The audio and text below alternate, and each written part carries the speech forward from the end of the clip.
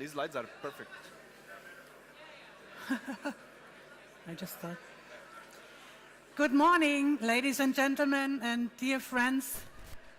Welcome in Brussels at the conference Delivering the European Green Deal in Unprecedented Times, the European Network Conference, Environment Network Conference, organized by the European Environment Agency.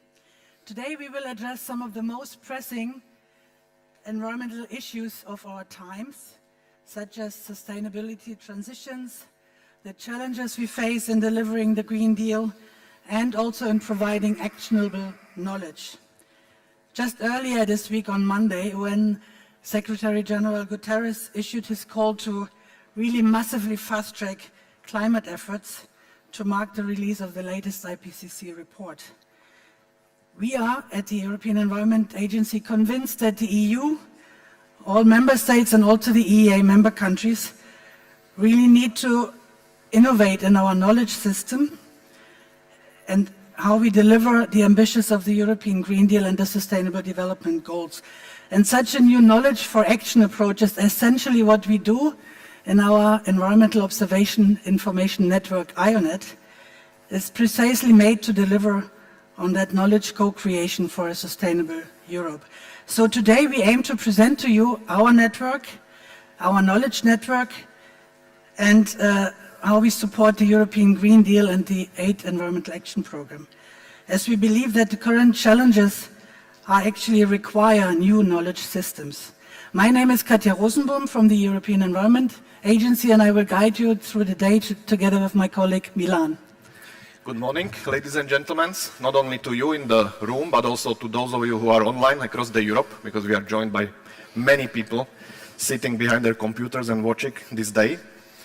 We try to bring a lot of interesting speakers, a lot of interesting personalities to the room today. We have organized the agenda along the different discussion groups, panels, but also several keynote speeches.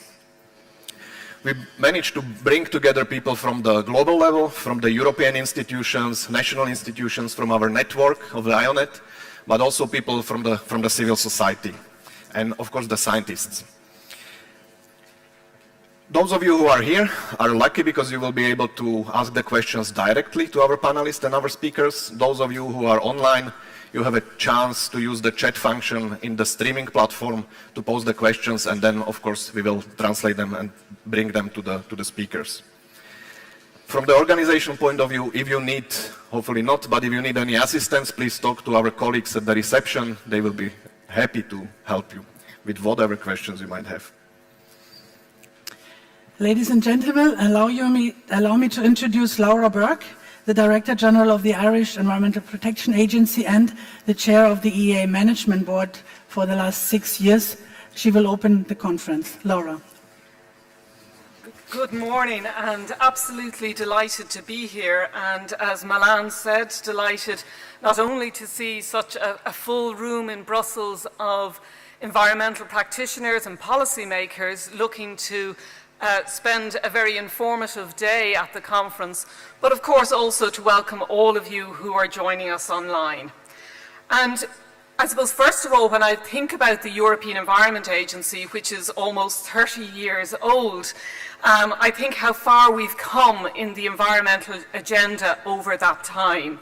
And we are in a fundamentally different place in recognizing the importance of the environment, not only in its own right, but also as a key part of both economic and social development, as well as said, the environment in its own right. And when I think about the European Environment Agency, and it was set up to be an independent and reliable knowledge provider, supporting environmental policies and policy making in Europe. And that is still as true today as it was back in the 1990s. I suppose the change that I would see as time has moved on is really this evolution from data collection and being a data collector to much more a data as a resource and not as an end point. So how do we use the data to inform and support policy making? And in the context of this conference today, of course, we have a really ambitious Green Deal agenda. And as part of that, we've very ambitious ideas, plans, aspirations. And now is the time to move those from being aspirations really to be implementation on the ground, so that we really see the difference in the European context. And of course, the Green Deal agenda is under threat, destabilised, for example, by such disruptive events such as the war in Ukraine, horrific in its own right, but also has consequences on the economy and our society. And also, we are now at the end of a policy-making cycle, with policymakers and all of us, I suppose, now reflecting about what are the priorities for the next cycle of 2024 to 2029. And there's a role for each and every one of us to make sure that the environment is front and centre of the next policy-making cycle. And behind me, and Katja was talking about the environmental network and the European Environment Agency's environmental network. What you can see is a map of all of the member countries of this environmental network. It's a unique network of the European Environment Agency, bringing together hundreds of experts in hundreds of institutions across Europe. And that's not only European countries, but of course non-EU and the West Balkans as well. And everybody working together. And here we connect science and policies through the provision of data, information, and that word again, knowledge. And knowledge being absolutely critical for this network. And the overall aim and the overall goal is to support EU policy objectives of the European Green Deal, the 8th Environmental Action Programme, and the Sustainable Development Goals, both at an EU level, but of course at a national level as well. And really, so much of this network is not only inputting into the EU level, but also supporting each and every country. So some countries are particularly good in one area and can support others. And the knowledge provision and implementation is shared right across the network. And an important element of this environmental network are the European topic centres, which bring the top institutions of Europe working with the European Environment Agencies to support the EEA and I network. We've got the best experts from countries working together, not only to support the EU and provide feedback to the EU, but as I said, to learn from each other, to support each other, and inspire each other in the implementation of EU legislation and policy objectives. And we were very conscious that, as I said, it's almost 30 years established, the environmental network, the INET, and what was needed back 30 years ago to what's needed now is very different. So the INET undertook a modernisation process over the last number of years, really looking forward as to what will be needed into the future to support environmental policies at a European level. And we all came together, I think it was the first conference of the INET, everybody coming together in Copenhagen a couple of weeks ago.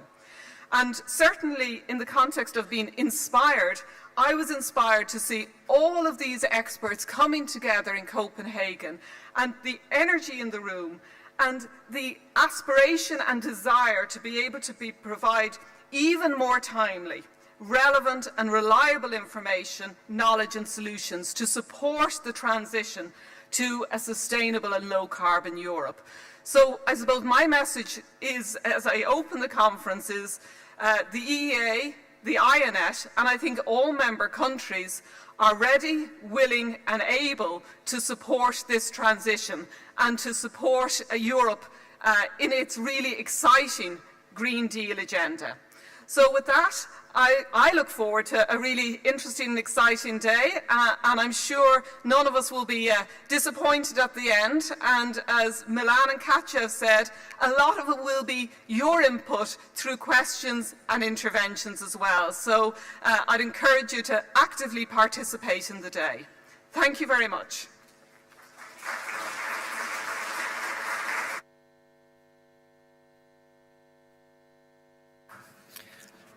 thank you very much, Laura, for opening the conference and reminding us about the network, about the role of the cooperation across the Europe.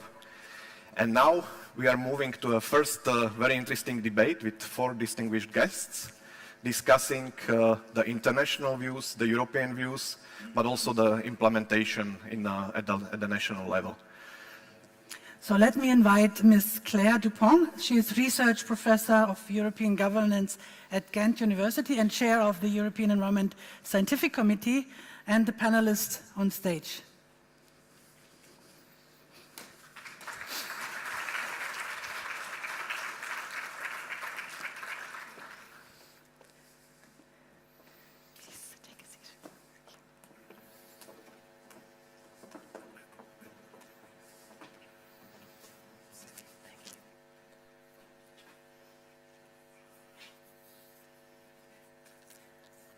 Good morning, everybody. Thank you very much. I'd first like to introduce our panelists very quickly this morning. So we have Mr. Achim Steiner here beside me, who is the administrator at the United Nations Development Programme. Next to Mr. Steiner, we have Irene Heemskerk, who is the head of the Climate Change Centre at the European Central Bank. Next, we have Mr. Patrick Child, who is the Deputy Director General for the Environment at the European Commission, and then Kurt van den Berger, Director General for Climate Action at the European Commission. So Katja and Milan have already reminded us of the IPCC's synthesis report that was presented on Monday. And since that report, we do have quite a few stark messages, such as this is the final warning for humanity, following the code red for humanity we heard before. We now have this knowledge that decisions made in this decade will have repercussions long into the future. And we hear from Antonio Guterres that everybody must contribute to doing everything, everywhere, all at once. So in that scene setting, I'd like to hear some interesting comments, and I'm sure we'll have a very stimulating conversation to set up the conversation for the rest of the conference today. And to open, I'd like to turn to you, Mr. Steiner. Achim, I was wondering how you would assess our progress on the road to climate neutrality and environmental sustainability. Thank you very much. It's on. Good morning to everyone, and thank you for inviting me to be part of such an exciting and distinguished panel. And I have to do a little bit of advertising. Michelle Yeoh, who just won the Oscar, is actually UNDP's Goodwill Ambassador, so we are completely wedded to her everything, everywhere, all at once, and I think it is actually, oddly enough, exactly the motto with which I would love to say I'm trying to lead UNDP in addressing precisely the issue that you have put at the center. Where are we right now? Look, the IPCC, I think, has given us a very stark way of answering that question. We are not at a point where we have lost the battle, but we are very close to essentially not having the possibility anymore of staying within a 1.5 degree world. And I think this has been hovering on our radar for a while. And in that sense, it's obviously a very frightening and also very clarifying IPCC report. But underneath that, and I think this is hopefully what also will be a recognition that we all share, remarkable things have been happening. And let's start here in Brussels.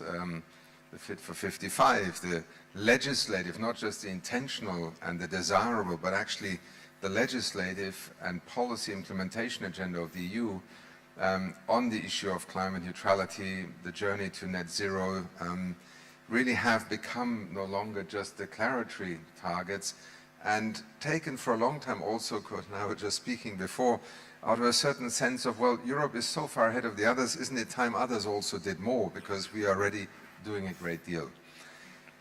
The good news, in a sense, of dealing with climate neutrality is that we are now seeing the world truly begin to accelerate its actions. I mean, whether it is the Inflation Reduction Act on one side of the world, whether it's the investments we see in China or India's decision to, by 2030, have put into its national grid 480,000 megawatts of renewable energy infrastructure. That means in the next 7 years, another 300,000 megawatts being added to the national grid in India, whether we see countries such as Kenya now producing well over 90% of their electricity with renewables, Uruguay plus 95%, a country that is actually in the midst of replacing its fossil fuel-based public transport fleet for buses with electric buses, purely on the back of a very hard-nosed calculation that the subsidies for fossil fuel buses is going to be higher than actually subsidizing the earlier purchase of electric bus fleets. And interesting enough, the buses are owned by a private operator. So this is a public-private regulatory, but also financial, macroeconomic and business-oriented set of decisions in a country that has also just gone to the financial markets and put out a sustainability-linked performance bond, where it raised 1.5 billion euros on the capital markets by linking the interest rate to its forest cover and its carbon emission targets. If it outperforms them, the interest rate goes down. If it doesn't perform according to the targets, interest rates go up. So I give you a few of these examples from the front lines of what is happening around the world, because I think we are actually at a point in time where, for instance, the transition towards a green economy, and I see Janusz Potocznik sitting here, we together in my time at UNEP and you in the Commission, we were still looking at a world where green economy was, if anything, to many countries of the global south, a threatening concept. Today we have China, we have India, we have Brazil, some of the leading economies in the global south actually being protagonists in the green economy and advocates of the transition. So in a nutshell, our problem is we are losing the race in terms of time. But we're actually seeing a remarkable acceleration. I would say one added accelerator in the last year and a half, tragically, has been one that so many of us have spoken to for so long about, and it wasn't taken seriously, which is energy security, energy independence. And hopefully, one of the things that we will see coming out of these multiple crises right now that are creating setbacks for many, not least because of lack of financing, is an exponential growth in this energy transition. And that may just, as the IPCC said, still put us back on track. But don't count on it. Thank you. Thank you. Irene, may I ask you to reflect also from the European Central Bank's perspective on how you could assess our progress? Thank you so much, Claire, and thanks so much for the panelists to be here with you today and to all the people in the room. I fully share what Achim just said about that we need to, I see a big acceleration as well, but I also see, I just want to step one step back, because we should not forget where we are now. I was in the French Alps a few weeks ago.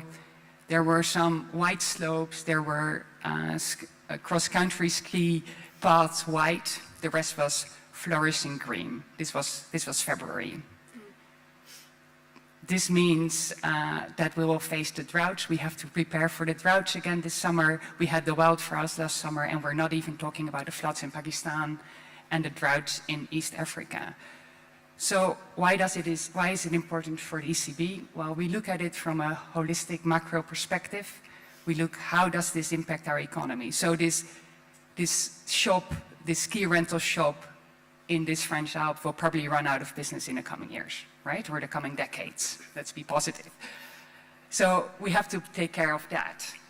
So how do we prepare our economies that we deal with the impact climate change is already having now, so the physical impact, but also, although I'm very hopeful as well that I see an acceleration happening on the transition, but that also we have to do that carefully and we have to monitor, okay, how's that going? Are companies reducing in the right way? Are we moving into the right direction? And one thing I really see, and I took that away from the COP when I was in Egypt last year, what sends me hopeful as well is that more and more climate and environment are seen together. So the biodiversity loss, the environmental impact, it was much more prominent during the last COP. And I think this is really what we should be looking at. So to put environmental degradation, and I shouldn't tell you that because I'm sure you're much more experts on that, but to put that on the same level as climate change, I think we need to do that because the two and two go so close together.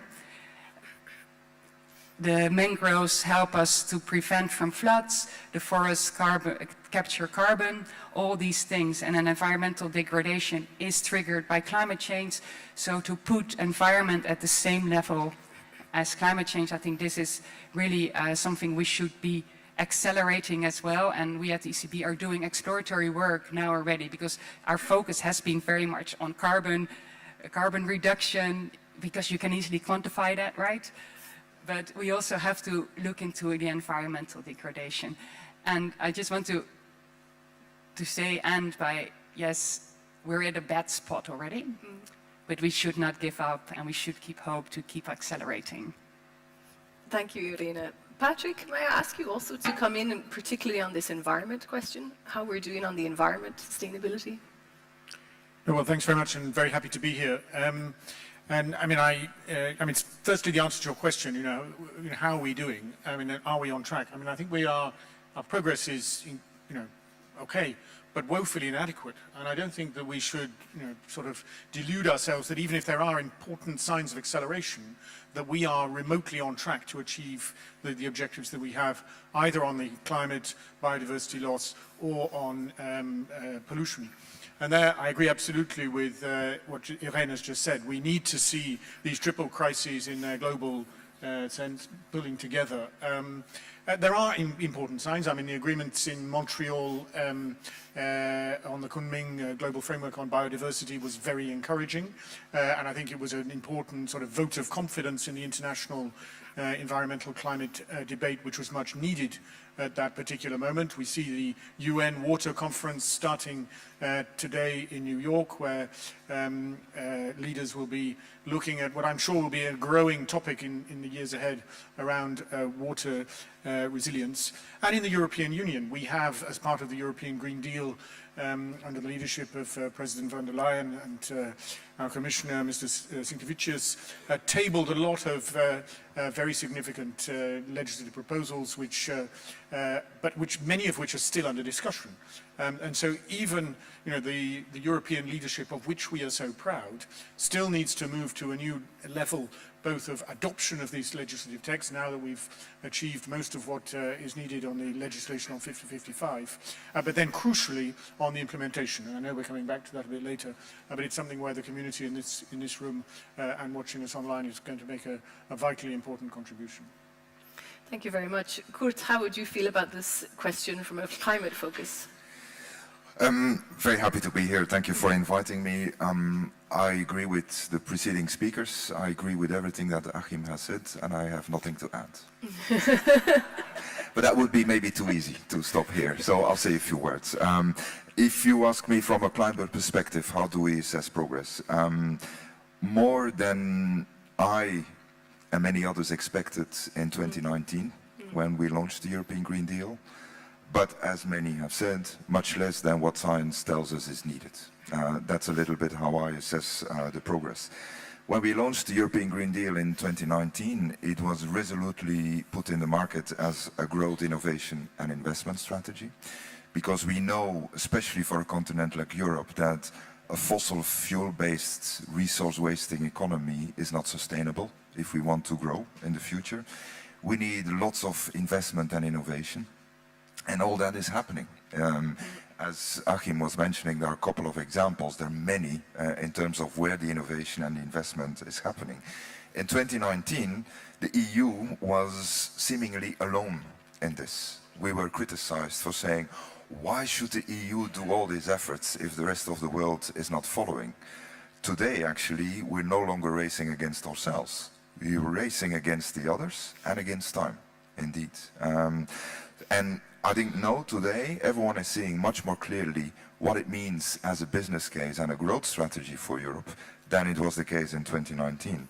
I think what is also good, if I may say, is that the European Union and especially the Commission has stayed the course over the last 3 years. There was the pandemic, when some said, let's pause a little bit this green business because we need to take care of our economy. Actually, it's quite remarkable that during the pandemic, a union of 27 member states have democratically agreed to become climate neutral by 2050, knowing what it entails. We are very close now to the adoption of the Fit for 55 proposals. We still have to get the cars over the line, but I'm hopeful that this will happen. We have come out stronger of the pandemic thanks to Next Generation EU, with 800 billion euros, of which at least, probably much more than 40% will go into green and climate objectives. In response to the event and the consequences of the Ukraine war, we have had Repower EU, where we redoubled our efforts. And The Economist tells us that we have fast-tracked the clean energy transition by 5 to 10 years as a result. And now the latest wake-up call is the IRA in the United States, which we need to take seriously, and we're starting to do that with the Net Zero Industry Act, for example, last week. So there is progress. No one is doubting the Green Deal agenda anymore as a growth strategy.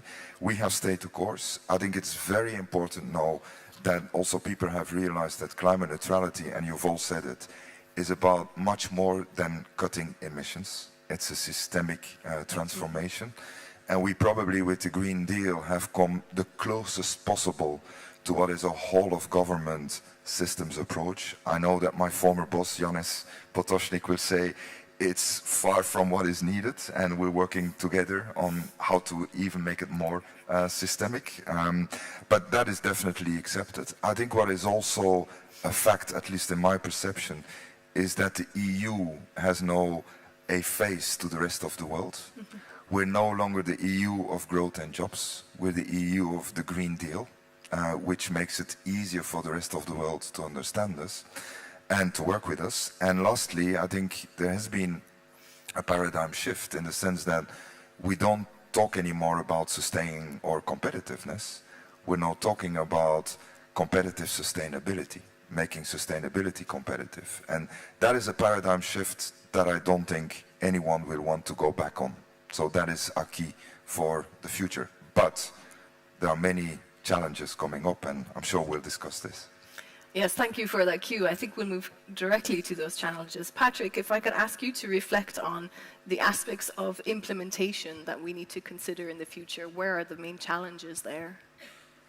No, thanks. And indeed, I mean, as I just said, we've put forward as part of the European Green Deal agenda, as Curtis said, in challenging political circumstances, a really impressive body of new legislative proposals, whether it's on biodiversity with our nature restoration law, on the circular economy with the eco-design sustainable products initiative, or on the zero pollution agenda with a whole range of proposals covering clean air, water, industrial emissions. We are making progress in the discussion with the other institutions. So, just in the last few days, we've had the general approach agreed on the industrial emissions directive in the Council last week. We had the proposals on batteries, the batteries regulation, deforestation, forest degradation, agreed between the co-legislators at the end of last year. There is a strong momentum to continue with this legislative adoption and to achieve all that we can during the present mandate of the European Parliament and the mandate of the Commission. But we are running out of time, and so it is really good news that so much progress was made at the end of last year on the Fit for 55, which then gives us sort of an institutional capacity to take forward the discussion on some of these other vitally important texts. But the other aspect, as you say, is the getting from legislative proposals to their implementation. If I look at some of the timelines that we're working with in the legal texts for the translation into national legislation and then implementation, there's still a big mountain to climb ahead of us, and it requires us really to upgrade the capacities that we have for monitoring and supporting member states in the implementation challenge, gathering the data, building it into our broader framework like the 8th Environmental Action Programme. And we just need to work together to keep this all going. Because the credibility of our global leadership does depend on our success in delivering what we have said we are going to do domestically. And there, I mean, just to sort of be slightly more optimistic than my woefully inadequate remark earlier, I mean, I agree completely with Kurt that we are, as part of this perhaps recast political context around our response to the dreadful events in the Ukraine, the impact on our economy, on the energy system, we are continuing to make progress around this green competitiveness agenda in a way which I think is going to be very important for our international credibility. And as I say, the work of this network, the authorities, the agencies in member states that are supporting us in the implementation of environmental acquis are going to be vital. So thank you. Kurt, would you agree then that time is one of the major challenges, or would you like to add some more on the challenges to the implementation of the European Green Deal? Time is important, but rushing too quickly can create pushback as well. And where I fully agree with Patrick is that we are now condemned to succeed with the implementation, because if we don't, it will be seen by the rest of the world as a way not to follow. So it's very important that we succeed in implementation. As far as climate is concerned, I think we have all the instruments in place now to achieve our 2030 targets. We have what I think is a quite smart combination of pricing pollution, with using the revenues to invest in social justice and innovation, coupled with regulation where the market is not delivering fast enough, target setting, and then mobilizing funding. So that, I think, we're quite confident that we will achieve the 2030 targets. But it does require a lot of implementation, where we see that the member state authorities are overwhelmed. There is a bit of Green Deal fatigue, if I may say, in many of the member states. That's also where the network of environmental agencies will be of capital importance, to work with the administrations and give them the keys on how to do this implementation. Because we should not be under any illusion, implementation is not purely technical. There are many, many trade-offs involved in the political circles then in the member states. I think we also have to take care when we do this implementation that we keep the narrative right. As Achim and others were saying, a lot is happening thanks to climate action. And we need to really highlight all these good things that are happening, investments, innovation, etc. And at the same time, we also need to look beyond 2030 already. The European Climate Law asks us to come forward in the beginning of next year with a 2040 target, which is, honestly, to my taste, a bit too early. But the climate law tells us to do this. So we will need to be quite smart in how we already go beyond 2030 and give that predictability to the investors, the industry, the governments, without making them even more tired in terms of what it means for the Green Deal. A second point of attention next to implementation is industry. We really need to make sure that we have industry, green industry in Europe. We are creating a massive, massive market in Europe for green products, clean tech, etc.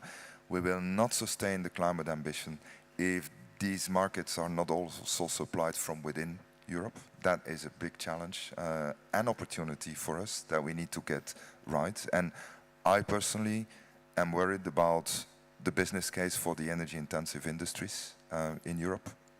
We will need much more steel, green aluminium in the future, but these industries are very uncertain about their business case, so that's definitely a point of attention. And then thirdly, the international. Now that we have more or less on climate, not yet on environment, I am there with you, on climate we have our policy architecture in place for 2030. We need to work internationally to make sure that the rest of the world is with us. The role of UNDP is of very important. It's very important in that regard. We have a COP28 coming up, which we cannot afford to see failing. It needs to succeed, also because of what the IPCC tells us, and because we need to maintain trust in the multilateral system. Because without such multilateral system, it will be very, very difficult. So lots of challenges, but also opportunities. Thank you. I think you both giving some clear messages for the rest of the conference and the the people present here. Irene, can I turn to you and ask, what is the role of the ECB in the implementation of the European Green Deal? Thanks, that's a good question. So I think you're all familiar that we don't invest in solar panels or wind farms. No, we have a much more macro view on this. So we want to make sure that our economy is ready, that our banks are safe and able to deal with the climate risk and environmental challenges that we'll be facing, and also invest in the transition. So to give you a few examples, we're doing stress testing, and then we're building scenarios on how does the world look like in a hothouse world, so we don't take any action and the temperature will increase. How does that compare if we take action now? We did an economy-wide climate stress test last year, and the results were that we better take action now, because if we leave it, it will be much more costly.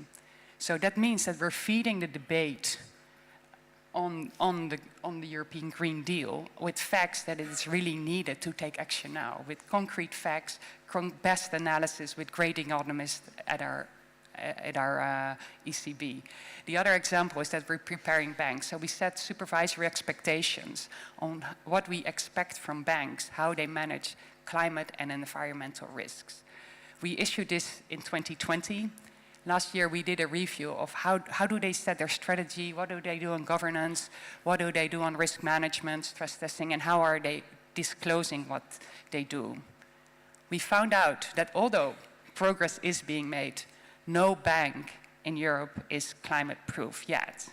So that means that we're now having a clear milestone. At the end of 2024, we expect all the banks to be ready to deal with climate and environmental risks.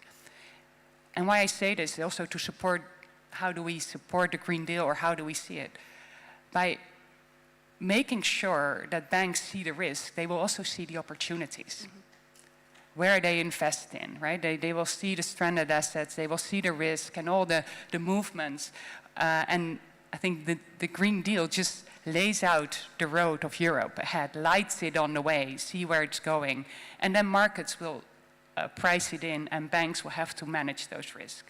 The third element that we do is we have our own investment, we have our own portfolios, we make sure that it is climate ready. And I'm here at the ECB, I run the Climate Change Center. It's a relatively new unit. And I think here, we're not a hobby project somewhere in the basement of the ECB. No, we report directly to President Lagarde. She's my direct boss. Yesterday, we had a meeting with the executive board to discuss, okay, what are we doing?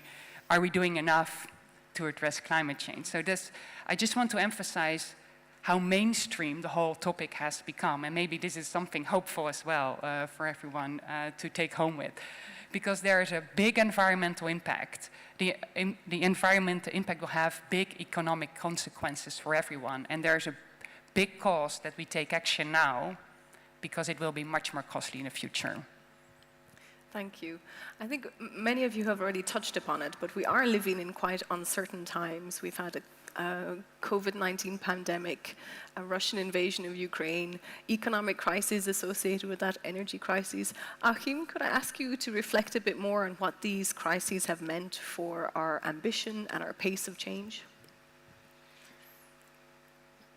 Maybe let me start by saying that it's difficult sometimes to generalize, because the impact can be so different. I think going back to Kurt's point, it is interesting, and even the fact that your unit exists now, I think is a sort of demonstration of how, as things became more stressful, first of all in economic disruption terms, but also during COVID had this very strange kind of dual effect, almost schizophrenic effect. Enormous disruption on the one hand, deep reflection in our societies about where on earth are we at the beginning of the 21st century. Surely this cannot be the way we think about the future.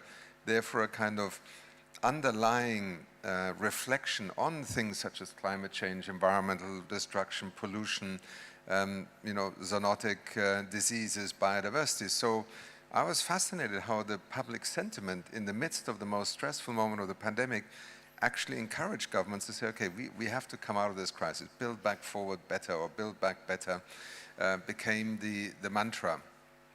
Now, the reality is that everybody wanted to come out of this pandemic and build forward better, and then we find ourselves in another nightmare. The war on Ukraine, which translates into a cost of living crisis, a cost of energy crisis, and for many developing countries, a cost of capital crisis that is more than just combating inflation. It's actually teetering on the verge of bankruptcy. In our work in UNDP, we published a report a few weeks ago with the latest analysis. We estimate 52 countries being potentially in debt distress and facing the risk of default. That is an extremely serious situation. Think back to Sri Lanka. What happens when a country can no longer import fuel and food? Politics collapses, governments fall, the political process goes into the streets.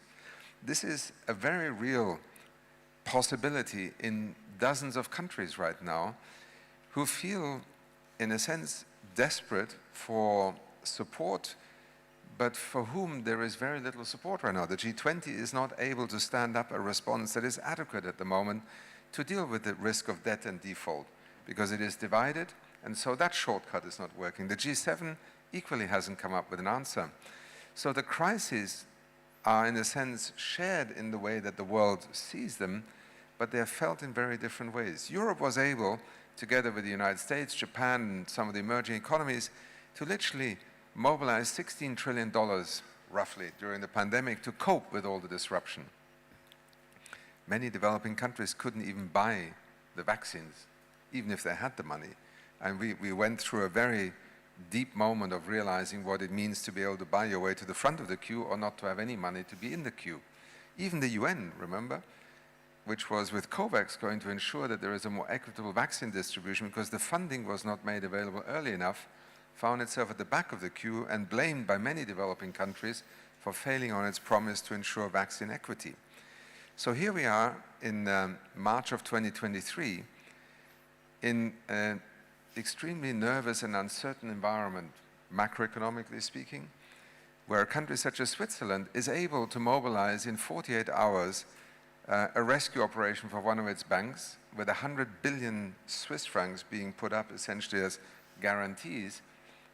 But we're heading to COP28, 10 years after, 11 years after making a $100 billion commitment on climate change and not being able to deliver. So the world looks very different depending on where you sit right now. And that is part of our problem. You don't have to convince virtually any African head of government or in Latin America or in Asia that climate change is not only a major threat, it is also a reality that a decarbonized global economy is where we are heading. The question is this a new era of sort of economic Darwinism playing out in the global geopolitical arena, where we all try to beat each other at this in order to survive? Or is it more a paradigm of economic convergence that allows us to actually decarbonize? The climate process, frustrating as it is the antithesis to this notion that you can beat climate change by beating your neighbor economically. And yet look at where we are in our debate right now, whether it is Europe and Russia, whether it is the West and China, whether it's the Middle East and the rest of the world. There are tectonic shifts happening right now, and I want to go back to a point that Kurt made earlier on. The interesting moment we find ourselves in is where, I think you called it competitive sustainability, becomes the paradigm. We are no longer just talking about legislating on emissions or on what was once Natura 2000 or many other examples. We're actually regulating for a new economy of the 21st century, call it circular, call it green. I mean, there are many labels. And the fascinating thing is that industrial policy suddenly becomes, as you also made the point, Kurt, the centerpiece of Europe's focus. And Lord Nicholas Stern, not only 20 years ago, came up with the cost of inaction as a way of focusing our attention. In the last 10 years, he's been saying climate change is the great growth story of the 21st century.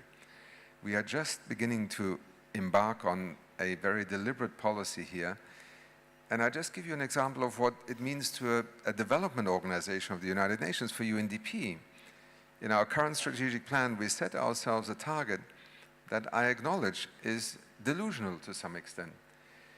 That we would, in a 4-year strategic planning period, help 500 million people, 500 million people, gain access to affordable, clean electricity. Why did we do that?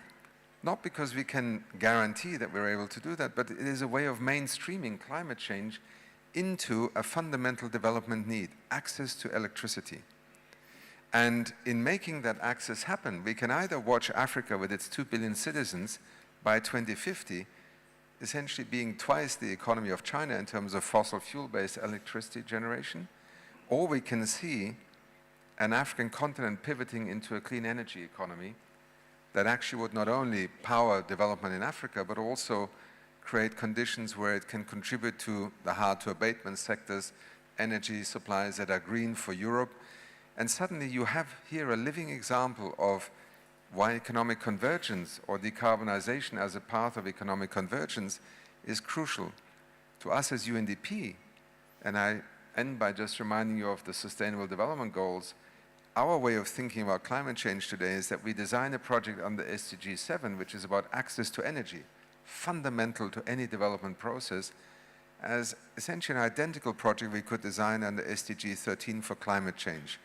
That is the way we synthesize the challenge of development and climate change and decarbonization in our current approach to working with developing countries, because the era of trade-offs between development and climate change is, in a paradigmatic sense, over. In terms of the daily decisions, there are so many dilemmas, and I think Europe, with the Global Gateway, with its engagement with the partners in the South, is now becoming an even more crucial litmus test for many countries. One, can Europe do it for itself? Secondly, is Europe willing to invest in us being able to do this, despite the fact that we don't have the financial resources, nor are we, historically speaking, if you're an African nation, really a major protagonist in the problems we face today.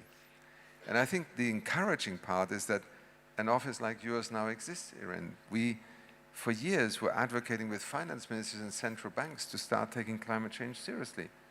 Most finance ministers didn't have a single climate advisor in the ministry, and yet we're setting policy for every sector in an economy. So our work in UNDP today is also the Sustainable Finance Hub that has led us to be the secretariat to the G20 Working Group on Sustainable Finance, which again shows how these different spheres are finally beginning to come together. And that's why I think we may have very different perceptions of where we are right now, but the destination, I think, is increasingly shared. Thank you. Thank you. Perhaps I can turn immediately back to Patrick. Given also this assessment of the EU's role in the global just transition, maybe, and given the uncertain political and geopolitical circumstances we are in at the moment, could you maybe reflect a bit on what happens next beyond the European Green Deal, beyond this policy cycle? Well, I think that I hope that the European Green Deal is, here to stay. I mean, the challenges that we're facing are challenges which we are going to address for the foreseeable future. And whether we continue to call it the European Green Deal or something else as we, approach the institutional transition in the European system, we will see. New leadership may choose new nomenclature, but the fundamental challenges that we're facing, climate, pollution, biodiversity loss, remain, and we'll have to deal with them. I think what will change is that, as we've been discussing, that a lot of the European legislative agenda will, I hope, have reached a certain level of maturity, and the shift will then be towards implementation and delivery. And there, as the rubber hits the road, then it gets really hard.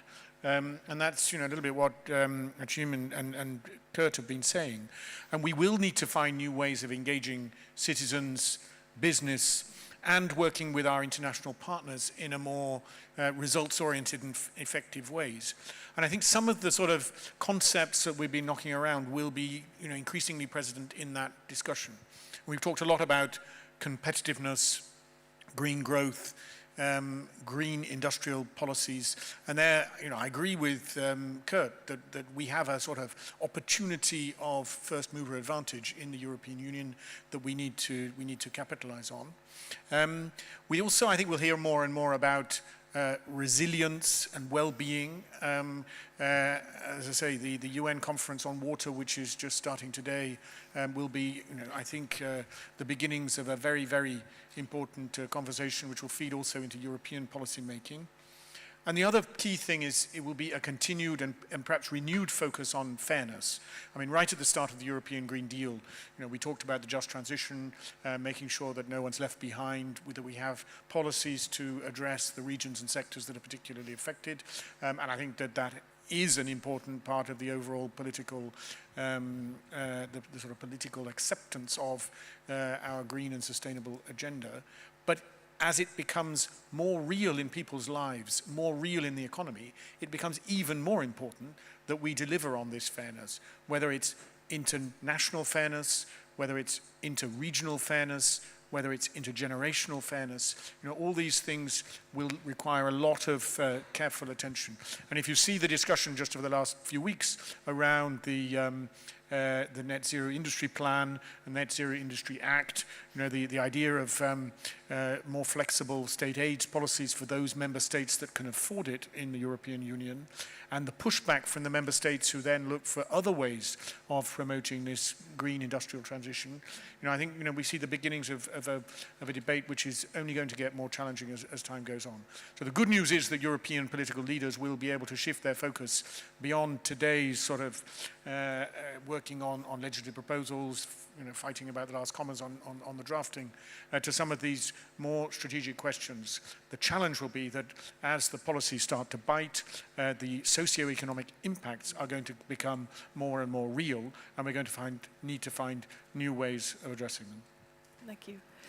Irene, could I ask you also to reflect on the global uncertainty that we're currently in, and what that means for the future of the European Green Deal, or the future of our ambition and pace of change? Mm-hmm. Yes, well, first of all, I think it's good to say even within the current financial market turbulence, we're still focusing on climate change, and I think that's a positive message. How I see it is that we need this connectivity much more across, and although globally we're losing a bit the sense of being in it together, cooperation, but this is what we need, because we need to see how we are connected, and also maybe price a bit more the externalities of the things we consume, the things we buy, the things we make. So what I see, and then I move to the energy crisis, where we see there the big rise in energy prices was of course caused by the awful war of Russia and Ukraine, but it did trigger something. It did trigger the Inflation Reduction Act, the industrial plan, the Green Deal industrial plan in Europe. It did trigger you and I maybe to turn down our heating at home. So there you see that the pricing, such externalities, do have an effect. So I do also want to make a case there to see, okay, do we price it, and do we price it right? So with the energy crisis that we're facing as well, I think Kurt named it, everyone named it, we need energy independence, so security, we need clean energy, but we also need affordable energy for everyone there. So here I see that all the turmoil that's going on, let's still group together. And I see positive signs there that we still do it, but we still have to continue to do it, and it takes effort and to work together. And I think that's why I'm so happy also to be here with you today, to be here with the scientists. I'm glad also to say that I have a scientist in my team, a climate scientist, to help us to connect. And we're here also together with you to see how we can do this together. So from going back to the macro perspective, we have to work a bit harder to keep climate on the agenda, but I think the European Union laid out a great roadmap, and we just have to stick to it, and it's worth it. Kurt, would you agree with that? We have to work harder given the context, and what will happen beyond this policy cycle? Honestly, I don't know how we can work harder even more than we do. But I would probably need to agree with that. I think some call it the era in which we live, the era of polycrisis. There are many crises coming to us. So what is important is that we keep the right direction. And I think that's what we will try to do, even with the new incoming leadership. I don't think there's a way back on this. But we need to use the crisis also so that we don't waste it as an opportunity. And that's what we have tried to do. You mentioned COVID, Achim. what we've done in the COVID times was really historic in the sense that we bought vaccines together, and we bought vaccines that didn't even exist yet. We invested and bought vaccines that would come in the market after, many scientists told us, 18 months at best. We got them in 6 months. So things are possible. We didn't go the Trump way in closing the vaccines and keeping it only for us. We basically exported much more vaccines to the rest of the world than we used ourselves. We have put in place an export restriction system. We had to authorize every export license. We only once stopped an export. It created such a tumult that we've never done it again. It was with Australia, and the blowback was enormous. We learned lessons from this, in the sense that we need to stay open, but on fair terms with the rest of the world. And now what I see is that we are now buying gas together as European countries with industry. Who would have thought this 3 years ago? We now even will buy ammunition together for Ukraine. So what I mean with this is that a lot of things are possible because these polycrises tell us how fragile we are and how vulnerable if we don't work together. One of the big motivations that we didn't bring out very clearly in the beginning with the Green Deal was security in terms of energy. In 2019, Europe had a bill of 300 billion euros for importing fossil fuels. In 2021, this was 500 billion.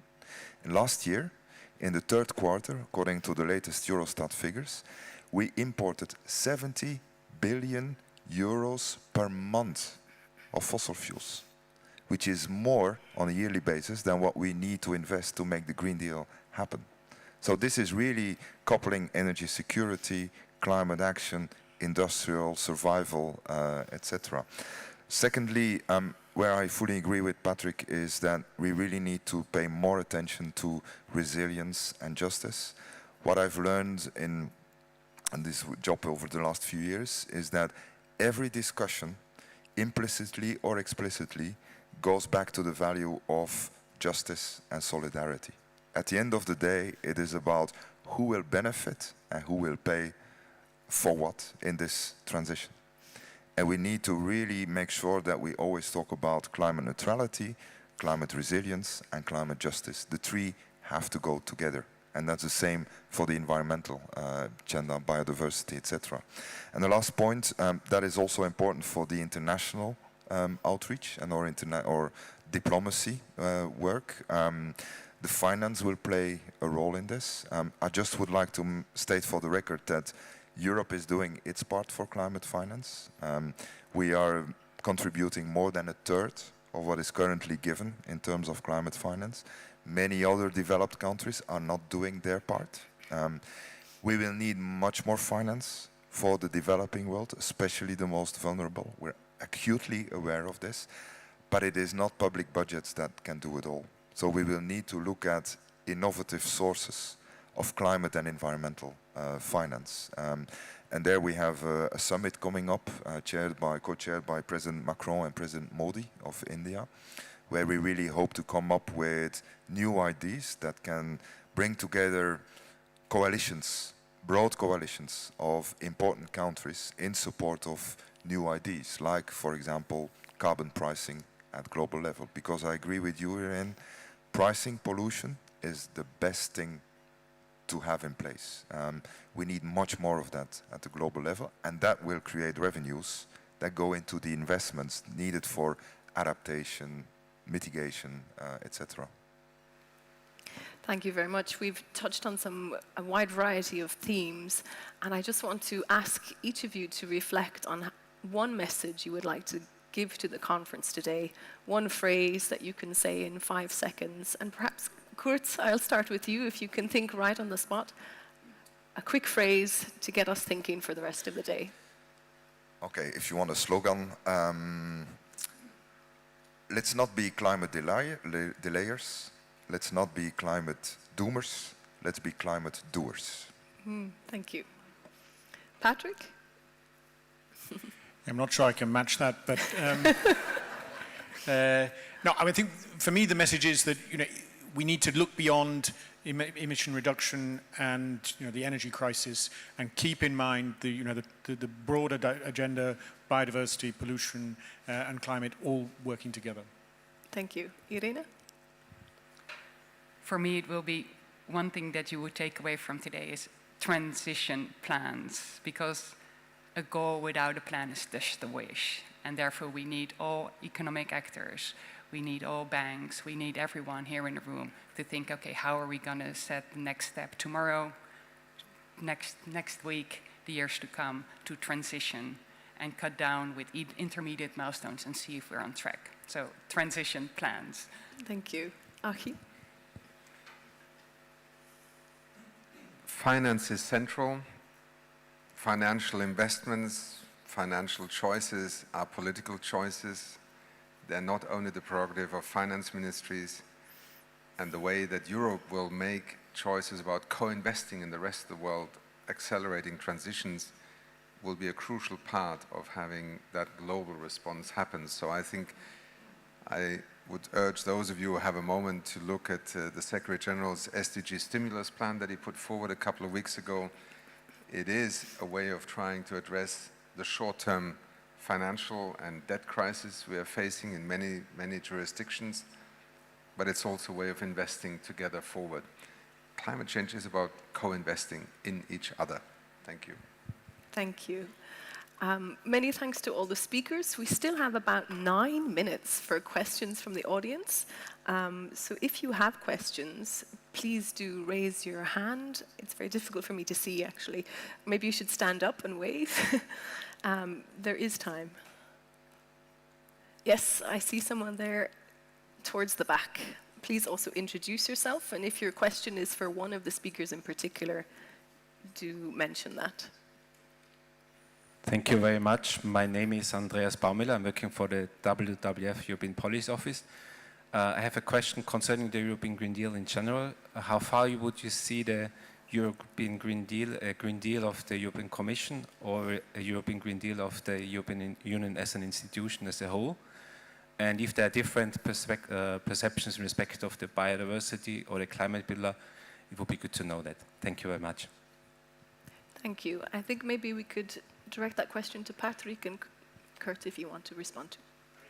For me, I mean, the European Green Deal is a European project. It has the full backing of Europe's leaders at the highest level, and even if the Commission is performing its responsibility in bringing forward proposals, the proposals would never see the light of day if we didn't have support of our member states in the Council, of the European Parliament, and of society at large. So, I mean, for me, the success of the European Green Deal, whether on biodiversity, pollution, the circular economy, or the climate agenda, is and will have to be a genuine shared project. Thank you. Fully agree with Patrick. The European Green Deal is basically about three main areas of action. One is climate and energy, where we have made a lot of progress. The second one is circular economy, where we have laid foundations during this mandate. But I believe this will be the real opportunity for the next mandate. How to make that real, not just in terms of product standards, but also the whole systems approach that is needed for this. And Jannis is much better placed than I am to talk about this. And then the third area is indeed nature, biodiversity, land use, where we still have to do a lot. It is acknowledgingly much more difficult. There is much more pushback on this, so I don't envy Patrick's job. I think Patrick will have to work much harder than I do. But it is also something that we see very clearly when we look at our 2040 target and our policy architecture.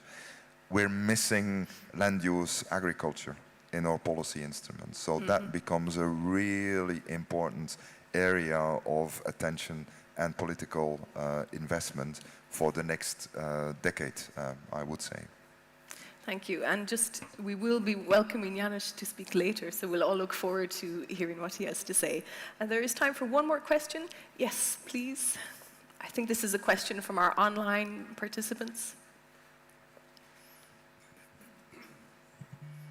Yes, exactly. I'm Gülçin Karadeniz from the European Environment Agency, but I represent the online audience. And there are several questions. One is from Paolo Azzurro, and he's asking whether we should not start thinking seriously about designing a post-growth economy. And another question that I can select is from Alexandrina Santoniano.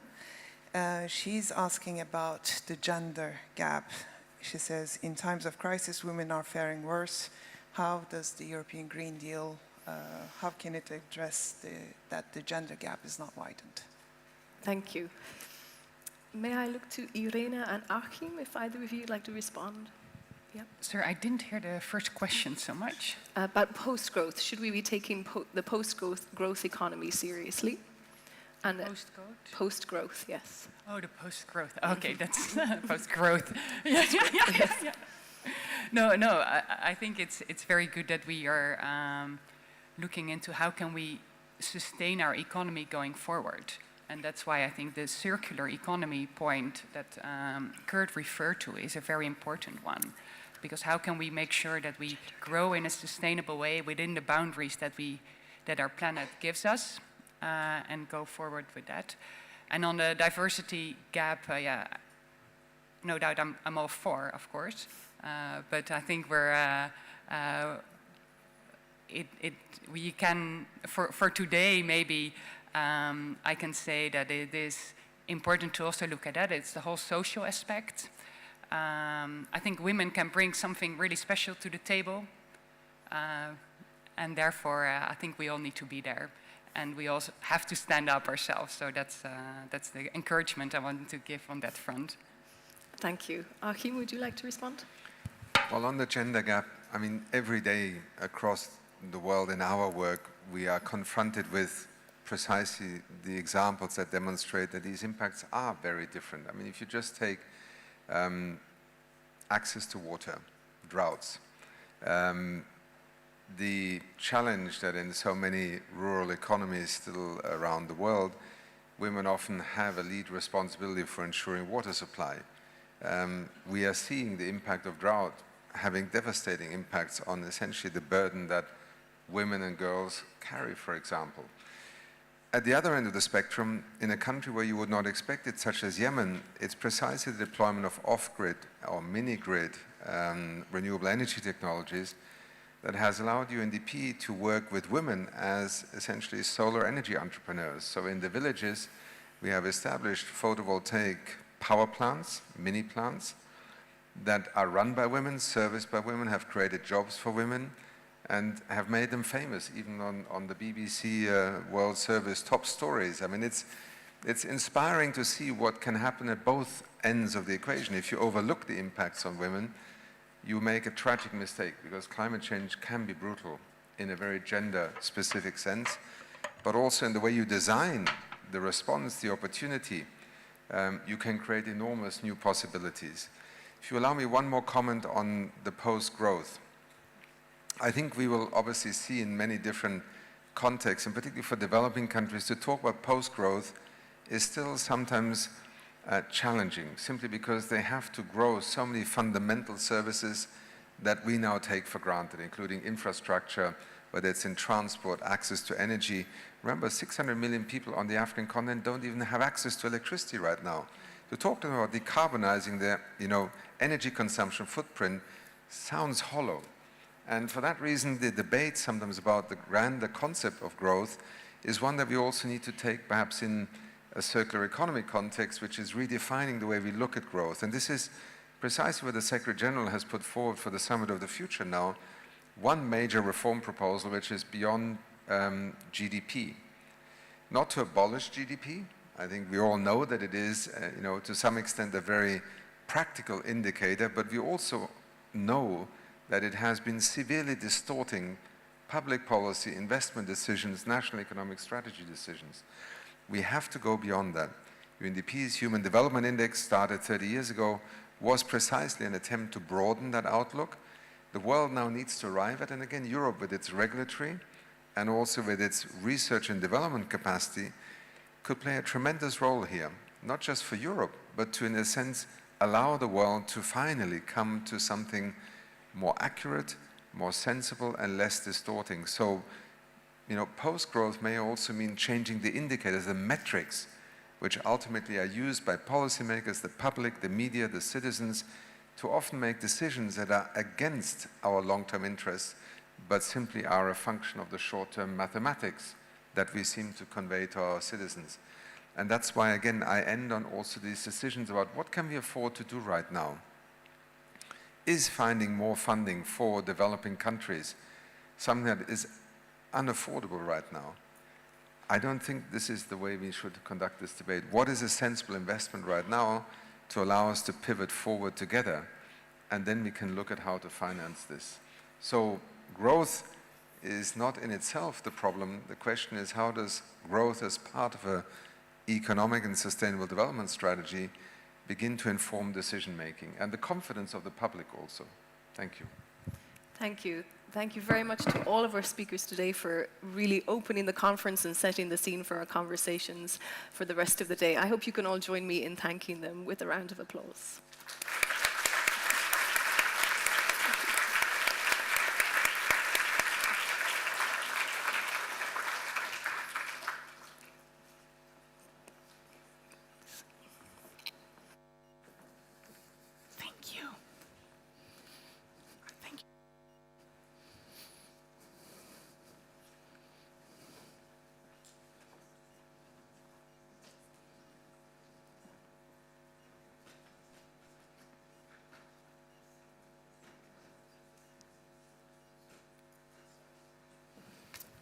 So thank you very much for a very interesting discussion. Thank you, Claire, for nice moderation of the panel. Yes. Now we've heard a lot of things. Apparently nobody is anymore questioning the climate change and the urgency for the action. We have heard also about the importance of the implementation in Europe, but not only in Europe, and also as the Europe as a leading example for the rest of the globe. There was also a discussion about the justice, again, not only within the Europe, but also the globally and the role that the EU should play in this. And a lot of reference to the transitions and the polycentric and polycrisis. And would be better to speak about the transitions to sustainability than our executive director. So I would like to invite Hans to the podium to deliver his keynote speech. Hans has been leading the EEA for the last 10 years.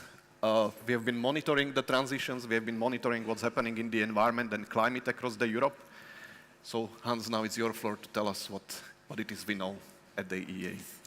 Thank you, colleagues. And how great, well, no, I mean, first the flowers, then the pot, as they say. So it is so nice to be in this room, but also virtually online with all of you to discuss the critical issues that we've been hearing about in the first panel, and I would like to thank the panelists for setting the scene so eloquently. I will build on that in my presentation, but take more of a knowledge to policy perspective on that, and also take a networked knowledge perspective on that. And let me go indeed to the science. And the science at the global level is brought together, I would say, by 4 key organizations. The IPCC, we all know what the messages are, and there was the recent message this week that was very clear and unambiguous. We've got the IPBES as a scientific panel, which was essential in feeding in to the Kunming-Montreal process, and which talks about the 6th great extinction. Probably the lesser-known panel is the International Resource Panel, which in essence talks about our systems of production and consumption and how they have impact not only on climate and on biodiversity, but also on health and well-being, which is covered by the World Health Organization's work. And it is remarkable that we don't pay the attention that I think is required to the work of the IRP on those systems of production and consumption, as they are absolutely essential. All of these panels give the same messages. We're living in times of urgency, and we're in a pivotal decade, which is why, for example, the European Parliament now talks about a climate crisis. Yeah? We are seeing irreversibilities in the damage that is done, which is why loss and damage, for example, are such critical discussions now globally. we are starting to see tipping points, and we talk about those in our physical Earth systems, but I think it's fair to say that we also start to see tipping points in our social systems, and we need to understand the logic on how they go together, and they are interconnected. And that is not necessarily new knowledge. The 10,000 concerned citizens have given already twice that type of message to the global community from a very broad interdisciplinary perspective. That it is not new, I think, is evident. We can go 60 years back, Rachel Carson. We can look at 1972, limits to growth, and the first global convention in Stockholm, which we quote-unquote celebrated last year. And in 1973, the EU had its first environmental action plan. And by the way, this allows me to say that if you're on the Schumann Square and you see this sculpture, it is the logo of the agency. So I always like to say that we're the only agency with a sculpture on the Schumann Square.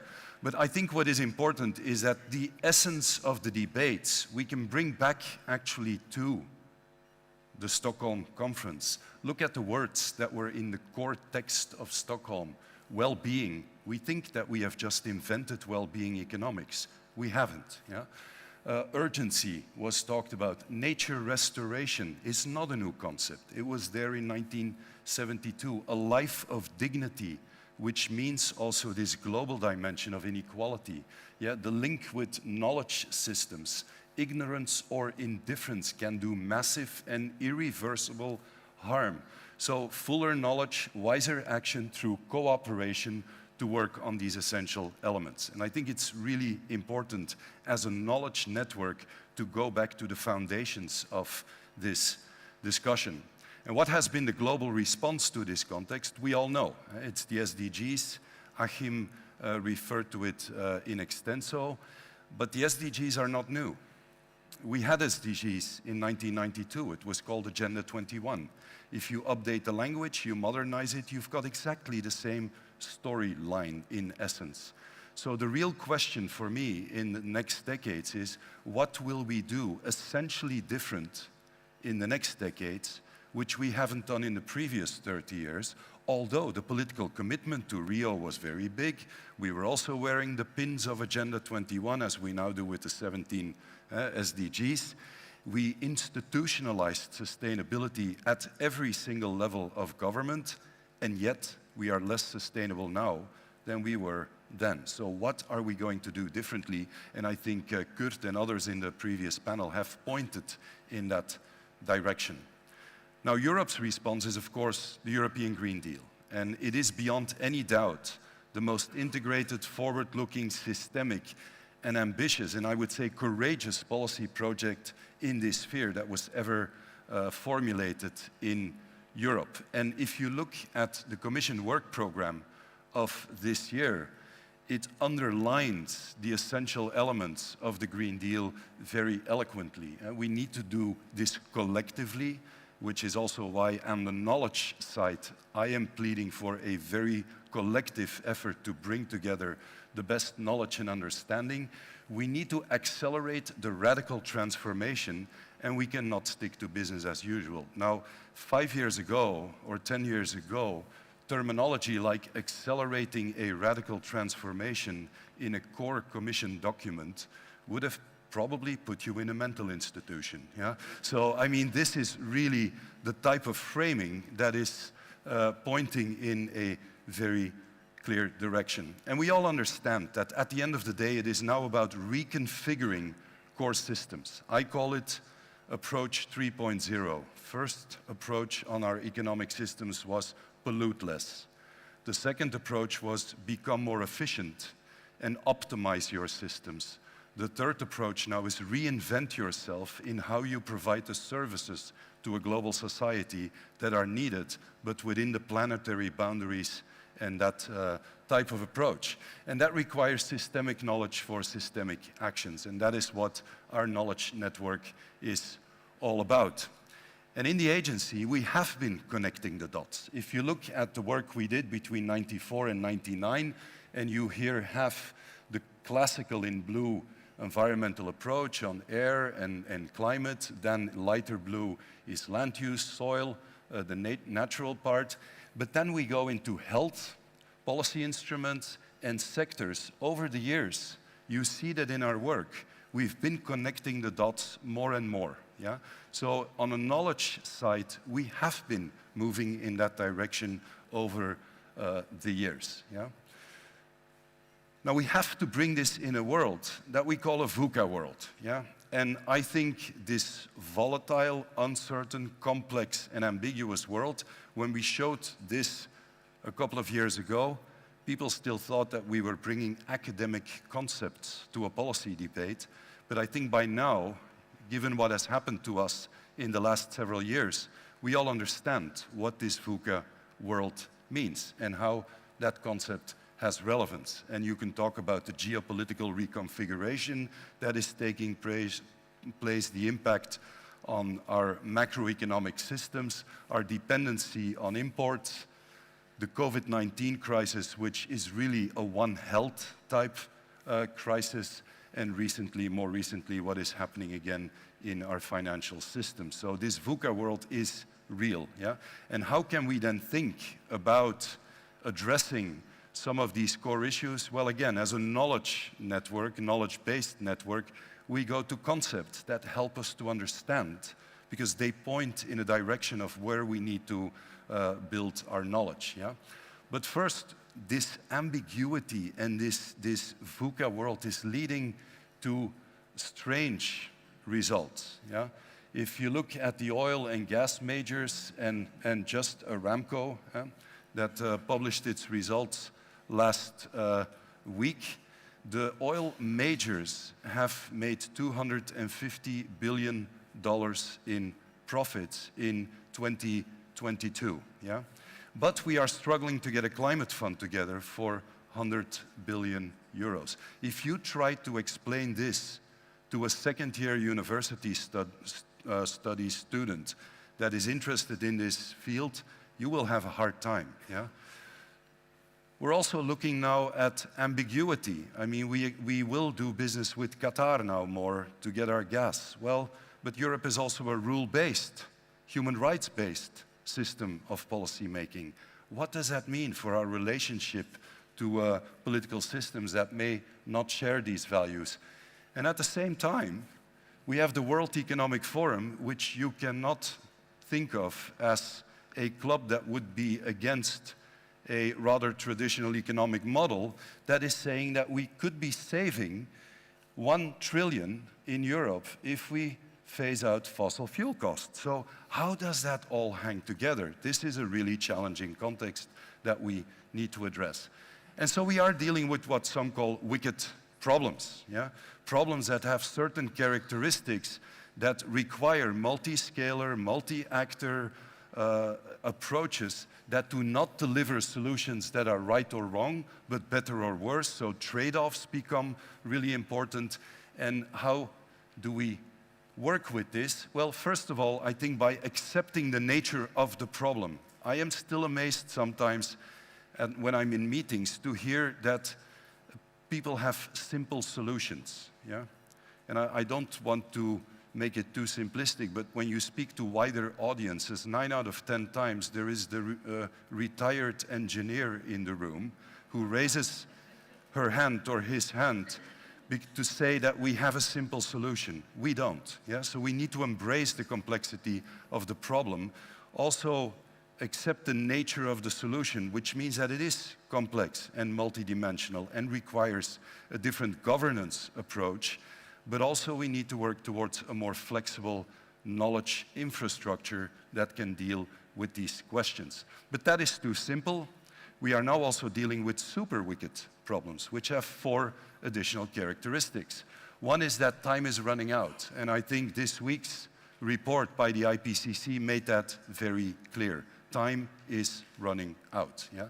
Secondly, we are dealing with policies that discount the future irrationally.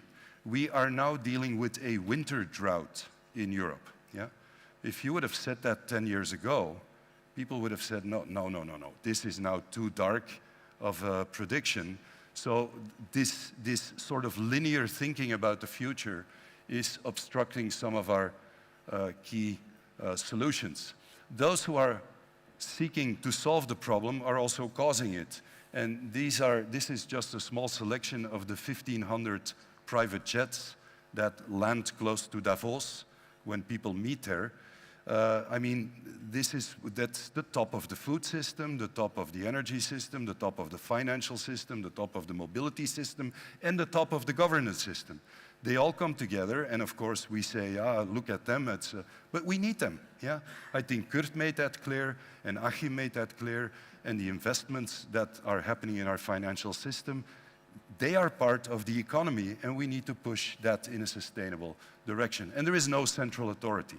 Yeah? I mean, we come together at the UN level, and there are agreements signed there, but the authority that brings it all together is often rather weak in light of the choices that we will have to make. We're also dealing with a world where the fast changes are hitting the real economy. Yeah? Healthcare systems are impacted by extreme heat waves. We are dealing with water river shortages that are having an impact on our energy system, or even on the supply chain of big German companies along the Rhine River. So these things matter. We're looking at droughts that have an impact on our agricultural and food system, and we are having the damage of forest fires. And then last summer, quite a number of politicians called this an unexpected summer, but it wasn't, because you've seen these pictures before. About 10 years ago, they looked like this. Yeah? They looked like this. These are the models that we have been working with in climate change, and it's exactly the same pictures, only we brought them in this form. So how can we, in a science policy interface, connect this type of knowledge to a reality that is happening now, and how can that stimulate action? I think that is one of the key issues that a knowledge network needs to reflect on. Now, one of the elements that we have really focused on, it's our core business partially, is on the data side. And this is just the design of when in 2002 we started with a new system to gather the data on all these policies in Europe. And we go ReportNet, and we look at the data. Since 2022, we have 2,000 times more data that is delivered to the EEA. Yeah? 2,000 times more. So we need more data. Yes. This doesn't include, by the way, the petabytes that are produced by Copernicus. What we need out of this is better policy knowledge, yeah? And that is what we are working on together with quite a number of partners here in the room. So how can we avoid that this overload of data is producing more noise rather than better sound? Yeah? That is what we should be focusing on. And now there is okay. If you do no longer want me to speak, you can also say it. Yeah? No, I'm just kidding. I also mentioned the Copernicus program, which is, of course, again, opening a lot of potential to bring new scientific understanding, not only to Europe, because these satellites keep monitoring also beyond the borders of Europe, and we could facilitate also global dialogues based on the use of Copernicus. Yeah? And then, of course, the whole goal is indeed to create knowledge and understanding to have impact. Yeah? And to have impact as a network, you need to communicate your knowledge. And I think it's fair to say that serious reflection on how we communicate and whom we reach and bringing the type of knowledge that they use is really important. And then you may end up with your State and Outlook of the Environment report in really interesting places that are guiding policies in very fundamental ways, like the European Green Deal. The challenge, I think, is that as a science policy network, we have to become really good at being bilingual. We need to understand the language of science, the world of policy, and connecting the dots in a very fundamental way. Also understanding that we are living in a world where some are very much trying to work against that fundamental understanding and are challenging some of the issues that we are working on. Now, if we look at the scope of these systemic challenges and transitions, I think we by now understand that they are of deep character. There are no easy buttons to turn. There are definitely no silver bullets. But what I think we underestimate is our understanding of the lock-ins in the system that we need to overcome to make the changes, and that is difficult, and how we can deal with the barriers to change. And let me give you an example. I used this slide when I was in Luxembourg. Yeah? I think it's fair to say that in a way, Luxembourg had organized a sort of national lock-in into the car system. There was even fuel tourism into Luxembourg because of cheap fuel. It was mentioned that we should price externalities. Now, the silver bullet, of course, that some think about in the transport system is to go fully electric, and this would change, yeah? So you see immediately the big change on the right, but the lack of change on the left-hand side. So the silver bullet analogy, again, the big change, yeah, is probably not going to cut it. But it is by now a lock-in. So how do we overcome that sort of lock-in? The other thing that was mentioned in the previous panel, if you think of policy design, is the need to speed up and scale up. And if you look at our climate ambitions, we will need to scale up the yearly rate of decarbonization of our economy by a factor 3. Yeah? And it is absolutely clear that we will not get there in the optimization and efficiency paradigm mode. We will need breakthrough technologies that come at breakthrough speed. Yeah? And it's not the only place. If you look at the final energy consumption, we calculated the factor is 4. The increase of renewable energies, it's a factor 2.5. And if we want to bank on our natural systems, LULUCF, to capture and store carbon, the trend line, working with the future irrationally, is a nicely dotted line downwards. The reality, as we know from our data, is that we are losing the capacity in our natural systems. So bending that trend is absolutely critical as well. We all know that by now the link with nature is made. And I think it's fair to say that in the past, nature policies were about protecting places and species, yeah? Habitats and species. By now we understand that nature and biodiversity are much more fundamentally, systemically linked to our society, which is why the biodiversity strategy talks about physical and mental well-being, yeah? The link with climate change, the link with health, a One Health approach, a European recovery, so the link with our economic fabric. Yeah? But then we need to think, yeah, is it when we go from spaces and species to systemic solutions through nature restoration, nature-based solutions, and also moving more toward a bio-based economy, does it add up when you add it all up? So how many conflicting claims are we putting on nature, and how much can we bank on declining nature to have more services? So again there, the essential message is that if we don't protect nature at a systemic level, and we don't make the trade-offs very clear in our knowledge base, and then link it to interventions in policy, it will become very difficult. And here's a sort of warning that I would also like to formulate. I do not think that the micro-analysis of these trade-offs at very small scale is necessarily going to give us the macro-systemic understanding that we need with the trade-offs. Yeah?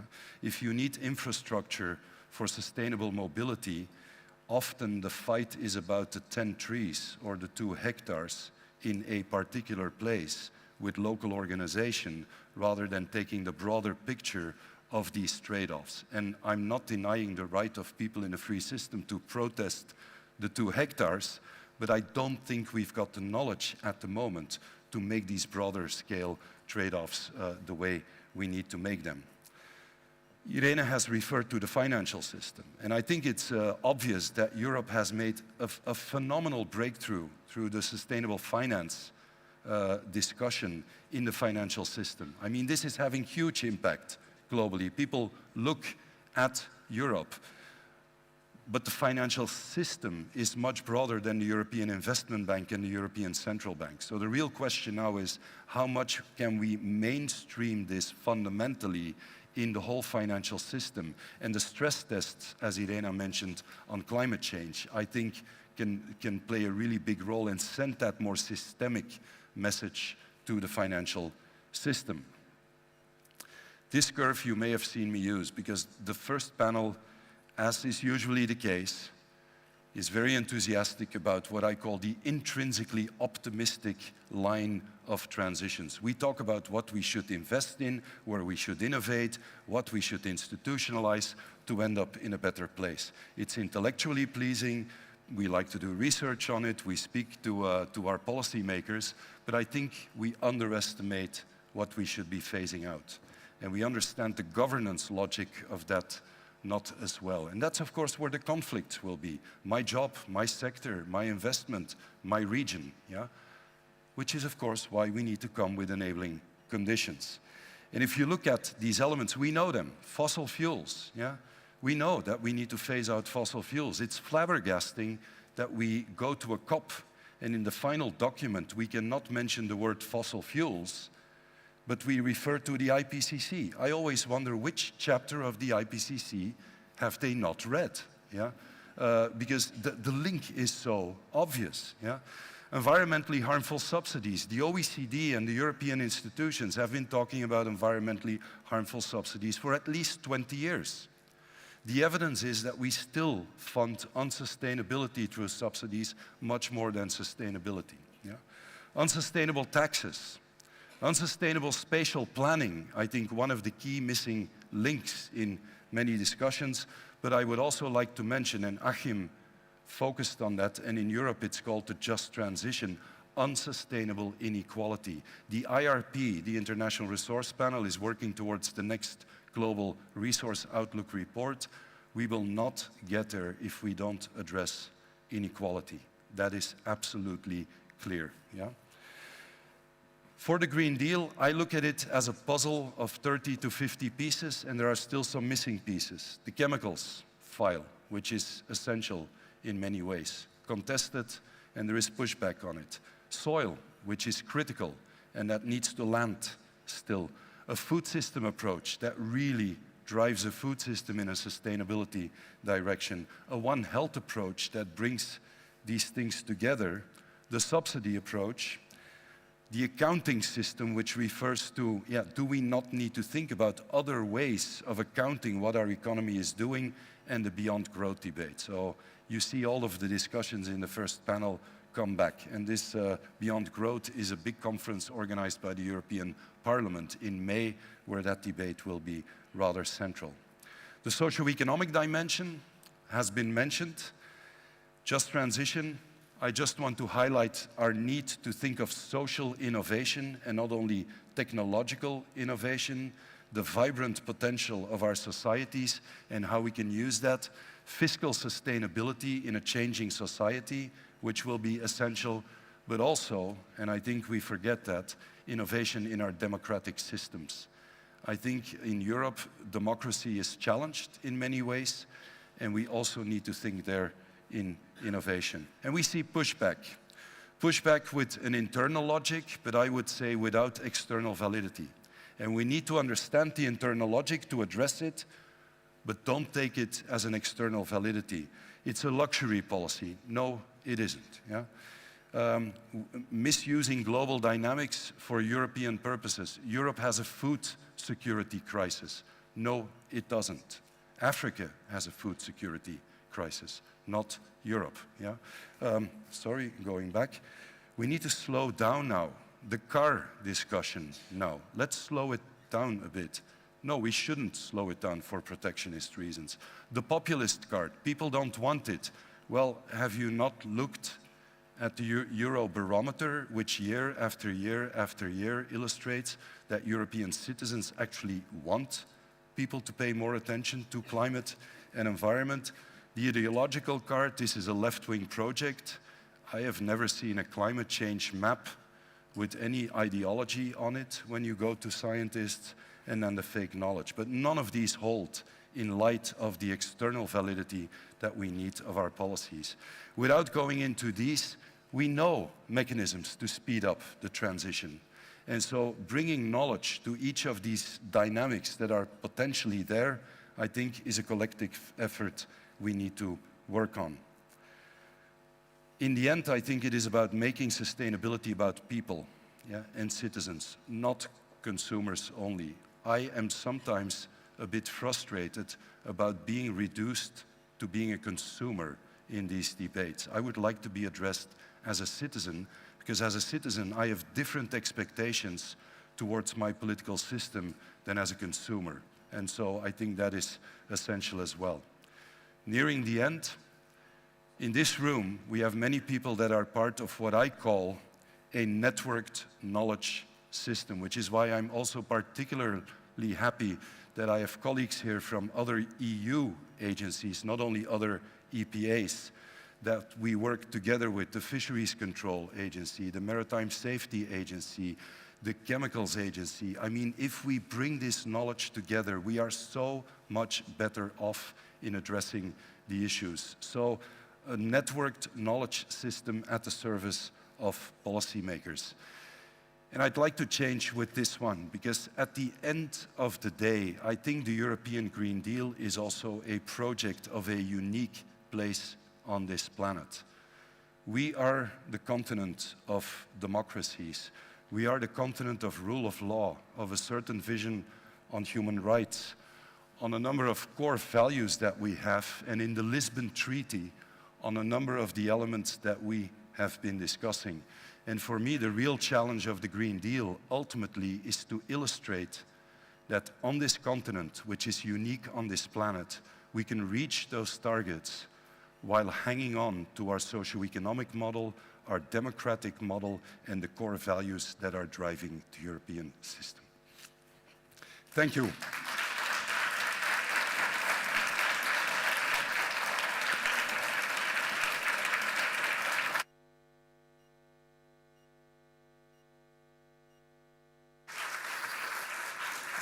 Yeah, let's give him another round of applause. He really deserves it. Thanks a lot, Hans, for that very inspirational talk. And it only leaves me now to let you into the coffee break so that you can hopefully continue these reflections, discussions. Coffee is served outside in the hall.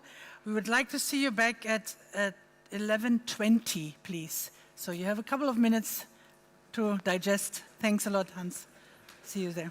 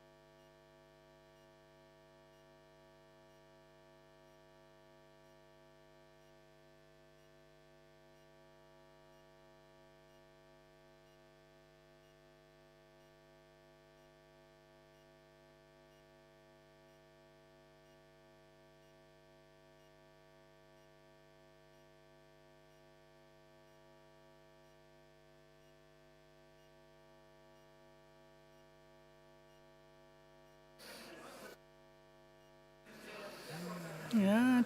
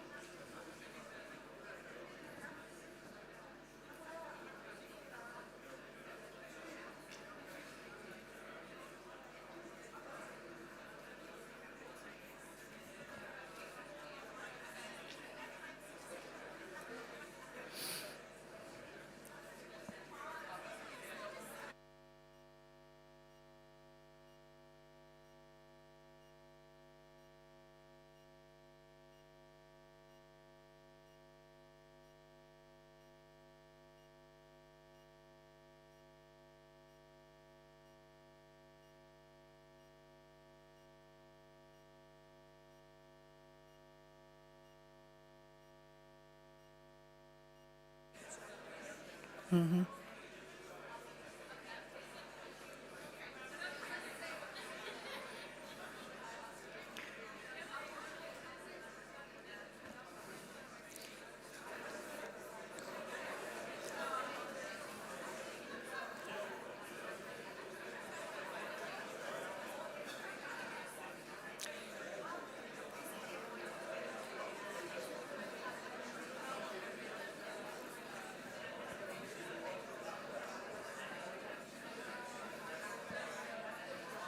You can say, I think I'm going to start with the website. Check. Yes. So welcome back, everybody, and please take your seats so we can go on. And while we are all settling in for the next panel, I would like to also announce that as one of the responses to Hans's talks today about new knowledge needs and really needed responses, the European Environment Agency today also launches a new website. That is a project that we have done for the last 2 years, and we really believe and hope that our readers and stakeholders will have a better way of knowing for the future what we need. So you are invited to have a look at it, www.europa.environment.eu, eea.europa.eu. So please have a look, and you are invited. And now let's move to the next panel, in which we will actually have responses to what Hans just addressed to us before this break. It's about the urgent and needed steps to make the necessary transition happen across the EU. And how can we actually bold enough, how can we answer some of these questions to evidence and tipping points in front of us? Milan. Thank you. And I would like to invite to the podium our moderator, Ryong Kim. Ryong is our head of the Sustainability Transition Programs, and she's going to guide us through the next discussion. So Ryong, please. Thank you very much. Good morning, everyone. My name is Ryong. Welcome to this session on addressing simultaneous crises. It's going to look a little bit different from what we experienced this morning, in that we are actually starting with a keynote. And with that, I would like to invite Dr. Janez Potočnik up to the stage to just present his keynote in response to Hans, but also with your own messages. Looking forward. Thank you, Ryong. By the way, after listening the morning, I came to the conclusion that it's important what you do in your life, but one of the important things after listening to Kurt and Hans after was also the conclusion that it's really important whom you employ. So I will be talking about actually the title, which is, and continuing from where Hans has ended, meeting the European Green Deal in times of disruption. So it will actually go exactly in trying to answer that question. So since it is long, I will rush quite quickly. What are the main challenges? This is the biomass of animals. And you can see humans few on the bottom and also the wild birds, wild animals. But if you compare that and you put it into the biomass of life, you see that we are actually the minor part. But that was not my message.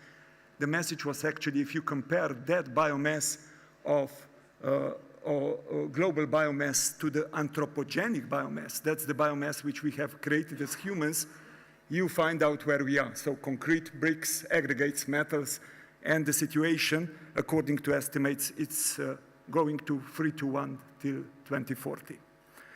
Also, today, the plastic kingdom is double size of our animal kingdom.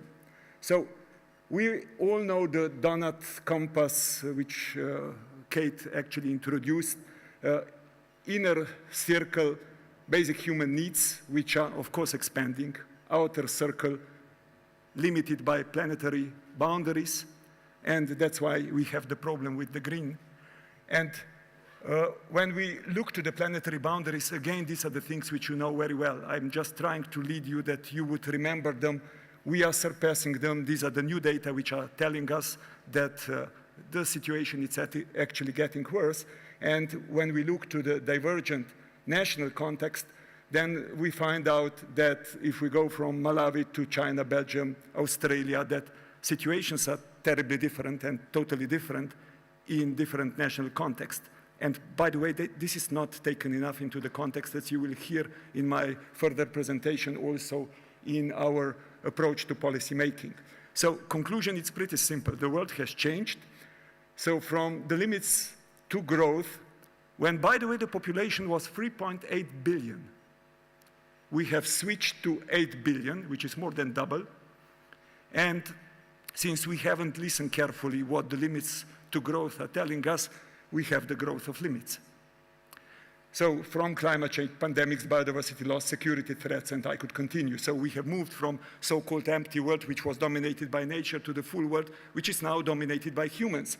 And while in the empty world it was labor and infrastructure, which were the limiting factors of human well-being, it is now natural resources and environmental sinks, which are the human well-being dominating factors. So if you want to talk economy of the future, you can't talk it without that. It's core element of the economic success. So for the first time in human history, we actually live in the socio-ecological space of planetary scope. We are the first generation ever, which is so interconnected from whatever point you look at, from climate, from internet, to trade, and of course pandemics and everything else, which means that our individual and collective responsibility for handling the future has enormously increased. Since you were discussing already how the degrowth or growth, my point would be a bit different. So humans will always aspire to grow, but as long as you will measure the growth in GDP, you have the problem, because the North Star is simply not leading us in sustainable direction. So here you have something which it's nicely telling you what is happening. It's Inclusive Wealth Index. And by the way, the non-dotted gray line is GDP per capita. It has 3 components. The first is production capital. The gray dotted line, which is actually in this period, which is a bit outdated, but doesn't matter, the message is the same. It has doubled in that period. It's a kind of synonym for GDP per capita. Then you have human capital per capita, the blue dotted line. It is almost standstill in that period. And then you have natural capital per capita, which has declined approximately 40% in that period. So the conclusion that a lot of the growth of GDP in the past decades was achieved on the basis of depleting natural capital, it's not so difficult. So the core problem, it's of course linked to something which we know very well, these market signals which we as producers and consumers receiving. So this is a bit disgrace to my, because I'm professor of economics, but I will try to tell it as simple as possible. So yeah, we as consumers and producers behave rationally. Unfortunately, the short-term rationality is leading us to long-term, totally irrational situation. But what is actually driving us are, of course, the signals which we are receiving. And the majority of those signals are, of course, through the price system. But if we look in the market economy and connect it with the previous slide, we can actually conclude that the production capital is overvalued and over-rewarded, human capital undervalued and under-rewarded, and unfortunately, natural capital is not part of that story. So yes, nature has intrinsic value, but as long as we deal with it through the market system, either it has the value or it doesn't have, and if it doesn't have, you deplete it. That's how it goes. So economic, social, and environmental balance cannot be reached as long as we don't fix those signals. We can't send producers and consumers with left hand to destroy nature and with the right hand establishing regulation and saying protect nature. It will not work. So let me now switch to the International Resource Panel bread and butter resource perspective. When we talk about natural resources, we talk about biomass, metals, fossil fuels, non-metallic minerals, and we are calling that materials. So everything extracted from earth are materials, and on the top of that, water and land. So when we have analyzed through the IRP scientific body the impact of all those, we found out that actually when you go enough deep in drivers and pressure story, it's actually that what is driving the triple planetary crisis. So only extraction and processing is causing 90% of global land-related biodiversity loss and water stress, half of global climate change impacts, and 1/3 of air pollution health implications. So if you buy a new car, park it for the whole life, you have already caused 1/3 of pollution because resources needs to be extracted and car needs to be produced. So when we look then to last 50 years, we found out that global material use has more than tripled, that it has doubled on per capita level, which means that majority of that tripling can be connected to economic growth, and the other part, of course, to the population growth. And what is in particularly interesting, the black solid line, the material productivity, which is the resource efficiency of the use of materials per unit of GDP, is growing in all the countries, but on a global level from the year 2000 started to decline. How is that possible? Because all of us are buying more and more the products which are now produced in less resource efficient countries, like China, like Indonesia, like, I don't know, India, before they were produced in more resource efficient countries, like Europe, like Japan. So conclusion is pretty simple. If the trends would continue, the material consumption is predicted again to double, which would be a disaster by 2060. That's why we call from the International Resource Panel that it is essential to decouple economic growth from the resource use and environmental impacts, which leads me then to the circular economy. So circular economy, it's actually just an instrument to deliver decoupling.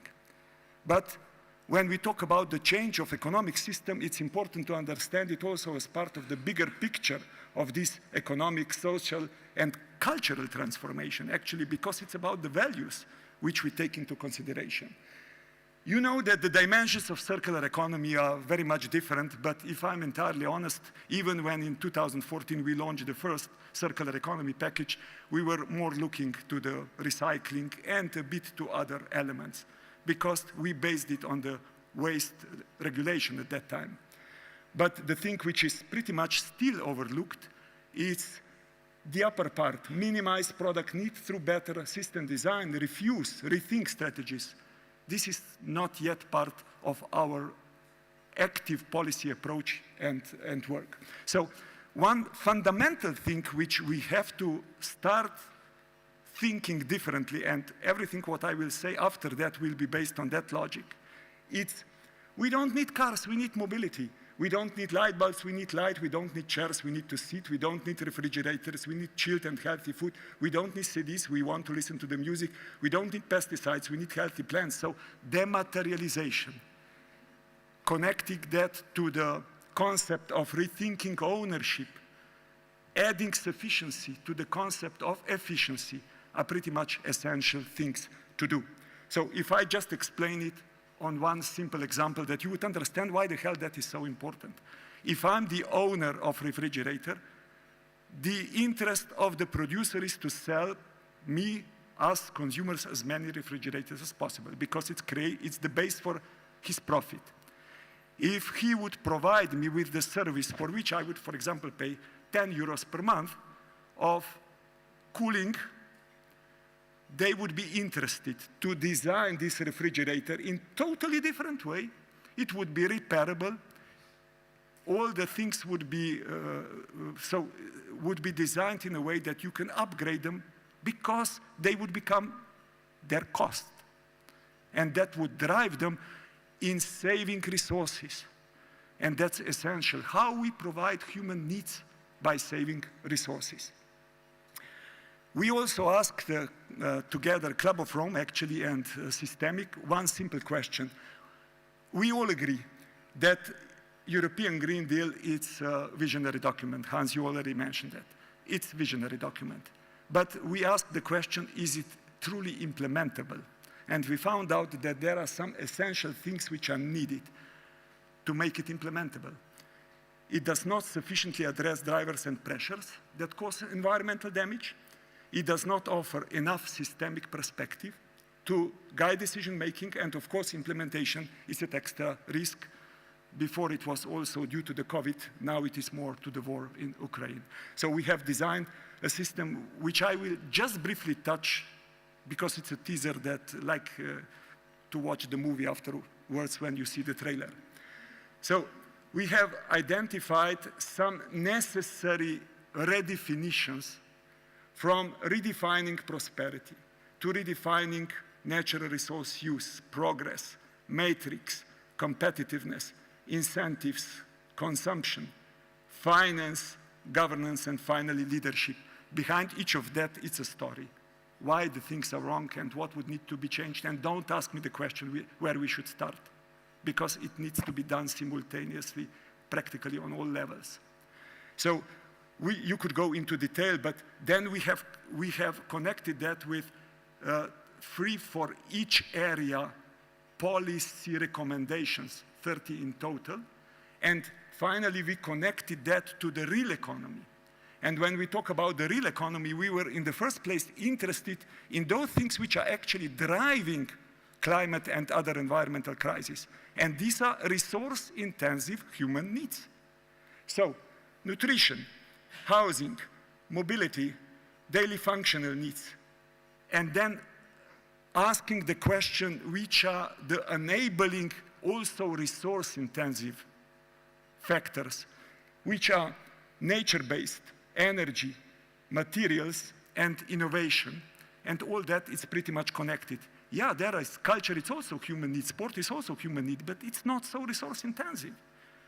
We even found that water provision is not very resource-intensive. But if you don't fix those, you will get short of water. That's the problem, you know. So I think it's really critical that we do the things in these areas right. And finally, we have proposed also, this is a kind of a blueprint of investment opportunities which are consistent with the system which I have presented before. So if I summarize redefinitions, real economy, investment opportunities, and then the necessary policy recommendations. By the way, in our global resource outlook, which by the way is headed operationally by Hans, we are going exactly in that direction. So wait for the release. It will be February next year, UNEA 24, provisioning system logic, well-being indicators, and in the modeling, we will on the top of state-of-art, based modeling scenario and efficiency scenario, add also the system change scenario. So Which are the main blind spots? And this is before ending, very quickly rushing through. We have identified which are today missing in policy making that we are not more efficient than we should be. First, there was a lot of talking about that, lack of holistic system approach. We simply look too narrowly and we lack knowledge to manage the things completely. So this is how UNFCCC is looking to their problem. If I put it in one sentence, we have to bring down the CO2 emissions, whatever it will cost. But this, whatever it will cost, will be costly, believe me. So we need to look, I'm not against that, of course, but we need to look, like all the colleagues have been talking before, also of the other things which are interconnected. For example, if I look to, this was so-called Glasgow breakthrough. That's announced by IPCC, by the way. Road transport aiming for zero emissions vehicles to be the new normal, accessible, affordable, and sustainable in all regions 2030. My God, if we will do that, we are really in deep troubles. So we need to look to mobility, not to the car, because it's mobility which we have to fix. Car, it's part of that mobility solution. The second part is linked to the lack of focus on drivers and pressures. One is going down to the natural resources, and another is going down to the drivers, to the signals which we are receiving on the markets. It's interesting if you look to the, this is the most famous sentence from the Green Deal, no net emissions of greenhouse gases 2050, and where economic growth is decoupled from resource use. Why everybody is talking about the first part of the sentence, and you would rarely find anybody talking about the second part of the sentence, which is basically circular economy story and its contribution to everything. So this is how it looks. This is from one of unpublished thing. Electric car, conventional car, offshore wind, solar, and then comparing to coal and natural gas. It's more than obvious, and you can see it here in, by the way, EA data. Reaching net zero by 2050 will require about 6 times today critical minerals in 2040. Electric vehicles use close to 10 times the material of conventional cars. We have to do that, but not asking the question how we can limit that, it's actually not really addressing the real question of sustainability and and getting less dependent. Critical Materials, Raw Materials Act was just published. I will not go into detail because you have all the possibility to read which are the set of priority and what is the main goal. When it looks to protecting the environment by improving circularity, it mainly stays only in the recycling logic. So my conclusion would be CRM stays within the supply and the recycling logic. It does not address the full potential of circular economy opportunities. The need for demand reduction might emerge from benchmarks set due to inefficient renewable energy availability, insufficient renewable energy availability. It will have important but limited impact on effectively managing economic fragility of Europe, but focusing on waste, it's simply wasted opportunity. So it should go broader than it went. And this is the final thing, lack of demand-side focus. We are, in all our talks, in particularly in IPCC, we are looking how to, first we have exported all the dirty industry to South, now we are asking all on the world to clean up the industry. So it will not work like that. So I think it's pretty essential that we stop ignoring the inherent wastefulness of our production and consumption system. We should, and as Kurt said, we will need definitely more of the steel, and we need to clean up the production. But if we simultaneously do not ask the question, how much of that steel it's actually today used in not utilized cars and empty houses, we are simply missing the point. So it needs to be asked at the same time. And if we as high-income countries do not look in the mirror first and also add some of the questions of the sufficiency, material consumption footprints into the NDC story, how can we address the equity and fairness? How? Tell me. Not with loss and damage, because loss and damage is just acknowledging who is responsible and paying more and more, because this will be the request, for fixing what is wrong. this is now to conclude. So Hans basically nicely explained that we have exponential growth of data, so there is not the problem there. If we want to avoid extinction of elephants in nature, we must extinct elephants in our rooms. That's first.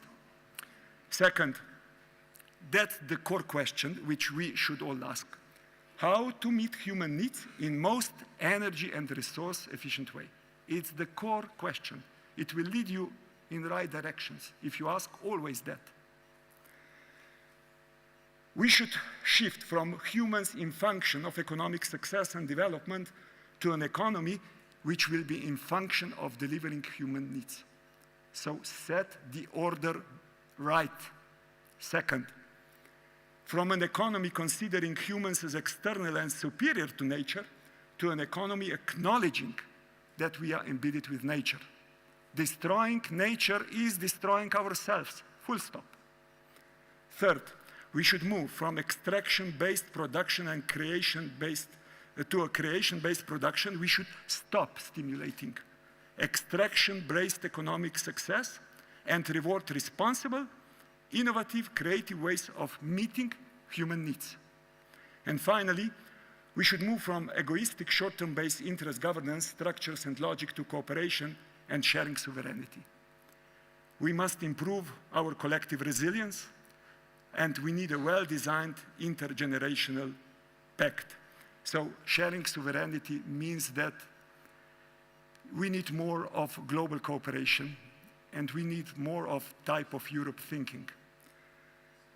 In the human history, access and use of natural resources have been always the base for human level of national well-being, but they were unfortunately also the base for stability, security, conflicts, wars. Just think about access to land, water, oil, gas, minerals, precious minerals.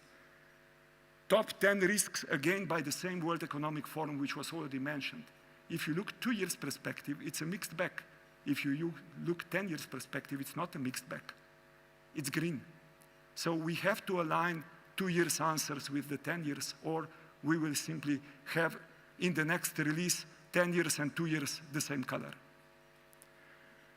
The lessons learned recently are more than convincing to understand that changing our relationship with nature, it's ultimately not only environment, but economic, security, resilience imperative, central also to fairness and equity.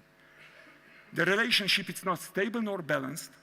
It will be resolved either with collective wisdom and effort or in a very, very painful way, through conflicts, hunger, pandemics, migration. So we should put the current challenges in the strategic context and broaden and strengthen the front of stakeholders for change. That's my recipe, what should be the European Green Deal number 2. Because if you will link number 1 to the current threats, which will definitely guide our decision-making in the future, then it's only possible in that way. And that way, it's, by the way, the truth. Not making environmental transition, it's actually doing the worst. And this is the last slide, because I see you are as nervous as I am. Finally, most important advice, which I share practically in any conference to the listeners, it's of course coming from the most famous Belgian, Hercule Poirot. When asked why he is speaking about himself always in the third person, he replied something like that: if one is such a genius like me, it is very important to establish a healthy distance to himself. So that's basically our task. So establish healthy distance, and when I'm finishing, I would just like to say, Hans, I know that this is pretty much last most important conference, so thank you for delivering the future we want. I was really happy listening to you. Thanks.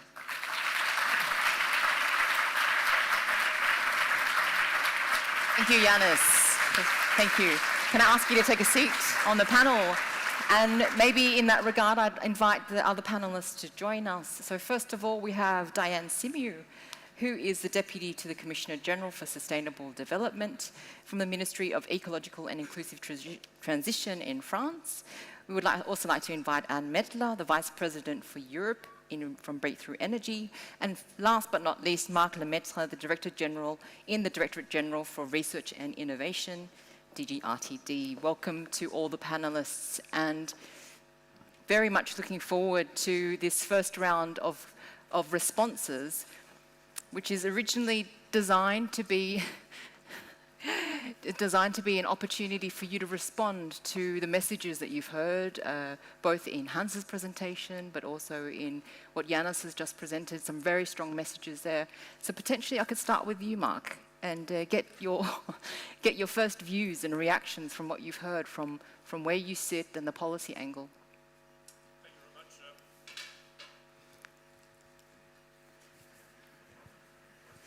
very much. It should work. Does it work? Yeah. Wonderful. Thank you very much, Rihong. It's really a great delight for me to be here today. I knew why I was coming here. It was to listen to Hans and to Janes. And once more, I was so pleased for what messages, clear, loud, sharp, they had to pass to us. And in fact, I've only been in this job for around a month now, and it is the first time I participate in an event, and I knew I was choosing the right topic for that.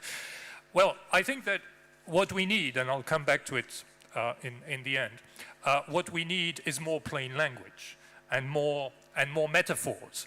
And when I hear, I think this was part of the material to today's event. When I hear about implementation gap, for instance, that's the technocratic speak. Well, my suggestion is to talk about basically humanity fanning the flames of a fire which is engulfing the planet, a fire to which we have no extinguisher. I think we need to really make things much starker, much clearer for everyone. But I'd like to just touch on three subjects. The first one, unsurprisingly, will be about technology. The second one will be about money. The third one will be about people. Now, on technology, and thinking about, us not having the extinguisher, in fact. Well, until 2030, here in Europe, we seem relatively confident that the goals that we have set, especially the minus 55% goal, can be achieved more or less with what we have at hand in terms of technologies. Think beyond that, and we are at a loss. We have ideas. Bold ideas. Think of green hydrogen, big hype today around green hydrogen. Of course, massive electrification. But here I come to Janish's point. How much lithium do you need based on present technologies in order to have a full electrification of our societies? What I heard was 55 times what we have used until now. Quite scary. Think of the need for long-term and cheap energy storage. Do we have today those technologies? No, we don't. So clearly, technology, technological research will have to play a very big role.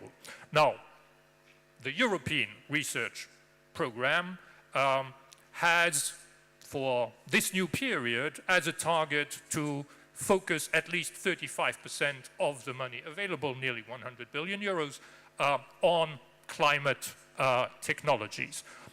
I will not be discussing that figure, but there are two things, I think, which certainly are definitely required when thinking about how European research should be oriented in the future. And the first is that we should not dictate the solutions, but we should have very, very clear objectives. And to me, just saying 35% of a certain amount should go towards climate is not really cutting it. It's definitely insufficient from that point of view. And then secondly, we need to think things through, because research is absolutely indispensable. And you need to start with the basics. Yes, basic research, absolutely. But we need to get things to the market. And here, I'm sure Anne will develop on that. I think we have a starter now with the European Innovation Council. It's unnoticed, probably, until now, but the European Union has become a venture capitalist. The European Union, as you know, the institutions of the EU have become a venture capitalist. And I think this is really an excellent change, an excellent addition to the toolbox, and one which we will need to develop absolutely massively. Secondly, money. Well, private money is ultimately what will have to make the change. And here I say, you know, everything that Janusz has said is spot on, because it is not just about the climate, it is indeed about the resource intensity of our economic systems. So it is about getting the incentives right for private money to go to different places in the future. It is about the regulatory framework we set. Let's think today about the debate on the internal combustion engine, you know, and setting an end date for its production in Europe, at least of 2035. Well, that's a regulatory measure. Janusz will say, of course, this is not the solution. we need much more than that. But just as an example, or what the Commission has proposed last week to simplify permitting, for instance. And then there is the public money, and the public money, I think, here we should also look a bit into the mirror, because our track record is pretty bad. And indeed, every time there is a bump on the road, we don't look forward, we look backwards. The consequences on energy prices, the short-term consequences on energy prices of the Russian war of aggression have been the best demonstrator for that. How much money has been mobilized at record speed in order to diminish the price of fossil energies. And if you compare that to the programmed efforts we make to pay lip service to the European Green Deal, well, we see that the balance is absolutely not right there. So we really need to be serious about our commitment to end harmful subsidies.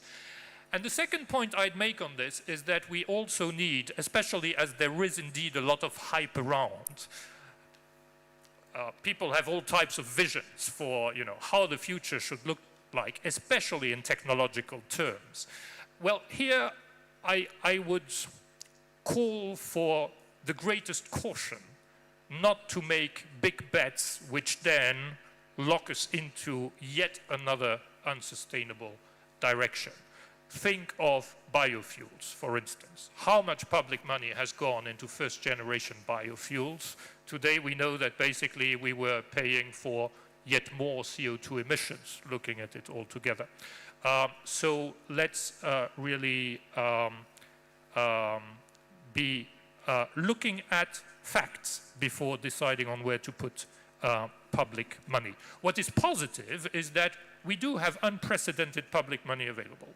So, you know, it's not a problem of quantity, it's a problem of directing that money. Final point, people. To me, looking at the landscape today, this is the hardest nut to crack. Our societies, how they tick, what they adhere to. We, I think, are reminded every day that the necessary sustainability transitions will not be a walk in the park for our societies, for people out there, and it will be extremely hard to have them come along willingly and contributing actively themselves to it.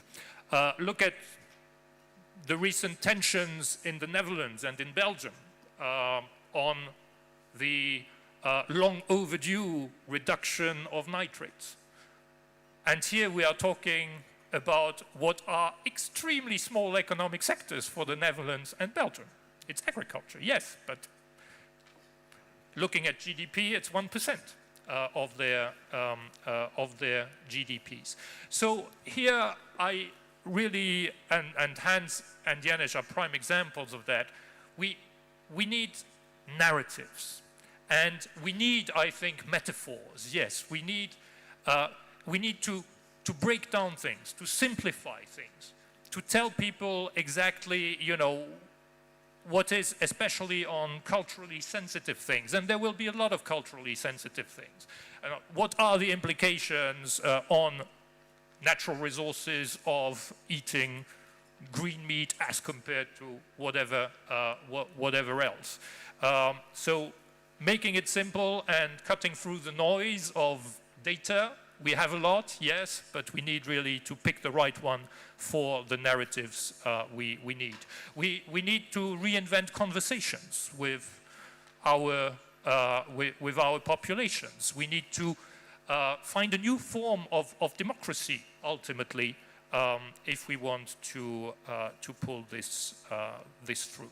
And one last thought, because all these are very difficult subjects to sell ultimately.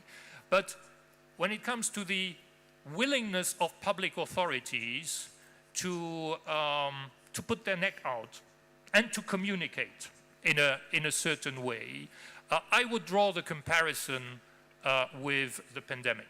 During the pandemic, our governments did take a stance and did want to influence public opinion very strongly on vaccination, on precautionary measures, etc., etc. Now, back then it was a question of life or death. But here, it is even more a question of life or death for humanity. So I think that the answer in terms of communication to come has to be at the level of the challenge we are facing. Thank you, Mark. And maybe now I'll just switch to Diane. I mean, in your first reactions, listening to Hans's messages, Janusz's messages, and also now this idea of bringing the people along, maybe could you share your reflections on that? Thank you. First, I wanted to react to what Hans has said about all the bad reasons for which you can postpone environmental action. There is always a good reason to do it later. It is never the right time. But we are convinced that postponing environmental action is not a good solution for our industry, that they need the visibility, they need to know the rules a long time in advance to get prepared. And the worst thing that you can do is send mixed signals. And this is the risk that we're facing right now. The pushback on thermal engine cars, the difficult discussions on the chemicals Hans mentioned, the difficult discussions on the pesticides. There is this risk right now of sending mixed signals. And so I really wanted to thank Hans, Janusz, and all the speakers in the first panel for making such a convincing case that we need to keep on track and accelerate. So thank you very much for this. And what strikes me with the European Green Deal is that we have to do more in the next 8 years that we have done in the past 32 years. And I wanted to share with you the new method that we're trying in France to deliver this. It's called ecological planification. So it sounds like something from the Soviet era, but it's actually very modern. It's the idea that you take the goals that we have defined at the European level, what it means for France, what it means for each sector, what it means for each region, municipality, and you set out the strategy, define mutual commitments, how much investment you need, set out the timeline, and you try to stick to it. And the responsibility for delivering this ecological planification is now with the Prime Minister, Elisabeth Borne. And this means that it's no longer the sole responsibility of the Minister for Environment or Energy. It's a whole of government effort to deliver this. And this is true for climate, but it's true for adaptation to climate change, biodiversity, also health, resource planning. And something we're doing, you mentioned people. We need to bring along all of our colleagues to do this. And so we've undertaken this unprecedented effort to educate and train all civil servants on ecological transition. So we've just finished training the 200 most senior civil servants in the country. They had 20 hours of training, climate, resources, biodiversity, and now we're going to go along with the 25,000 top managers, and then the idea is by the end of the mandate to have trained 5 million of them. So, fantastic. That sounds really promising. And if I can turn to you now in your reactions to the keynotes. Yeah, so thank you. It's a pleasure to be with you. Obviously, I mean, very good presentations. I've heard both of you speak many times, and so I agree with everything that was said. However, one thing I will say is these are very sort of Europe-centric perspectives, yeah? And I say it now in my current job, I very much have global connections now. I travel and I see the debates that are happening elsewhere. And I can assure you, these are not the kind of debates. And in my previous job, when I worked at the European Commission, I always tried to get this kind of thinking into what was then called the Sustainable Connectivity Strategy, is today the Global Gateway. It's essentially Europe's answer to the Belt and Road, China's Belt and Road. And I'm sorry to say that that has never really taken off. It's a pity, because essentially I agree with everything that was said. The world needs more of that kind of thinking and needs that kind of approach, but I can tell you it's not happening. So, you know, we need to think about what are sort of the vehicles that we have to bring this kind of approach into the world, and that would be something that I would encourage us to think about, because Europe itself is, of course, only about 8 or 9% of global CO2 emissions. And I need to say, this is not an excuse to not do all the things that was talked about and change lifestyle. I agree with all of that, but it's a drop in the bucket if others don't do it. I mean, let's be very clear about it. And this is why I always felt that the real contribution that advanced economies can make is to quickly stand up a new generation of clean technologies. And it's not a coincidence that wind and solar were very much developed here in Europe. Yeah? So the research took place here. The early deployment took place here. But then first we lost the entire solar industry to China. We're about to lose the wind industry if nothing happens. So these are other issues. This is industrial policy. I recognize that. However, everything is linked, as you say, Janusz. And this is, of course, also where the Net Zero Industry Act that was launched last week comes in. So this is a reality. And I can tell you also from my previous job, yes, these issues we're discussing here are the most important. They're existential. But the moment you have a terrorist attack, which we had in the last commission, several of them, the moment you have a war, the entire, I mean, everyone gets distracted, naturally so. And my big disappointment in the way we treated this crisis after the war was, to the extent that we saw enormous speed in anything, it was essentially to subsidize the continued use of fossil energy, to build LNG terminals faster than anyone could have imagined. And when I said at the time, why don't we have an energy moonshot? What we did with the vaccine, why don't we do that in energy? To get off natural gas, because it is compromising our security. It is endangering us. I was told last year, we're in a crisis now. We need to get through this winter. We need to focus on this now. Okay. Now we're past this winter. And now where is the ambition? I mean, what are specifically we are doing now to get off natural gas? Because the next winter is coming. And we continue to be extremely vulnerable.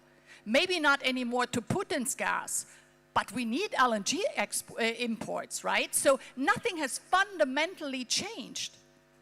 So we really need a very bold approach to all of this. The world has changed.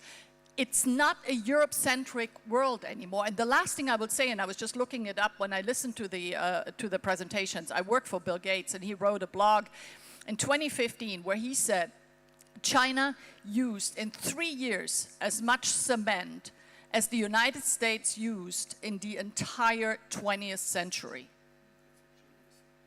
Yeah, in 3 years. And everyone in the room knows how energy and what a dirty process cement production is, right? So maybe just a little reality check that the world doesn't evolve around Europe anymore.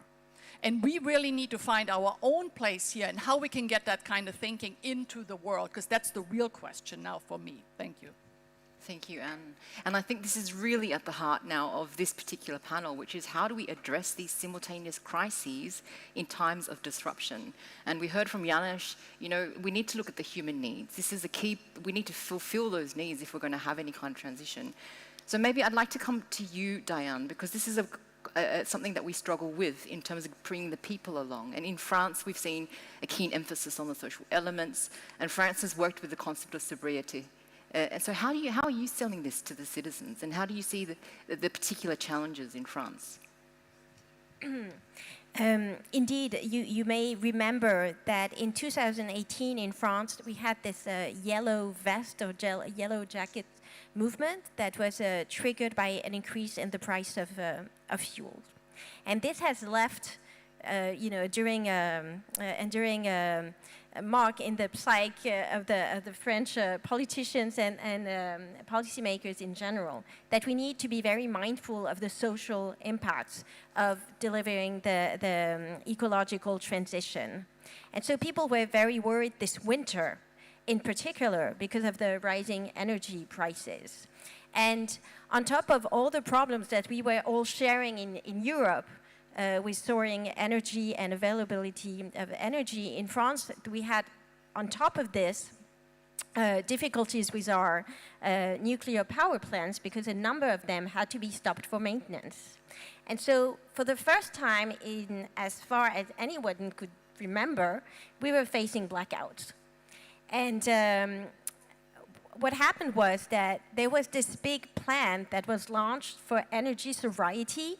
And I wouldn't say that the word sobriety or sufficiency would have landed you in a mental institution, as Hans said before, but it wasn't widely used. It was very new in the general political spectrum, and delivering this plan that was about how do we this whole of society mobilization for public administration, municipalities, businesses, and households was actually using a mass campaign. And we were talking about COVID and how governments communicated during COVID. There was this massive communication on energy sufficiency, and it worked.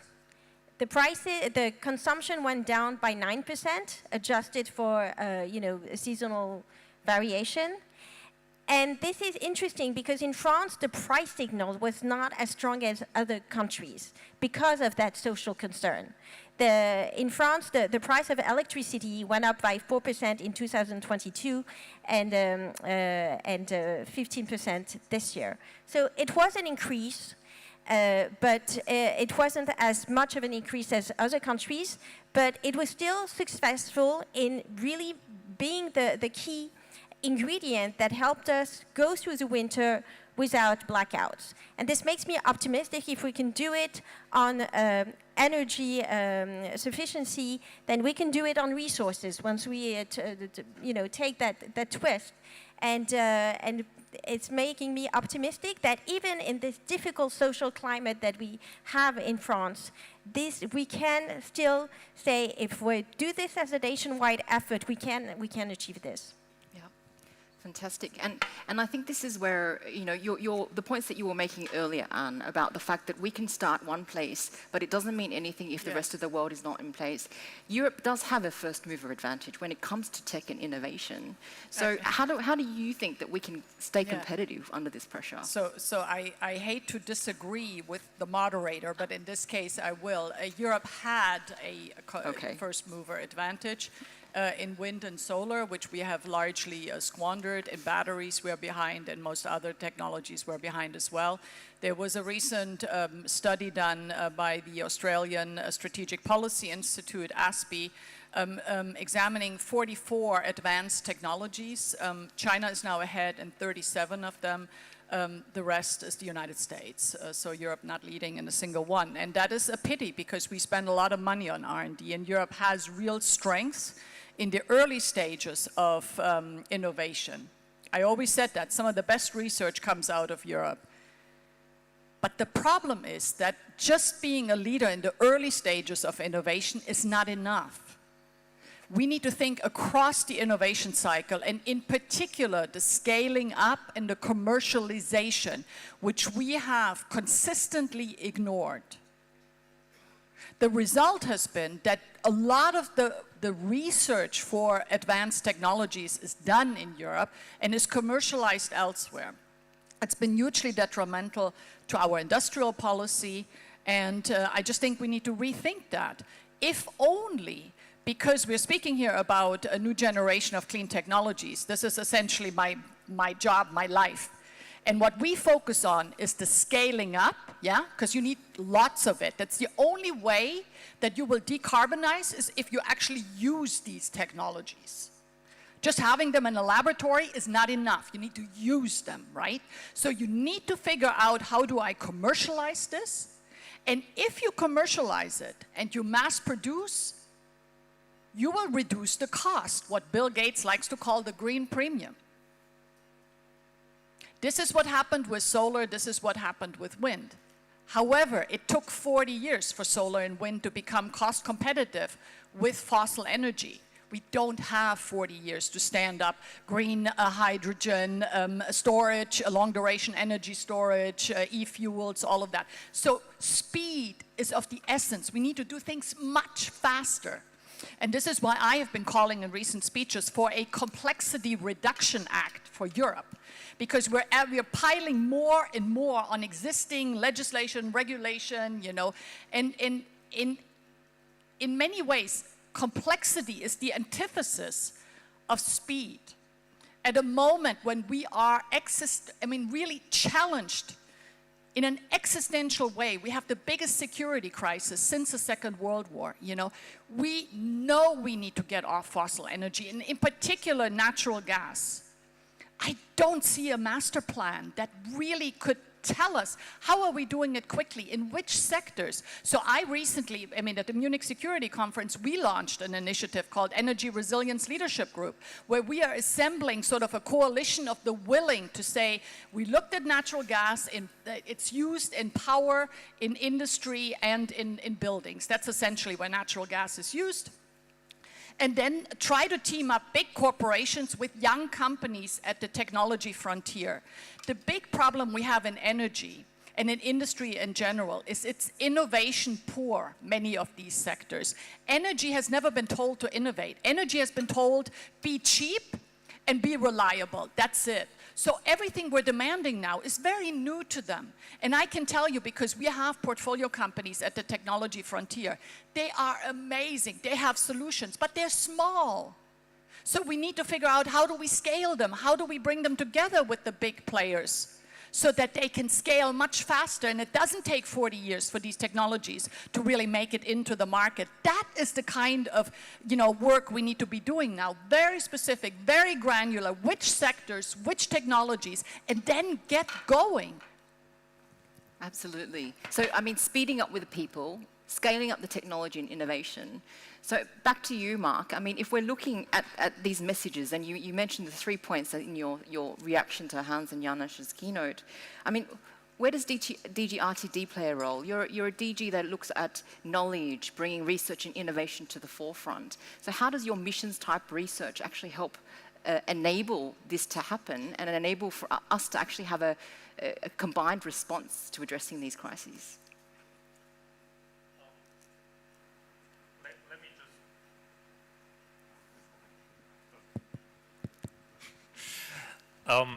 Let me just pick it up where Anne left it to start with. I referred to the European Innovation Council, which is meant exactly to at least try to start to plug one gaping hole that we had in the production chain from basic research to breakthrough technologies, making it to the market and being deployed at scale. In fact, Hans, I think, coined it well, saying that we need breakthrough technologies at breakneck speed. Exactly also what Anne said. We need a lot of breakthrough and very, very fast, and also very fast deployment. So reflecting on what Europe needs to do more of, no doubt, I'm fully with Anne. We need to really reinforce the incentives for getting the innovations we have in Europe to the market. As I also said before, we need also to keep the long-term objective in mind of 2050.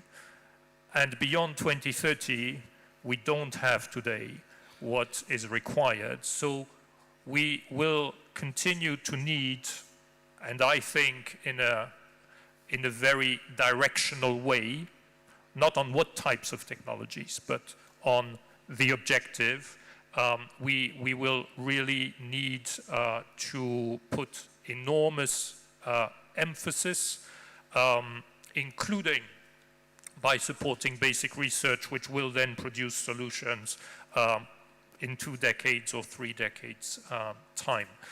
So it is not about neglecting that essential initial stage. Now on making the link with people and with massive deployment. You referred to missions, which is an innovation in itself, an attempt to indeed talk plain language to people, say we want to have 100 climate neutral cities in Europe by 2030. Everyone understands the objective. Or we want to have 100 living labs to clean up the soil in Europe. Today, 70% of Europe's soil is in a very unhealthy state. What is there the approach beyond having a simple objective? It is to have bottom-up testing. So it will be very concrete cities, 100 of them, that will be reflecting on their situation and what they need to change in order to get somewhere in 2030. When it comes to soils, there again, the local situation is what matters. And here, what I say implicitly is that such an approach necessarily has to bring in all local actors, stakeholders, and has therefore a chance to trigger the kind of conversations which are required to rally people around a very clear objective with a can-do attitude. Yes, we think as a community and we resolve the problem. It's still very early days. Missions today are clearly not about money because what we have foreseen is something like 500 million per mission, so it's peanuts. If you think about what it takes to decarbonize 100 cities across Europe. So it is about this attempt at a new process, new dynamics, which are ultimately driven locally. So it is about triggering grassroots mobilization. Thank you. Janusz, I'd love to hear what you're thinking. Now I can comment what they said. Please, it's your turn, go. Thanks a lot. By the way, I liked many of the things which I have heard. If I start with Mark, I think focus on objectives is absolutely critical. And the only reason why I'm not so much talking about technological innovation is because so many people are talking about that already. And it's getting quite a lot of attention, and I think that this social part of innovation, it's a bit part which is lagging behind. That's why it needs a bit more of interest. I also agree with your things about public money. So for me, the story is pretty simple. Public money, as well as those who are taking public jobs, including the policymakers, need to follow public interest, full stop. But then the problem, of course, occurs, what the hell is public interest? And that's where we need to be very clear and precise what is. And for that, you need pretty good vision. And that's why you need documents like SDGs, as European Green Deal, and so on. When you talk about fairness and equity, I fully agree with everything. Something which is not acceptable, it's not acceptable. And that's why I have always been very clear that I don't see environmental transition, or if you want, transition to sustainability to succeed without a simultaneous addressing fairness and social questions, because it will simply not fly. And I think that's the difficult part, actually, of the whole political knot which we would have to crack. Diana, you were super by saying that industry needs predictability. And I think that these mixed signals, I have in the past used expression, which goes something like that if you give them mixed signals, it's like killing industry with kindness. But that's not actually what we want. So we want to give them predictability, give them the reasons that they go where they go, and of course, then some of those activities needs to be supported also with the public money, because that's direction, it's in public interest. And finally, you are absolutely right, of course, that we are a bit Europe-centric, even if our effort is really a lot of times exactly motivated that with changing ourselves, we would get the others on board, because that's actually pretty much what is behind that. By the way, being Europe-centric, it's a bit unavoidable if you are sitting in a room here in the middle of EU capital. So, but yeah, you are absolutely right. Whenever, and International Resource Panel, it's situated exactly in that position that we are forced to think, and unfortunately, many times we are bringing a bit too much of our perspective on the table, with a quite simple reason, because even the knowledge is concentrated about those things here. And we talk about those things much more than the others talk. But I think it's quite important to understand one thing. It's absolutely clear that if you look to the critical mass of quickly developing countries like China, you mentioned, or India, so they have a critical mass and they are critically important for how we will collectively actually manage the sustainability story.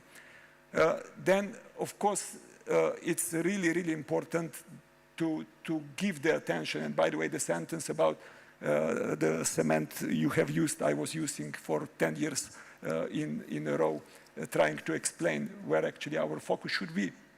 But one thing it's also clear, and that's why we are so much pointing on the integrating the demand side of the story. One thing it's clear, when you go per capita, we are still those who are surpassing and we are still #1. So it's true that we are less in population, but that doesn't make our responsibility to smaller to whatever extent.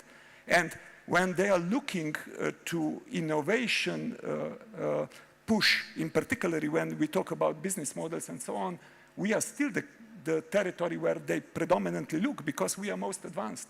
And I think that simply makes sense that we stay a bit centered on ourselves, cleaning in front of, but always having a perspective, what would that mean?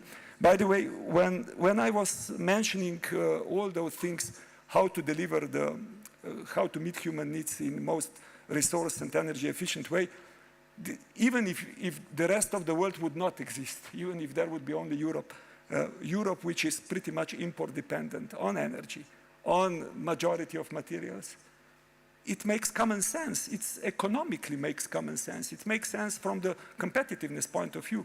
And unfortunately, some of the things which we have seen now, and we are also acting and reacting, and you were absolutely right that some of the reactions were not exactly what one would like and expect.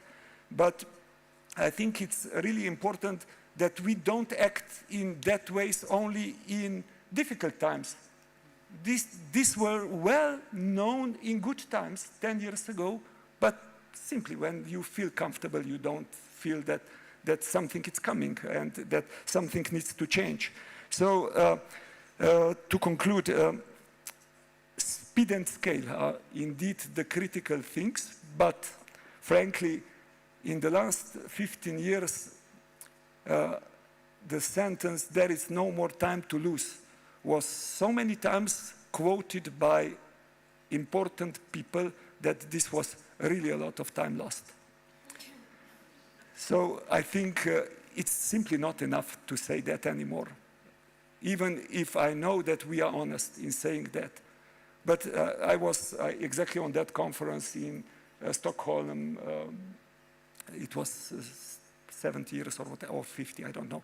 But I was sitting in front of 40 ministers. I was there in the panel, and I heard 40 times the message, "there is no more time to lose and we have to speed up." So we really have to ask why we have to repeat that constantly, and what is the reason that we haven't moved quicker and further than we did, because this is the real question. Thank you. And please save your thoughts on how we close the implementation gaps, because I will be coming back to you. But I did actually want to invite others in the room to be a part of this conversation, because I think it is a key one where we've actually picked up on key topics such as the social transition, innovation, you know, and looking at human needs and how Europe is actually a first mover, but might have lost its advantage. And I think maybe it's a good time now to maybe hear a question from the audience that might be posed to one of the panelists. So if there is anyone out there, I can see one hand to Francesca. Can I start? Oh, yes, okay, please. thank you. Yeah. My name is Hannes. I'm a researcher from Sweden. And being from Sweden, regarding these public investments, public interests, there's a lot of fuss about this green steel production. And now I hear that we might not need it because there is an underused car fleet that we should not support with the green steel. So just some thoughts from you on this Eurocentric approach. Is green steel better left to China to develop? Because we spend a lot of money in Sweden for funding this research. And if you have more general comments on the Net Zero Industry Act, your thoughts on that. Thank you. Thank you very much. And maybe I'll just have the second question straight away from Francesca, please.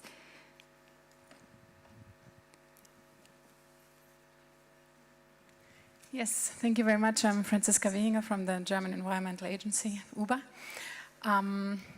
Janis, I totally agree with you, everything you said on the circular economy needs. I'm not so optimistic because we find in Germany that we have tried efforts for the last 30 years and we haven't really progressed so much when it comes to particularly this field of environment compared to the climate protection. So I feel like there's much less energy in that field. My question though goes to Anne Metzler, because you have focused a bit on the price mechanisms and the prices incentives. And what I found, especially last year, is that involuntarily, finally we had the right price signals, with fuel prices going up and prices for heating going up very painfully, so that we really, for the first time ever, have thought about how the room temperature in our room in winter was.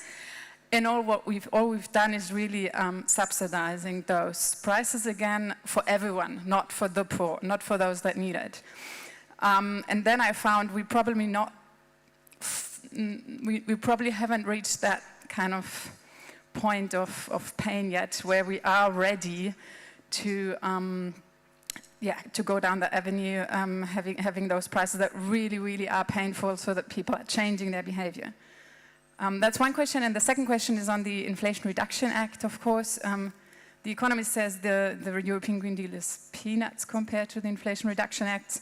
What do you think, what does that tell us for the next legislative period in the European Union, for the next Commission coming in, not in terms of the protectionist measures of the IRA, but more in terms of the financial flows? Thank you very much. Thank you. Diane, would you like to start?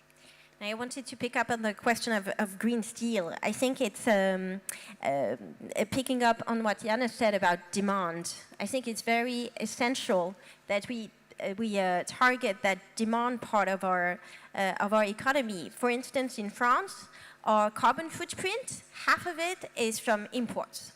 And so this is why, to be efficient, we cannot only focus on our domestic emissions, we need to focus on those emissions that are imported. And so that's why, as when France had the president of the EU, we were so focused on the core carbon border adjustment mechanism. That's why having free trade agreements that are that set good standards for climate and environment, this is what we need for the Mercosur, is so important to us. This is why we would very much welcome the deforestation regulation. This is why we very much welcome the European Sustainable Products Regulation. We need to make sure that those standards apply to all the products that we import. So we very much welcome that with the European Green Deal, we're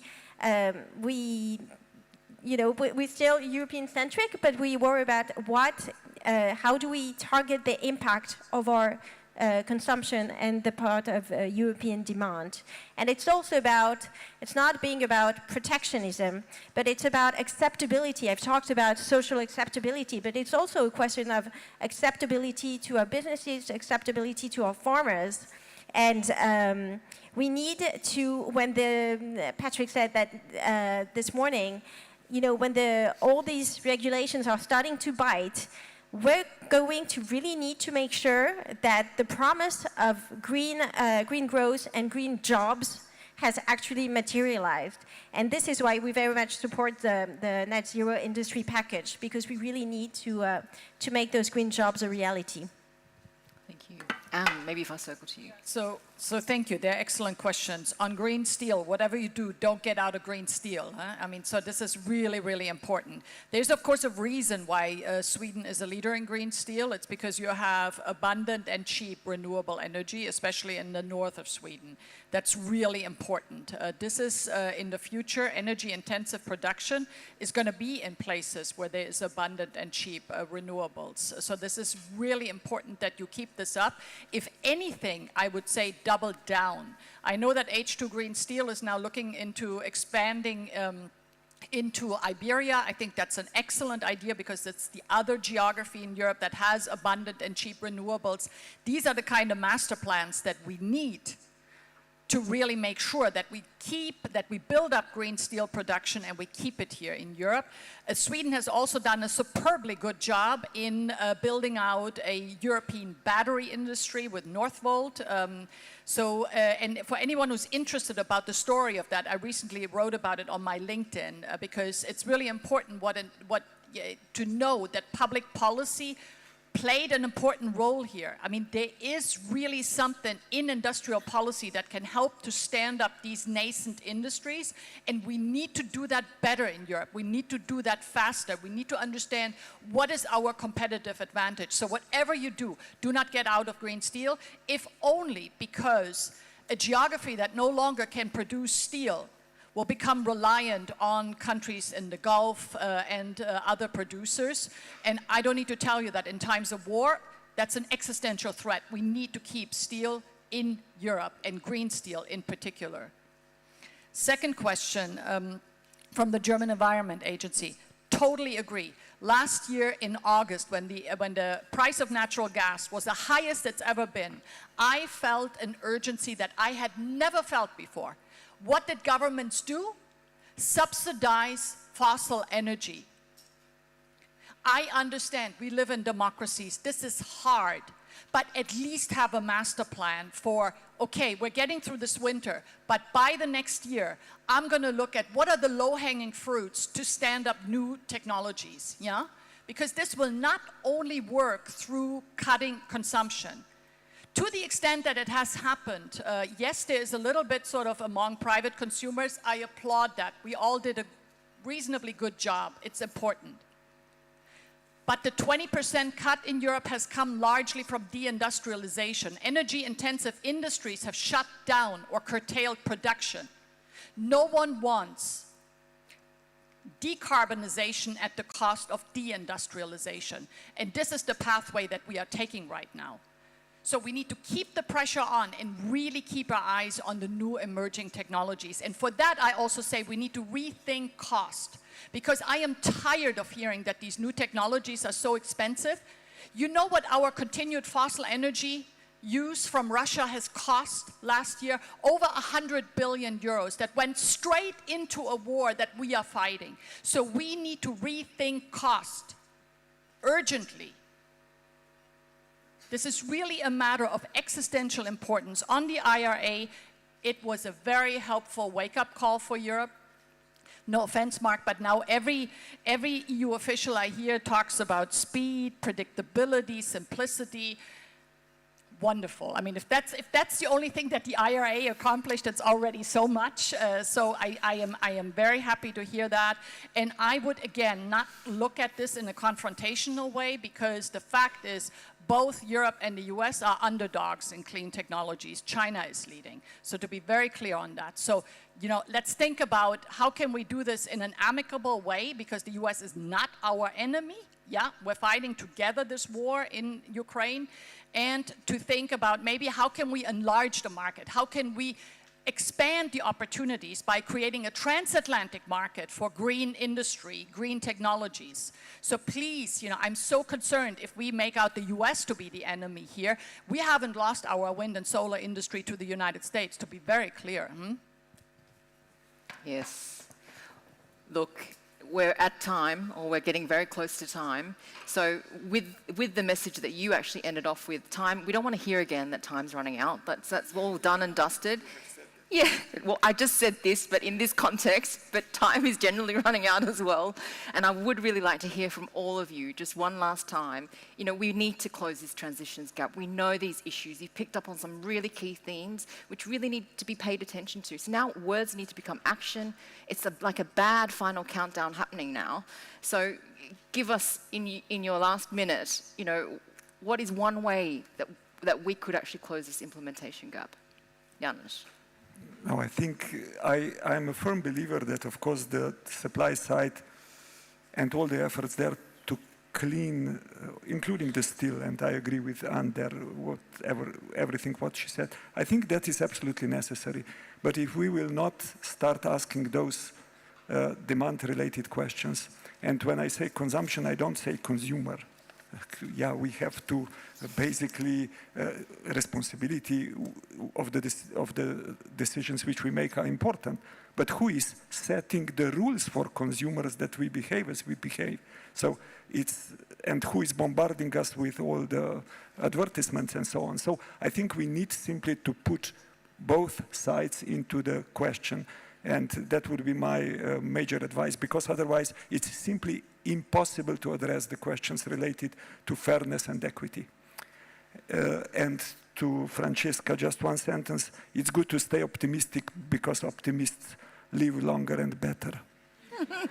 That's great. Mark, if I circle to you, one way to close the implementation. We should end on that one. I'm an optimist too. I would say let's again distinguish short-term and long-term. The 2030 goals for Europe, I really think that we need the regulatory framework for predictability, indeed. And here we see that there are some unhelpful wobbles, so we need that. In terms of money, and it relates to the IRA, there is more money, more public money around than there ever was in Europe for the green transition. So it is about keeping the focus on that and not countering it, indeed, with some unhelpful subsidies for fossil fuels across the board. But let me also refer to green steel and the medium to long term.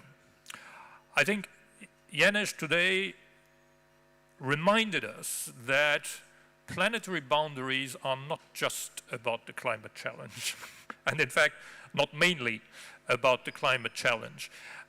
He called for a European Green Deal too, but pointed to, indeed, a seed which is in the European Green Deal 1, talking about resource efficiency. And this, to me, is where we need to develop the policy agenda very quickly, because otherwise the implementation gap will only grow and grow. So we don't yet have all the plans which are required for predictability and sense of direction. And here it is indeed about demand. It is about the right price signals for everyone, but it is above all about being very clear on the common direction of travel. Excellent, thank you. Anne, please. Yeah, so maybe I'm a retired think tanker, so I actually want to offer here sort of framing a narrative because, as everyone rightly said, this is really important. And if I look at 2021, it was all about climate and net zero and Glasgow, and then came the war. So 2022 was all about energy security, and it led to some unhelpful discussions where energy security was sort of put in juxtaposition with climate. And I always said, they are two sides of the same coin, climate and energy security, because at a time when fossil energy becomes weaponized, the only way to be secure again, right, is by getting off these fossil energies. However, I decided that in 2023, my new intellectual paradigm is energy resilience. Energy resilience means for me, not being overly reliant on any one source of energy. That means we need to quickly stand up a new generation of clean technologies, as well as massively deploy mature technologies such as wind and solar. But secondly, it also means not being overly reliant on any one country or geography. And the fact is, we continue to be, we're essentially replacing a dependency on Russia in fossil energy with a dependency on China in clean energy. So energy resilience can really help us understand what the challenge of this generation is in order to be, climate, to move towards net zero, but also to have, continued prosperity, the European way of life, because even though I said this is a Eurocentric debate, no one feels more strongly about Europe and cares more than the people in this room, right? I mean, we want this to succeed. And this is one way of doing so, is pushing for energy resilience, by the way, not only in Europe, but around the world. Thank you. Diane. Thank you. I think what often strikes me in this kinds of conference, and this one is particularly good, but is that we pretty much all agree with each other. And that we shouldn't forget that not everyone agrees with us. And I think that there is, to close this implementation gap, we really need to focus on education, training, communication, and making sure that we bring all of our colleagues on board, all of society on board, and all European citizens to ensure the full implementation of the European Green Deal. Fantastic. Thank you so much. And I think this has been a really amazing and rich panel talking about some really key themes, summarizing demand side's important, common direction of travel, energy resilience, and bringing the people on board and together on this sustainability transition. That's really key. So please join me in thanking all of our speakers. It's been fantastic. Also, would like to especially thank Janusz, for who it is a special day today. It happens to be his birthday, so thank you very much. Day to you. Happy birthday, dear Janusz. Happy birthday to you. Yes. It's actually quite symbolic day because today I'm turning 65, which is a retiring age. Thank you. Appreciate it. Fantastic. Thank you. Thank you so much.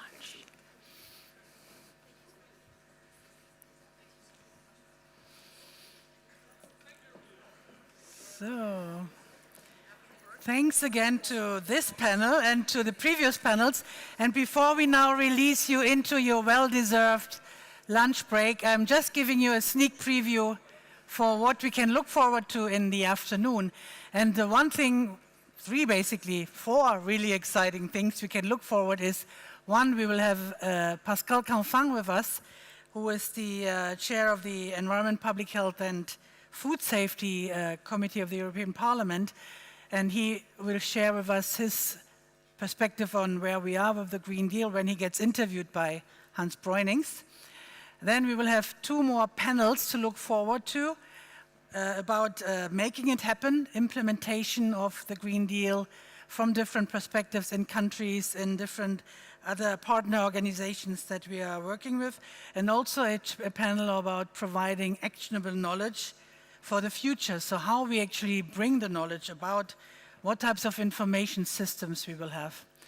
And then we will also look forward to, last not least, to two addresses to us. One will be from Teresa Ribeiro Rodriguez, who is the Minister for the Ecological Transition and the Demographic Challenge of Spain. She will address us with via video message.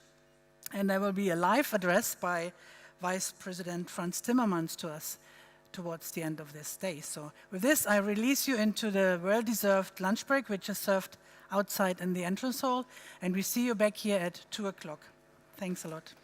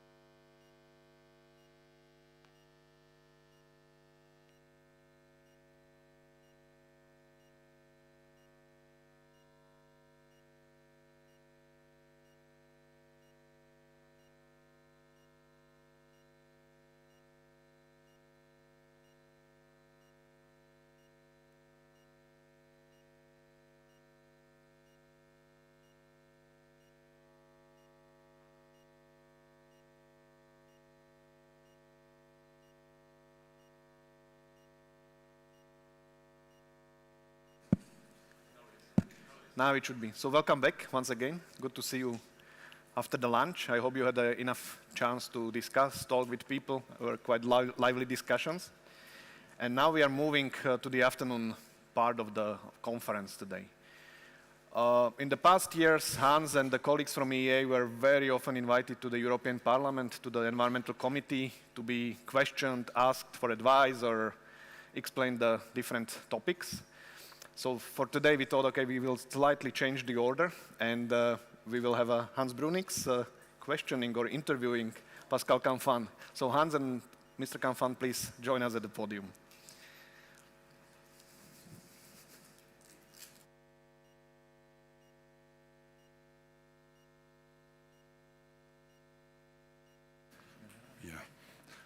Okay, here we are, and indeed, for 10 years, when I went to the Parliament, it was Pascal or his predecessors who were asking the questions to me, together with his fellow MEPs, and sometimes they were really difficult questions. Often they were very supportive questions, I have to say, because the ENVI committee has been a strong ally in many ways, but Pascal, welcome, and it is a real pleasure to be asking you the questions now, so that is actually very nice. I think it's fair to say that you have probably been one of the most visible and busy members of the European Parliament since the launch of the Green Deal. So if you look back at that time, and the whole legislative train that has passed through your committee and then in the relationships with others, what would you single out as one or two of the main pieces of legislation that you say, these are the critical drivers of the change that we need? Well, thank you. That's a typical question for ENVI as well. So, I mean, the Green Deal, when you put all the pieces together, whether they are channeled through ENVI in the Parliament or not, it's a set of more than 50 legislative proposals, whether they are directives or regulation, 50. So it's massive, and I would say that the beauty of the Green Deal is precisely that it is systemic, that it's not one angle instead of the other. It's pollution plus circularity plus biodiversity plus, of course, climate plus and so on, and it is industry plus trade plus finance plus agriculture and so on, and it's horizontal. So it was designed this way, and to be honest, when you put all the elements all together, it starts to be delivered this way, and it is exactly what we need. It's not a cosmetic change, it's a systemic change. And when you start changing one element of the system, then you need to act on the other one, and then on the next one, and then on the next one, which is exactly what we have been doing. So I'm a big supporter of this logic. Then where are we now? I would say, obviously, somewhere in the middle. When you look at quantitatively, I would say 2/3 of the text have been passed or are in the process of being negotiated this term, and maybe there will be still 1/3 that will be for next term. Second, one key element was obviously the Fit for 55, and I must say that the approach of a package is key. It's key because as soon as you start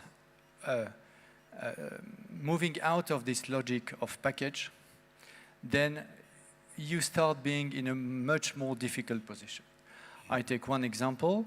So the Fit for 55 was agreed, even if some countries were not that big fan of carbon border adjustment mechanism, when other countries were not big fan of ETS2, but at the end of the day, if you wanted to have one, you needed to have the other. And it was the deal between countries and between political groups. And when you lose this package approach, then it's a battle file by file, and it starts being more complicated. And that's one element to give you just an example of where we are.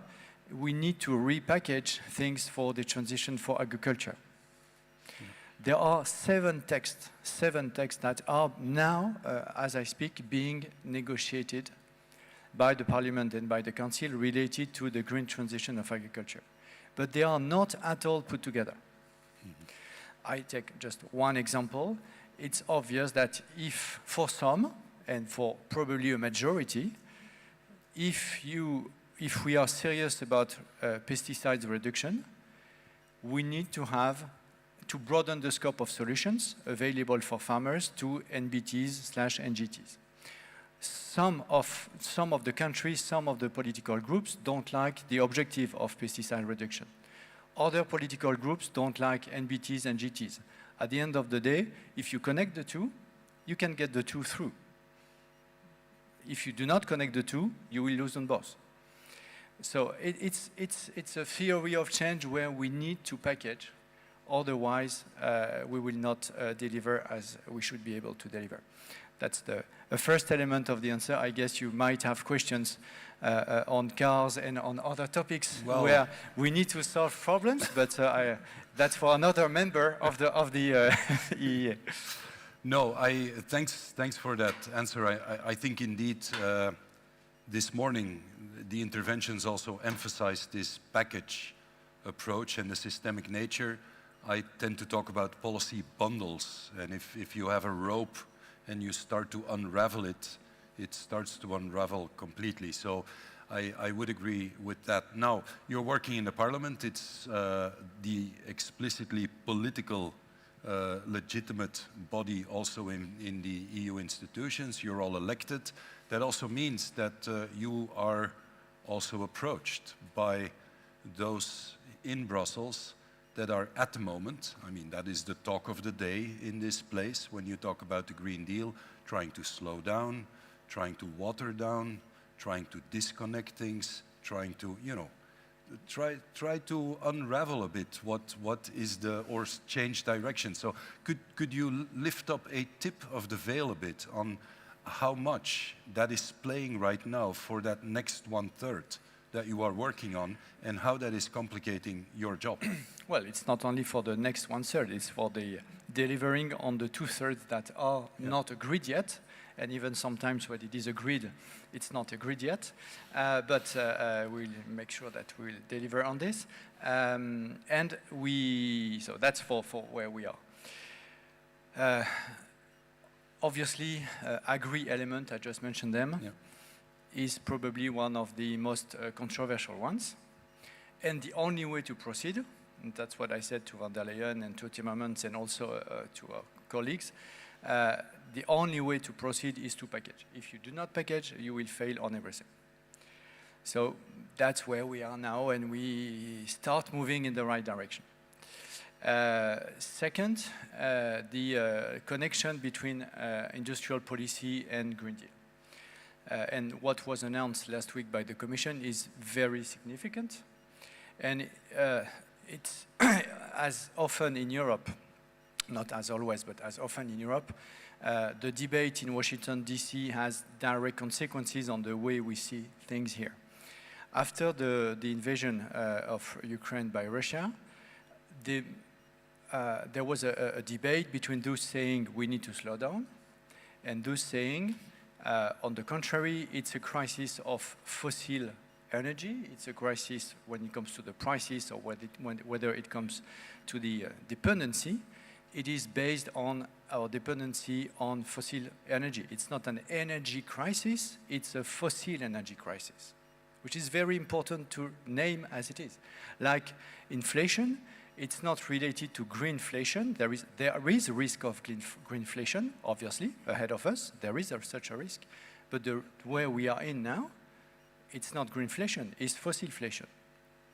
And we need to say it, because it's entirely or massively linked to our dependency to fossil sources of energy. So you had those saying we need to slow down, and you had those saying, on the contrary, we need to speed up precisely to be less dependent. And that's why we got Repower EU. That's why we got the 45% for renewable energies supported by the Commission and the Parliament. And as you know, we are still in the process of negotiating, and we should land very soon now. So there was a wave of speeding up even after the beginning of the war in Ukraine. So it's factually not true to say we have been slowing this down, and those who wanted to slow down won. They lost. They lost. And then you had the other key element that disrupt the game again, which was the IRA. And IRA was perceived and is perceived not as a reason to slow down, but on the contrary, as a reason to speed up because the race is on. I mean, my feeling is that 2022 will remain as the year where the real hardcore competition for the location of green value chains have already started. Of course with China and now with the US. And with the EU, with everything we have been doing for the last 3, 4, 5 years. So that's where we are now. We are in a race for the location of green technologies, which is good. It's good. I mean, it's good news. Because if we are not competing on this, we will lose the climate battle. Of course, what is not a positive news is the way that part of it could be seen as protectionism, and that's the discussion, negotiation we have with the US for the part of the Biden plan which is very likely incompatible with WTO. But for the rest, I mean, it's just good that the US are on board. Mm-hmm. And then now you have voices, including in the political forces that are more reluctant to move on the Green Deal, saying, well, we cannot we have to speed up again because we cannot lose this race. And then the game has changed again. So I'm not that pessimistic because even after, I mean, the Green Deal survived COVID. The Green Deal survived the war in Ukraine. The Green Deal is even more needed when you have the IRA in Washington, D.C. So the Green Deal will come through. But we need to, again, package things to make the compromise needed, and also to make sure that the just transition is at the heart of it. Because otherwise, the risk is that we lose the support of a significant part of our societies, and then we will not deliver just because there will be no political majority to deliver anymore. And that's obviously one of the main risks, if I can say that, for the next European elections next year. Okay, thank you. You mentioned the social dimension, just transition and getting and moving people along with us. You mentioned the investment cycle of it, the need to have a strong green industry in Europe. But if I might be so a bit of punchy, just like Commission services tend to be rather fragmented and vertically organized, so is the Parliament, because it has all these committees that deal with all these different aspects. You never said that before, how have you? I don't remember.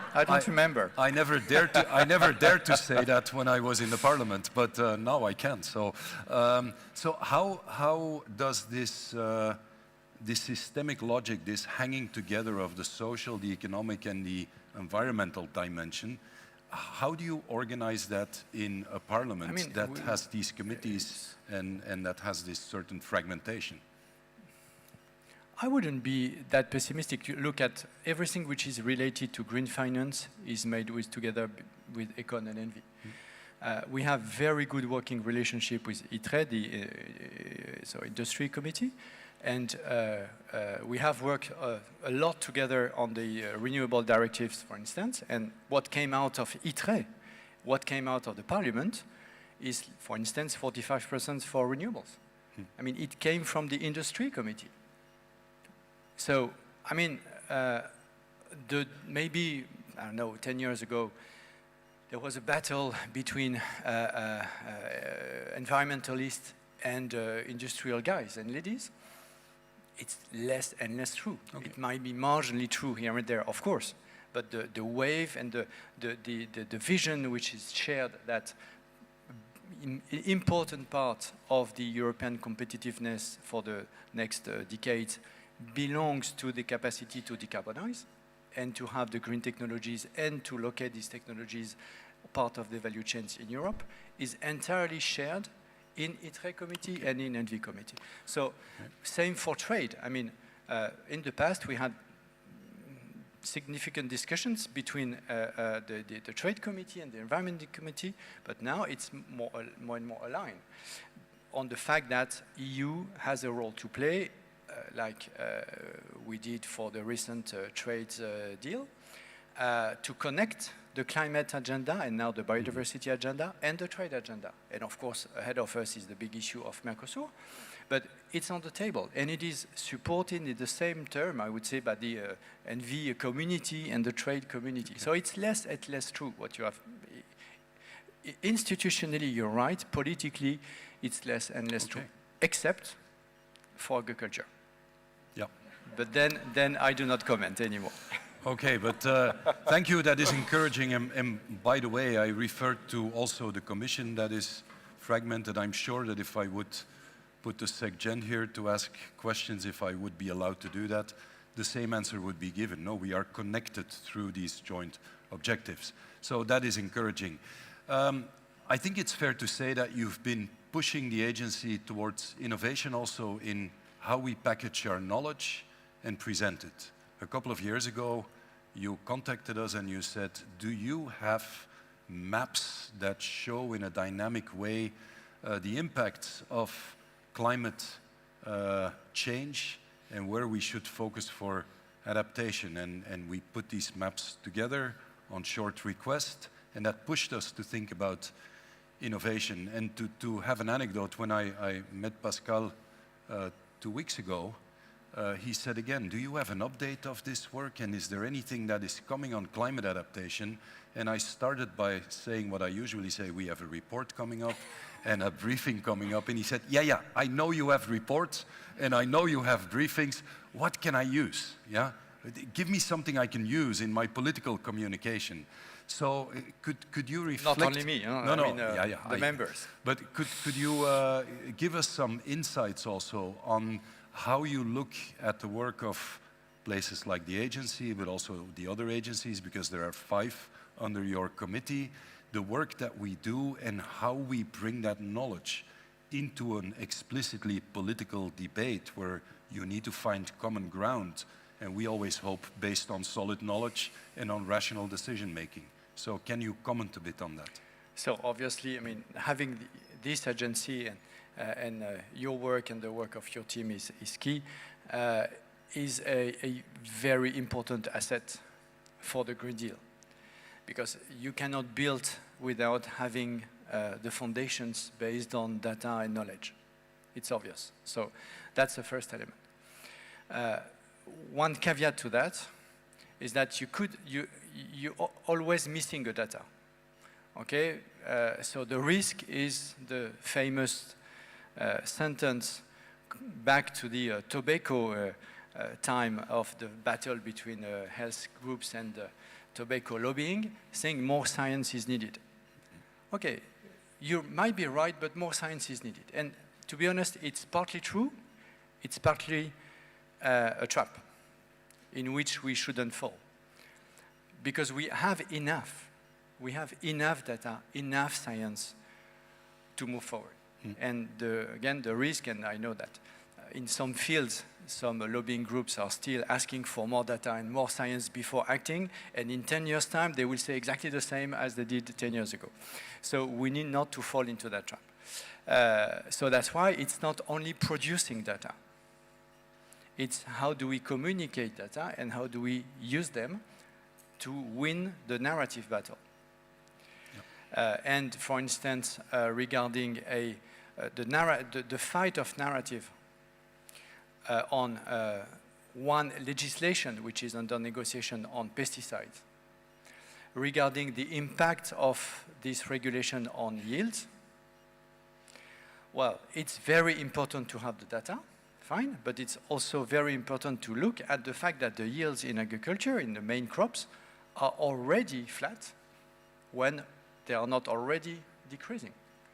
which has nothing to do with the pro-action transition lobbyist group, which has everything related to the poor quality of soil and to the, unfortunately, growing impact of climate change.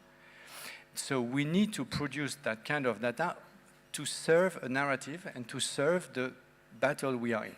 So that's why it's very important that you make it as easy to read and to digest as possible. Okay, great. On that note, and maybe good to share with you and the colleagues in the Envy Committee, actually today we launched a new website where we always connect the data to core framings, to policies that are being conducted, and to a more visual approach to representing the data. So we hope to be serving the political discussion even better. You mentioned that the Green Deal is about 50 pieces of legislation. I called it the puzzle, and there are some pieces missing. You already referred to agriculture as a really hard nut to crack, but if you look at the core missing elements, the core missing pieces of the puzzle, what would they be according to you? Well, if I look at not only at what we agreed on, but everything which is in the pipe, I would say two remarks. The first one is if there is one missing piece in terms of legislation, in terms of policy tool, is, to my view, a carbon market for the food sector. Because the CAP, it's the number one budget in the EU and so on, but it was not designed to make the green transition. So we try to reform it, but obviously it has also other objectives, and it's very difficult. We did a part of the job, but obviously just part of it. For the industry, we have the carbon market, and it's now delivering 100 euros per ton of CO2, means really something. And we have standards for other elements, like standard for cars, or for trucks, or for buses, and so on. And for circular economy, and for waste, and for packaging, and so on, we have these standards. But when you look at the food sector, so the Danone, Unilever, Nestlé of Europe, they don't have anything. I mean, they are not under a legal piece of legislation.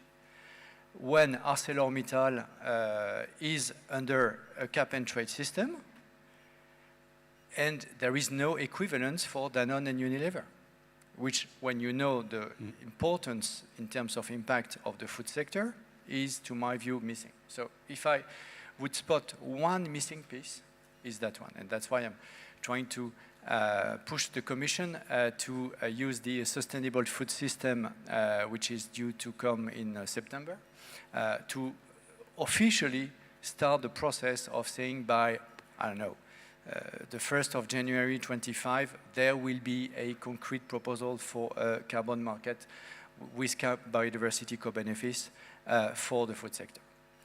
Besides this, I think everything is on the table. And the key element is to connect the dots. Precisely to it, it's not the addition of dots, it's connecting the dots. And connecting the dots with, and I insist on this, and it's not your role, but two business models. I mean, we are delivering on standards, fine. But we do not connect these standards and objectives, targets, with real capacity to drive new business models. I take one example we are in, or two if I have time. First one is nature restoration law. We are negotiating targets to restore biodiversity, which is fine. I mean, it's the first time we do not talk only about protection, but about restoration. Very good, very supportive.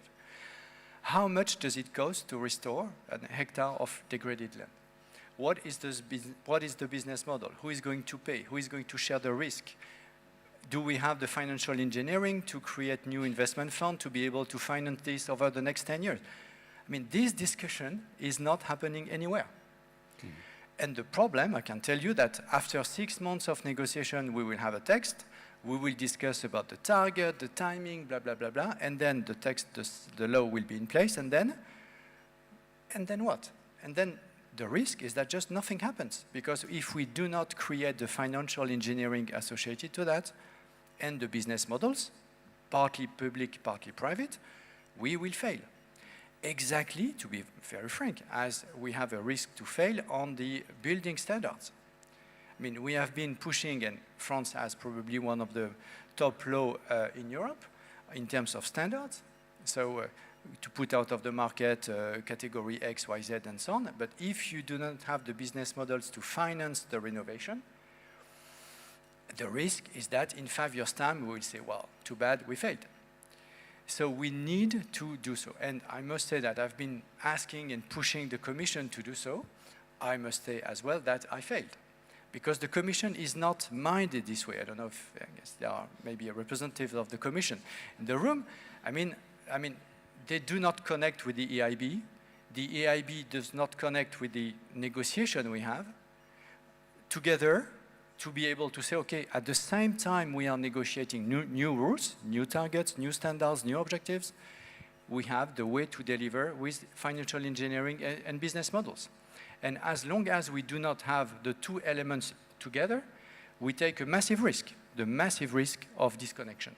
And that's, for me, the huge missing piece in the theory of change. And that's something that we really need to be careful of. And I don't know to what extent the agency could help, but it's very important to my view. Okay, thank you. I'm looking at my team and they're telling me that, so I will do what you used to do in the Parliament with me. Thank you, Mr. Canfin, for your intervention and to responding to the questions. We now need to move on to the next point of our committee's and the agenda. Thank you. So thank you very much. Yes. Thank you.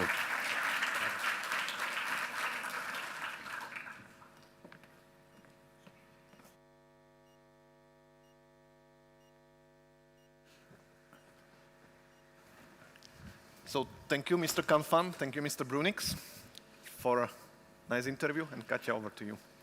Yes, so let's move to our next panel that is called Making It Happen, the panel with the focus on political strategy. But I would also argue it's about how we make the transition then really happen in different dimensions, in countries, in the financial sector, with the civil society. Milan? Yep. And I would like to invite Luc Bas, my colleague from the EEA, who will be moderating the panel. So Luc, please. Thank you, Milan. Thank you, Yes. Katja. It's silent, but there it is. Thanks. Good afternoon, everyone. So now it's the crunch time. Huh? It's the session that's going to solve it all. Make it happen. And when I looked at the title, when we agreed on, the big question was the it. Make it happen. If you hear what is all needed in the sessions that we heard before, this morning, the it is enormous. It's very challenging. Systemic change, governance changes, of course, still technology development, but that's only part of the solution. So it's huge. And then, of course, people get distracted or get disencouraged because it is so huge. And therefore, I think it's always important to showcase successes. And we hear some successes at the national level. We hear it in financial instrument tools. We hear it also in next steps, even for what the new Green Deal should be. So we have a very interesting and diverse panel. But we're also honored with Minister Khattabi, who will actually give us a preview on the Belgian presidency. And I will leave her for the end. I will call her on stage after I've called the other guests on stage. So Patrick Rumbrink, the Secretary General of the European Environmental Bureau, please.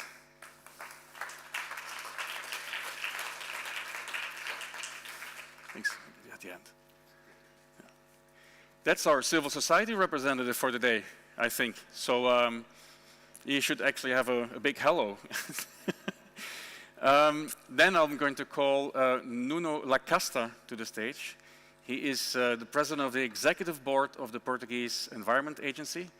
And I hope we will get some down-to-earth messages from implementation in Portugal. I don't know. And then we have, of course, where it all comes down to it, put the money where your mouth is.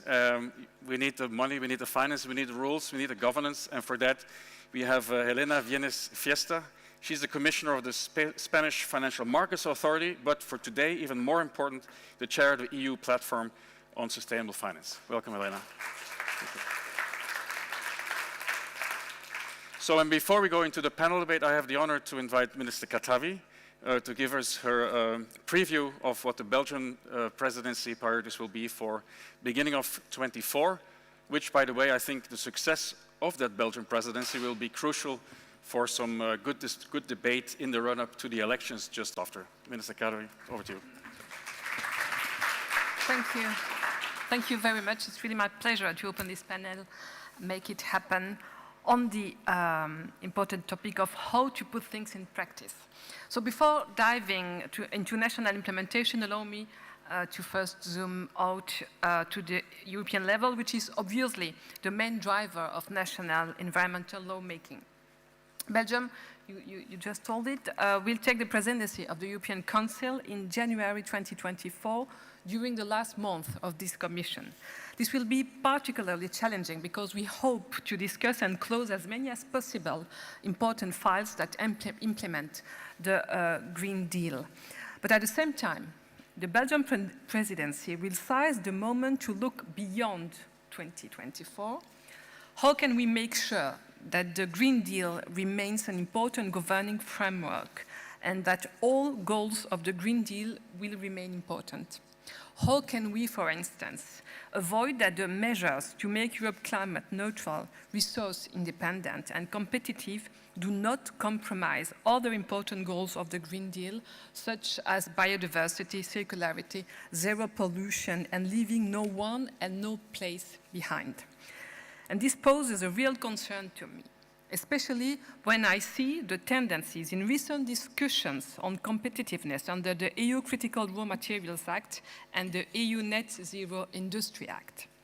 To ensure this holistic perspective of the Green Deal, in our presidency agenda, we identify three approaches. First, we build on the Green Deal goal to leave no one and no place behind. The Green Deal rightfully stated that the transition must put people first and pay attention to the regions, industries, and workers who will face the greatest challenges. Since the launch of the European Green Deal, however, we were confronted with the COVID-19 crisis, the energy crisis, and the increasing climate crisis. These crises have had very significant impacts on many European citizens and businesses, especially those who were already in the most vulnerable situations. Even though the Commission has set important steps with the Just Transition Mechanism and the Social Climate Fund, a 2022 Eurobarometer survey shows that only 50% of respondents agreed the EU is going enough to ensure a just transition. The Belgian presidency will work together with stakeholders to identify possible European policy initiatives, investments, coordination mechanisms, and tools needed to deliver on a just transition. Secondly, we will put circular economy in the broader context of the triple planetary crisis. Research data are clear. Unsustainable management of natural resources is at the basis of the triple planetary crisis: climate change, biodiversity loss, and pollution. Knowledge institutions, such as the Intergovernmental Science Policy Platform on Biodiversity and Ecosystem Services, and also the European Environment Agency, clearly conclude the following: reducing the amount of material used in the economy, which is the first step of a circular economy, is needed to mitigate climate change, to protect biodiversity, and to restrain pollution. In other words, to stay within the limit of our planet to protect the health of people and planet. Building on these insights, the Belgian presidency aims to start reflection on the next steps for European circular economy policies post-2024, with amongst other discussions on a European target to reduce the environmental and social footprint of our material use. And the third area of activities will be on adaptation and enhancing resilience. The EU does not only have the goal to be climate neutral by 2050, we also have the ambition to ensure that our society and our environment are resilient by that time. While limiting global warming as much as possible, it is imperative to adapt to the effects of climate change. The European Commission laid down an EU strategy early 2021 with 4 goals: make adaptation smarter, swifter, more systemic, and to step up international action on adaptation to climate change. It should be a holistic effort. Strengthening our resilience is much more than preparing for extreme weather events. Climate change has severe consequences for our health, biodiversity and food systems, but also for the economy and the stability of our fiscal systems. It should then also be iterative. We should never stop learning, assessing, accelerating, or redirecting the path if necessary. The Belgian presidency wants to consider how to stimulate the next steps on adaptation, and the European Environment Agency risk assessment expected early 2024 might for sure be a good basis for such a discussion. Thank you for your attention. Thank you very much, Minister. Please take your seat, and I will ask a follow-up question later. Merci. So, we have a preview. I think just transition, central, circular economy, a push in that direction, and then, of course, the adaptation agenda. So we can all start preparing for the Belgian presidency and support when it comes. And, of course, later on, we will also hear from Teresa Rivera on the Spanish presidency, I'm sure, so we can see how those are to be being linked up. Now I will ask a question about the national implementation in Belgium later, Minister. But before I do, I will turn to Portugal and to Nuno. And as I said before, we should start from all the successes on implementation of the Green Deal. In the next round, we'll be honest, and we'll also look at some of the challenges on implementation. Just to say that in this panel, we will not maybe focus so much on the global connectivity. There will be some reference here and there. And it's a bit of a disclaimer, because I think if you look at what we have to do in Europe, we are quite well planned, quite well informed. We have a framework, we have a Green Deal, we have legislative packages, and we are on a trajectory. But we should not forget that, of course, all happens in a global context, and that and it was said before by Diane Simiou from France, that our footprint in the global context is, of course, still enormous, and also to be taken into account. But we will not talk about it here. I just wanted to make a disclaimer that we focus now a bit more on the national level and on the future steps also for the Green Deal. So Nuno, what are the successes?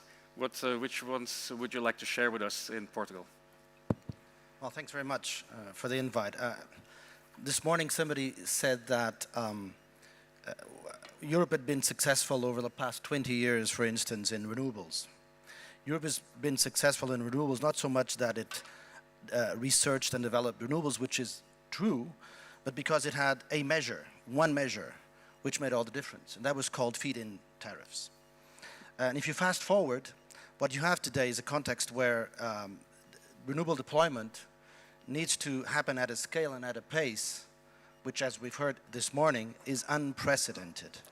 My country is an example of a country that sort of made a bet back in the early 2000s to move from fossil fuel-based electricity generation to renewable generation. And we did so at a time when, indeed, we put forward a feed-in tariff, but at a time when renewable energy prices were so much higher than they are even last year. People forget that, but they were subsidized. And we made a bet. I remember, for instance, that we made a bet of subsidizing some few solar panel installations, 300 euros per megawatt hour. Now, we stopped eventually because we wanted to see the technology mature, and what we see today is that 60% of our electricity generation is already renewable, and it's going to be 80% before the end of this decade.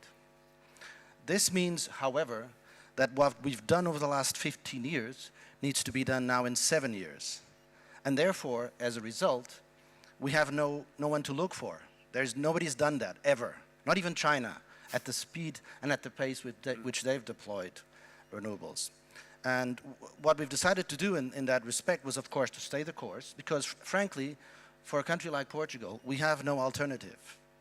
We were 85% dependent on foreign sources of energy just about 13 years ago.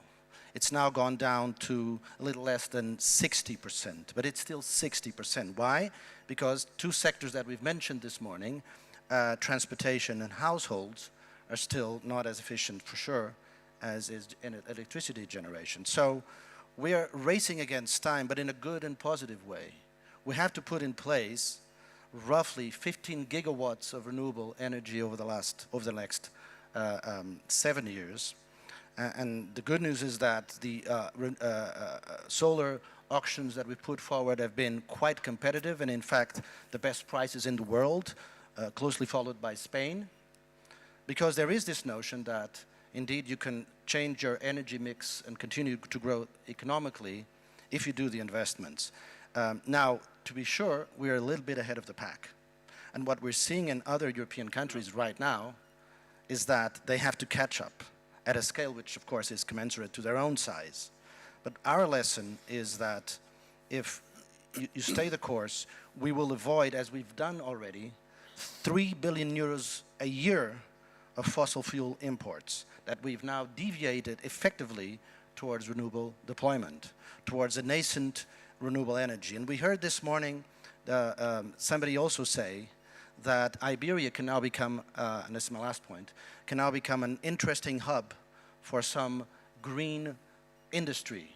Well, it's not only a theory, it's becoming reality, because now that you have the renewable energy base that sustains, of course, consumption by households, but in fact there's excess capacity, Iberia can export, connections allowing it, not so quite yet. The resulting factor here is that it can also provide some industrial base. And it wasn't really talked about this morning because we have this sort of fear-mongering kind of thing about the IRA, but onshoring industry into Europe is in our vital economic interest. If anything we should have learned over the last 20 years is that it is no alternative for Europe. So a big opportunity, and Portugal actually seized it. And we look forward, of course, to that excess green energy that we will be producing, that we get it in towards the rest of Europe as well, as part of course, a bigger approach. Of course, all of that has to be financed. It has been financed. There was a business case. In other cases, the business case for financing is a bit more difficult, and therefore you need some clear and good rules. And for that, I think it's good for maybe some in the audience also to have a bit of an understanding and an update of what the taxonomy platform is doing. So Helena, can you just give us a brief context and then maybe also allude a little bit to these very important transition plans for the industry that go with that? Thank you. Yes, it works. Just so you get an idea of where we are at, right? Roughly 1/3 of the world's largest publicly traded companies have committed to net zero. Now, that is really good news, a really good piece of news. However, that said, when you actually start looking into the details of those pledges, you start finding out that they lack some teeth, that they are of poor quality, and most importantly, that those pledges are not translating into real action, into emissions reduction. So many of those companies, they still haven't committed to reach net zero by 2050. Only 1/3 of those have an A interim target. Many of those, at the same time they have committed to net zero, they are investing in new infrastructure linked to fossil fuels. Others are compensating or offsetting, and that's how they're reaching their targets. And finally, many of those, you realize that they don't include all their operations, all their activities, or all their emissions, and they're more concentrated on the relative emissions, which is fine to have them, but you also need the absolute emissions, because this is about net zero in terms of absolute emissions. So why is it needed? So first of all, what we need is for companies to establish short and medium-term goals. This is not only really important, and those targets, need to be in line with the IPCC's net zero greenhouse gases model pathways that limit global warming to 1.5 degrees with no or limited overshoot. So as I was saying, those targets not only need to be in line with that, and they are important from a science perspective, so they meet, they follow the pathways, so to say, but also from a cultural perspective, because only you need short-term, targets and goals for top management, and that's the boards and executive management, to take ownership. So only then you're going to start having companies reducing emissions today. What's really important is that once they establish, okay, these are our targets, this is what we want to get, and this is what we want to get by X, by when, this is specified, then you need to ask them, how, yeah? And tell me in detail how you plan to get there. And those are the transition plans, really key. And I would say there are two key characteristics or adjectives that I would put to a good, solid, credible transition plan. On one hand, that is detailed enough. And by detail, I mean that it needs to tell you it's a strategy to phase out fossil fuels. It needs to tell you exactly, which emissions are included, the operations. It needs to include a social risk assessment, the adaptation, the physical risk assessment, and so forth. The other characteristic is that it needs to be aligned or coherent. And what do I mean by aligned or coherent? Aligned or coherent means that it needs to be aligned and coherent with the rest of the activities of the company. And by that I mean from the lobbying and advocacy activities, from the remuneration and incentive packages across the board, but more importantly with the business strategy. And here is where the taxonomy comes into play, because there is no better way for a company to demonstrate that it puts its money, where its mouth is, than through the CAPES alignment with the taxonomy. Because CAPES alignment with the taxonomy means that those capital expenditures, those investments, are part of an investment plan to either expand the activities that are already there, so they're already low carbon, or to render assets and their activities taxonomy aligned, that is, low carbon of the best performance in the market that is today. So in other words, transition plans operate at entity level, taxonomy operates from the bottom up at asset level. They're two sides of the same coin. Thanks for the reminder, and I think it's very important that you emphasized what was said earlier, but it's often more difficult is to phase out things. Hans was saying it, I think, in his introduction. Accelerating technologies, accelerating uptake is one thing, but then to start phasing out.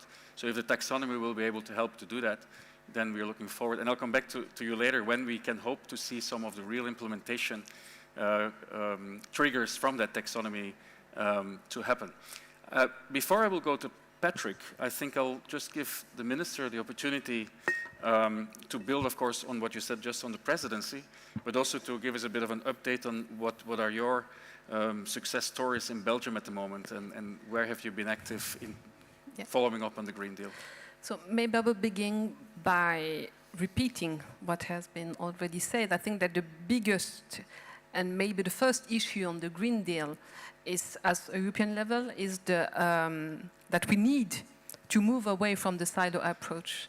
We need to take a holistic approach where all the goals are equally important, but also a systemic approach to create policy coherence and synergies. And in this spirit, I developed several policies at the national level. First, for the climate policy, I'm only the architect of the climate policy, if I may say it like that, because all my colleagues are in charge of the climate policy. So each of them receive goals, short terms, middle terms, and long-term goals. And everyone is responsible, all my government is responsible for our climate goals. And so it's really a cultural revolution. So it's the first step. We have to see how it goes, but it's really a strong climate governance. Each 6 months, we see each other to see if the measure that they propose and that we try to manage with give the impact that we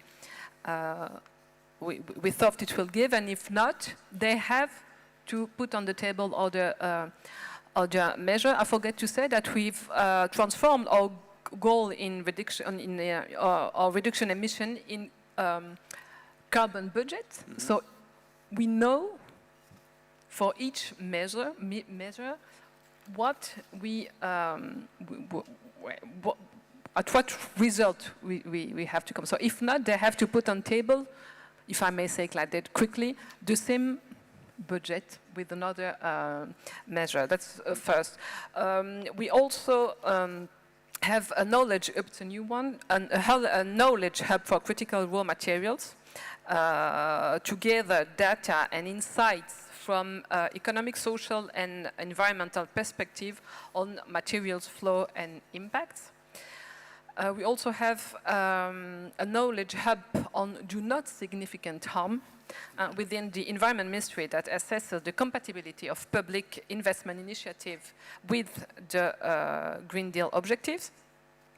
I launched a national multi-stakeholders process on just transition to prepare the organization of a green transition that leaves no one behind, because I think that it's, Pascal told it, it's also, the narrative is also a issue, and the democratic debate is a crucial issue if we want to have the citizens with us. And as part of the Belgium National Recovery Plan, I launched 2 calls for projects called Belgium Build Back Circular to support, in line with the Green Deal objective, circulars entrepreneurs that look for system shift in economic design and substitution for chemical substances. And finally, I set up the coordination body for complex risk assessments.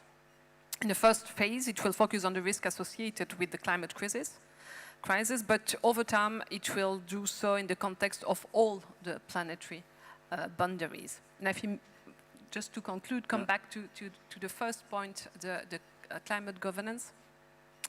For example, I work with my colleague in charge of finance on a sustainable finance strategy.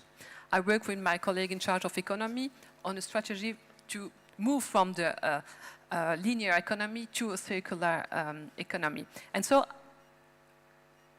as you know, as Minister for Climate, I don't really have the policies, so I have to work with the other one. And I think that, well, I spoke about a cultural revolution, but I think that if the climate issue was in hand of the Prime Minister, it will be a strong signal to show that the climate policies is not only the business as usual policies, mobility and energy, but it's also an economic and a finance issue.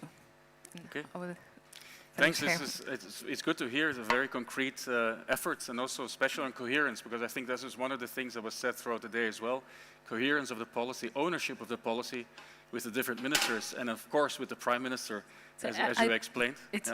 I play against myself when I say that it has to be in the hands of the Prime, but I think it's a strong signal to show that each policy has to deal with the biodiversity loss and the climate crisis. Okay, but I think you should also run for Prime Minister at the next elections. That was my conclusion, but I thought it was not a good idea that I told it, so thank you. Thank you so much, and maybe a comment on both the national examples that you now showed and explained. You actually go beyond what the Green Deal has been pushing you towards. You actually had your own first mover also on that climate risk body that you're going to establish. So that's interesting. I think later on we will maybe come to where the challenges are with implementing the actual Green Deal, because they're definitely there. But I'm sure that Patrick has some ideas on where the opportunities are, but also where you see some of the challenges also at the national level with the implementation of the current Green Deal and potentially also towards an even more ambitious one. Okay. Patrick, over to you. Yeah, thanks very much. I'll try to bring an analogy, and then I'll try to put the practical elements into this analogy. So this session is called Make It Happen, and what is it that we're trying to make happen? It's the Green Deal. And when Ursula von der Leyen launched the Green Deal, it was regarded as a person on the moon moment. So I'd like to build on that analogy and then thread the various practical realities to that image. So imagine we have a rocket which is on the launch pad.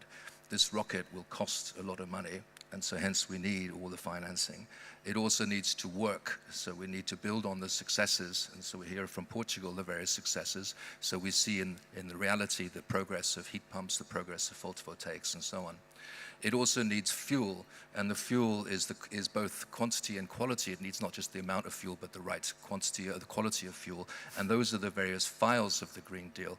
So we need to make sure they are, all of them, we have sufficient files, we get through the lot, and that we have the quality of files and don't cut back on the ambition and the teeth and the potential of these files.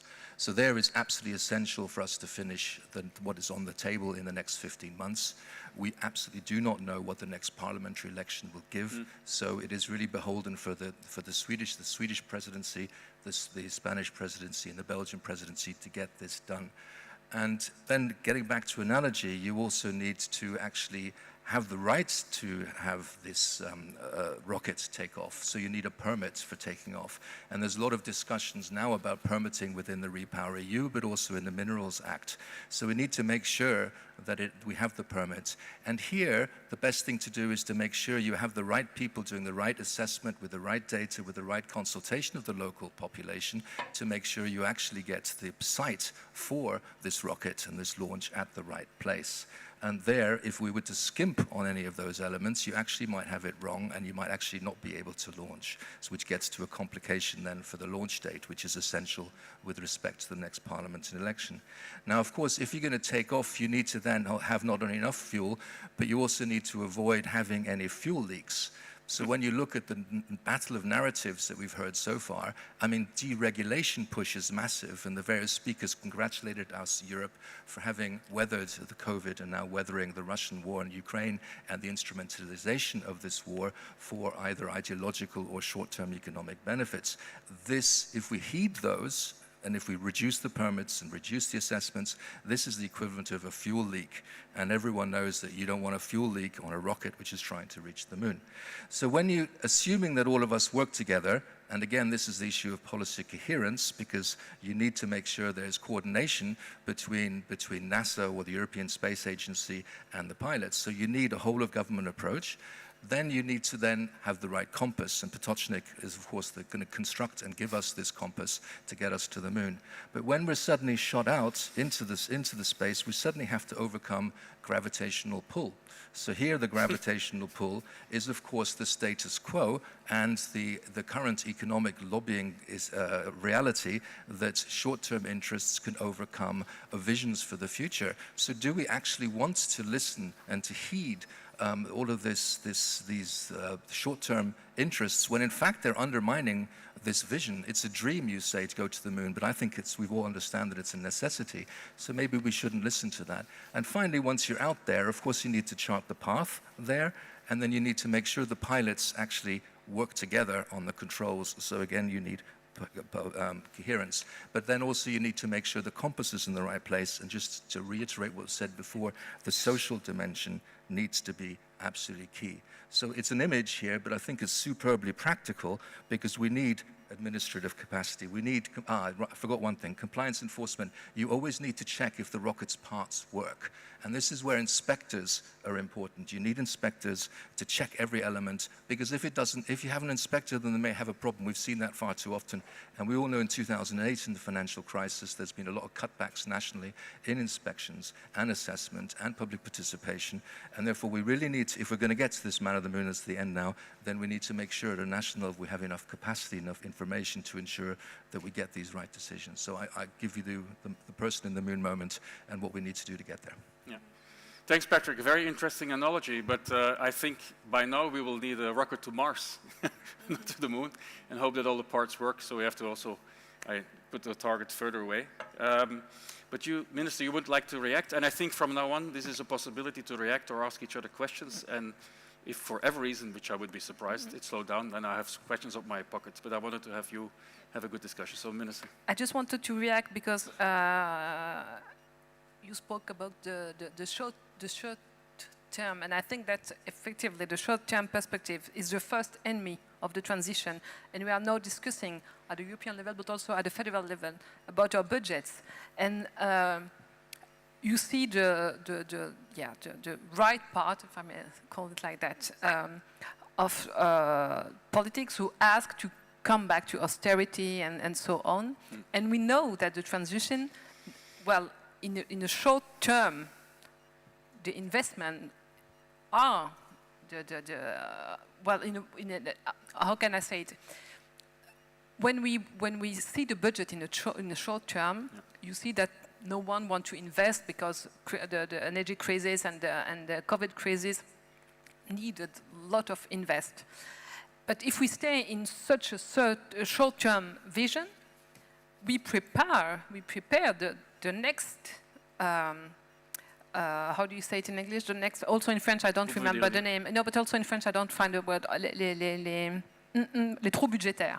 Okay. So I don't know how to say it in English. The next. The gaps in the budget. The next gaps.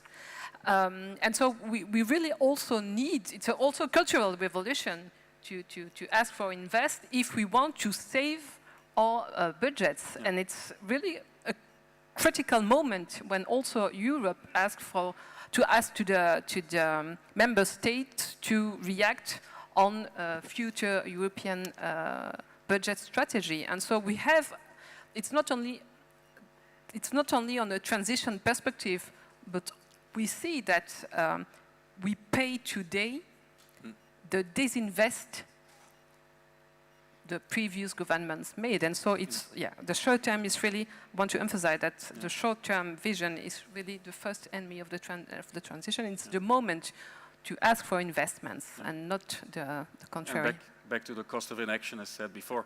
As we're talking about money, I thought it was maybe good to transit to Helena, because we're all hoping, of course, that taxonomy, as it's being discussed, has been developed, will really have some implementable success very soon.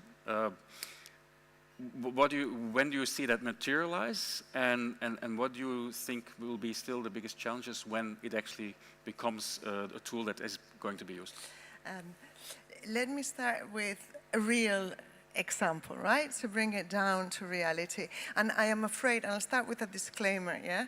My story is much, much more dull than the super story about the product, yeah? Because I'm in the world of finance, yeah? So apologies for that. So let's imagine I'm the CEO of a utilities company, yeah? And I have 4 plants, and none of them meet the criteria of the taxonomy. That is, the 100 grams of CO2 equivalent per kilowatt. Now, however, I have committed to net zero, and my remuneration package is straight linked to the different objectives and targets I have set up. And my targets are about, on the 2025, I will, turn my first plant, taxonomy aligned, the second by 2030, the second one, and so forth, yeah? So what I will start doing is, okay, how much money do I need to transform my first plant and make it taxonomy aligned? Now, all that money that I will invest during the next 2, 3, up to 5 years, and even exceptionally can go up to 10 years, will be considered taxonomy aligned. And why that is so important? It's so important because then I'll go to the bank, yeah? Let's imagine, Minister, that you are the bank, yeah? I'll go to the bank and ask for a green loan or ask to issue a green bond. And why do I have an interest on that? I have an interest in that because I already know that green bonds in the market are benefiting from a greenium. So that's good news for me, On top of it, if it is a green loan, then I know the bank has an interest on that. Why? Because the bank also has to report on what is the greenness of their credit portfolio. And your shareholders are examining you, not only the regulators and the supervisors, but your shareholders are asking you and want you to have a higher percentage. Now, not only that, I have another advantage, which is that any share that I emit, or any general purpose bonds, that's normal corporate bonds, will have two figures attached to them. On one hand, the 0% of revenues. Okay, for the time being, it's 0%. But on the other hand, my CapEx alignment, and I have decided to put 80% of all my CapEx into transforming, that first plant.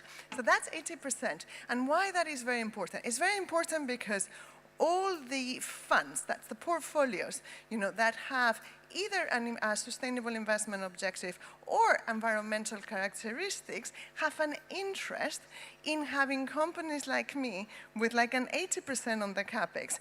And let me tell you one thing. Today in Europe already, 50% of the market is either has a sustainable investment objective or has ESG characteristics. That's half of the market, yeah?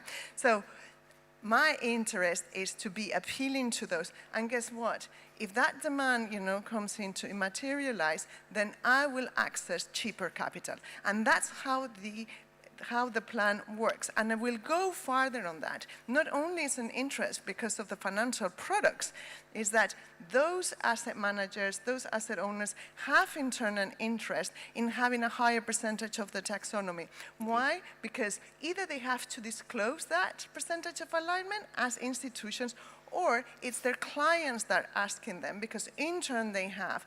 And last but not least, the retail investors now, so all of us, we can now, when we go and invest in a bank, we will be asked whether or not we have an interest on ESG, on environmental, and guess what? The taxonomy is one of the elements.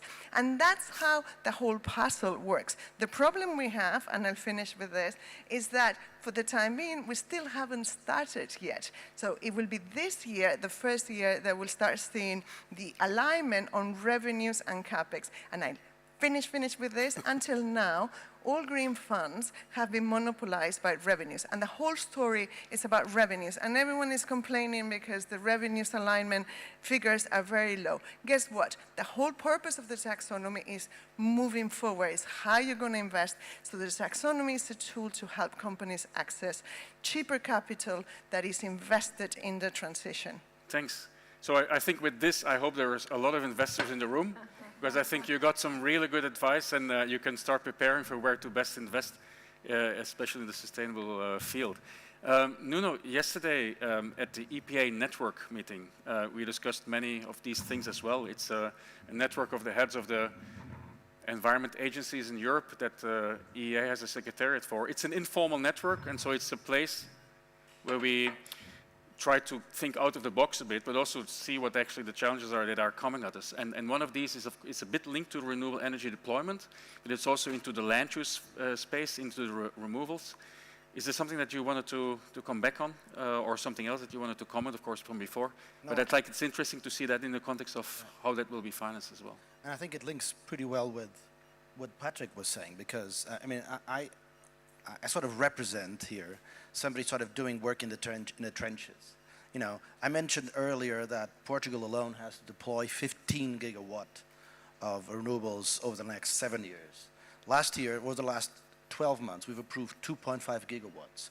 If we were to stay this course, we would be okay.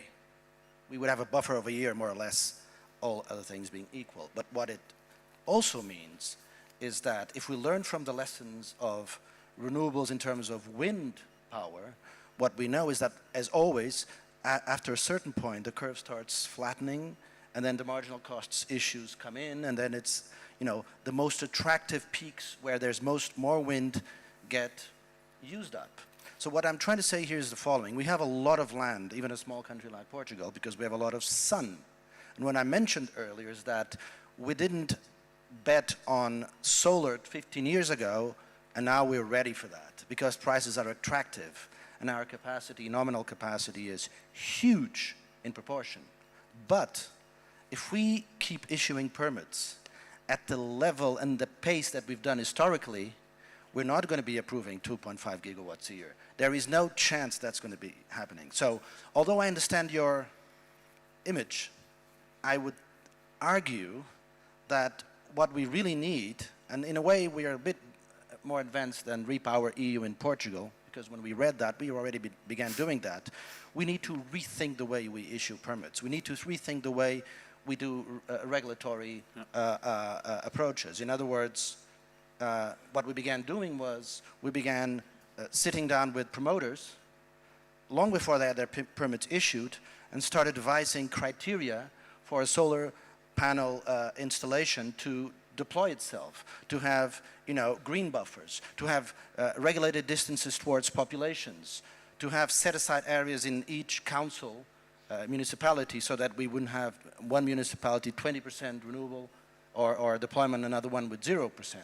And so these are the kinds of issues that we need to address in Europe, because bottom line is we need to reconcile these very ambitious targets, these very ambitious metrics, which have to happen over the next decade, with another target that we have before us, and that's the 30-30-30. Anybody in the room knows what the 30-30-30 is?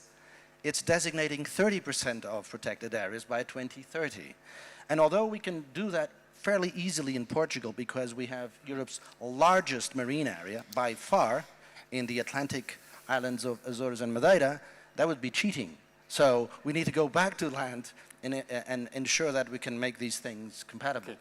So there are many, many challenges that we can address if we think differently, rather than just saying, I'm not saying that's what you said, but rather than just saying, oops, we cannot allow, no, we have to rethink the way we've approved projects going forward. And thanks for making that bridge to nature, biodiversity, forest, and in York, and of course in the case of Portugal, a lot of the ocean protected area.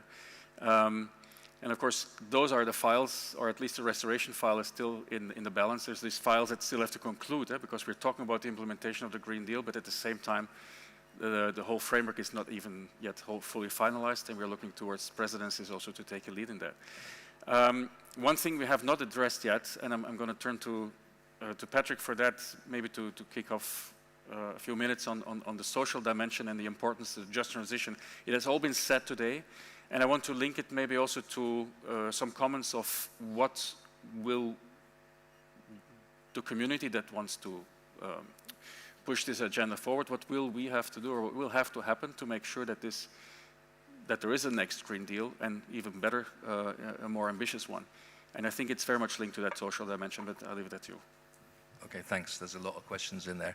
Okay, I mean, the social, as we've seen, I mean, with the prices and the difficulty of everyone dealing with the crisis at the moment, the social dimension has really shot up. And so absolutely has to be, the social dimension has to be at a core. But if I start with a very practical focus in response to the last question on permitting and then broaden out, I mean, with respect to permitting, we've seen in Ireland that historically houses, domestic houses, could have only a maximum of half their roofs covered in PV, and they needed a permit for that.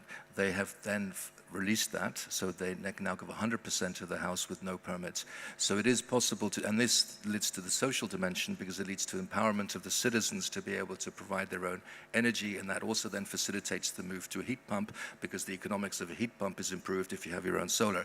So that then allows, reduces the amount of economic hardship on the individual. It also helps their resilience, and so it fits the social dimension. And if that's complemented by issues of investment in building renovation and efficiency, then again, the fuel bill goes down even further. So I think with respect to the social dimension, just very practically, one can do a lot to really empower the individual and the household to do that. If the individual and household feels that their concerns are recognized and taken on board, then there will be a buy-in. So the question is, can we do this? Now, the Social Climate Fund was a step forward. The National Recovery and Resilience Plans do allow payments and so on. So I think there's a number of mechanisms, but we need to really go through and see what other things. We talked earlier about, I think Potocnik talked about, we can't have a one-to-one replacement of fossil fuel vehicles with electric, but we need to go public transport. Not everyone can afford an electric car, not now, not in a few years. So what we really need is mobility, and I think that was what Hans Bräunig said. So here what we need to have is an investment in public transport, but we also need to think about the social dimension, so you need to think about pricing. And here a lot of cities have done something very interesting, and also the country of Luxembourg has done something interesting about pricing. Again, this is taking into account the social dimension and building on the champions there. So I think what we need to do for the Green Deal now, to make sure it's buy-in for the next time, and also make sure those elements that are still possible to integrate in the next 8 to 15 months are there, but then to make sure that the new Green Deal that comes forward is really is a social contract for an ecological transition, and that we systematically engage. And to do that, we actually also need to engage in the social civil societies, various social actors, and listen to them saying, well, what actually do you need? And speak also to what cities know that their population need, and make sure that is integrated all the way. If we manage to do that, then I think we can design an attractive Green Deal too. A lot of it has to be implementation, of course, but we also need a series of enabling mechanisms to support it. If you see those two, then people say, that works. But at the same time, we also need to recognize, as speakers this morning said, that an incremental approach isn't enough. We need to move towards system change. Now, the incremental step so far has allowed a basis to move closer to a tipping point, because the more and more people realize we've got to do something, which then creates an enabling condition for us to then say, well, let's leap forward, okay, more widely. So I think all of those things are important to enable a second Green Deal too. But there's another dimension, because people often complain that we're alone in the world. This is where the diplomacy dimension is fundamentally important for a Green Deal too, and has to be central to it. So we have the just transition needs to be central, but the diplomacy, this is diplomacy across member states, but also globally. Because we've seen, for example, with the emission trading scheme, Europe had this interesting tool. Everyone thought we were insane to do so, and now there's over 20 of them in the world. So we've got the first Green Deal. We don't have to be the only people, so why not engage with New Zealand, with Chile, with Korea, South Korea, and others to get Green Deals? If we engage in that sort of diplomacy, plus that we have the social dimension integrated, plus that we actually look at where we have system change, and then design something which also recognizes the fundamental need for implementation, and financing has to be a core as well. Not just the taxonomy, but the MFF, we need to think about that. MFF is only 1% of EU GDP, so we need green public procurement, which is 14. We need national member states and regions and so on to do more, which is even more. If you combine all of those into a sort of Green Deal too, then I think we go, yeah, we need that. It's possible, yeah? And ultimately, behind all of that, we need to give people hope. And only if we then build on the successes from Portugal, from financing, from what each can do, then we say, okay, we can do this. Because to end on the last point, people talked this morning about being weary. Now, I don't know how many of you, when you were school kids, had to run across country, but normally around a quarter of the way in, most of us are weary. So the question is, but we didn't stop. And I think it's the same with the Green Deal. We just need to focus, we need to learn the lessons, we need to pace ourselves, and then we need to know where we're going. So I think it is possible. It's not only possible, I think it's essential. Yeah. So it's definitely mission possible. I think that's one to remember. And there was a lot of answers in my long question. Thanks for that. From the city level to the global. And I think it's good that you remind of the fact that the inspiration of the Green Deal is something that I think we may be more actively carrying out and having others on board with similar processes. Well, as we are here at this bit more forward-looking, but also linked to the social dimension, Minister, you may want to come in, because I think, as far as I'm informed, there's a lot of happening on the stakeholder involvement also in Belgium, and I think you wanted to say a few words about that as well. As I've said earlier, I'm currently organizing a national conference on just transition. What does just transition means for Belgium? And to prepare this process, I have been working together with a multitude of different stakeholders.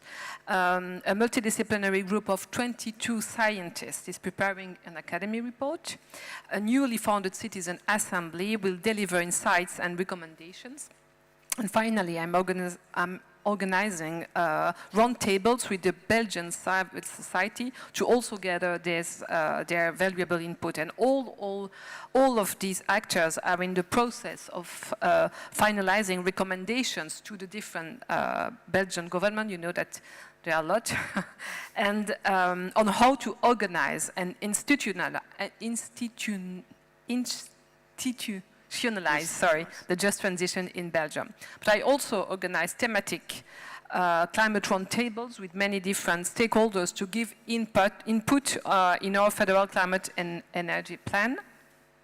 But also, as Minister of Sustainable Development, the SDGs and the 2030 Agenda are an extremely important framework for my policies. And one of the crucial elements of this agenda is its holistic approach, which includes the multi-stakeholders approach. It's an agenda by and for everyone, which I try to translate into my specific policies. For example, the organization of the annual SDG Forum is a good example of how we strive to bring together all stakeholders on a yearly basis. And regarding policies, throughout my several competencies, I frequently call on the Federal Council for Sustainable Development for their inputs and advices. And this council is a great example of the institutionalization of a platform that brings together the different perspectives from our society. Minister, can I stop you here? Yeah, absolutely. Because I think it's interesting to mention the Federal Council for Sustainable Development, and I want to just pick up on that because it's another interesting example in Belgium that is also trying to bridge this whole governance complexity that Belgium has. It's a mini Europe, as you know, in a sense, with all the governments that are at play. And but that Federal Council is a very interesting instrument for those that don't know it. Worth looking it up. And I had the pleasure to be part of it in my previous life. But I think it's one council that can actually do much more also in the future and making the case for support on the Green Deal. As we are heading into the last 10 minutes, and I really find it important that we have at least 1 or 2 questions from the audience before we conclude with some final remarks. I think I see a hand at the very back. Is that possible? Do I see that right? And maybe one, as we always have been fair to the online participants, maybe there's one from the online participants. No? Okay, so people have then maybe tuned out. That's possible. But so then we have one, and then I think Eva could be the second one. Yeah. And please make your questions short, to the point, and if you can address it to a panelist, even better. I will not allow you to make statements. Thank you. Sophie Perroux from the Health and Environment Alliance. We are actually bilingual, as well as Hans was saying, you need to speak policy and science. We speak science policy. We also speak environment, but we also speak health. And we just heard a lot about social. I don't know what social is. I know what inequalities means. And here is my question. When are we finally removing the permits to pollute? I'm very sorry to say, but I find it a bit complex what we hear today. A normal citizens would not understand a word of what was being said today. So sorry to say, I'm coming from civil society, so I have maybe this duty to tell you, speak a bit simple. And so when are we really finally removing the permit to pollute with chemicals? So nobody chooses to be polluted by chemicals. This needs to end. I represent people who die from chemical pollution, from pesticides victims. This has to end, really.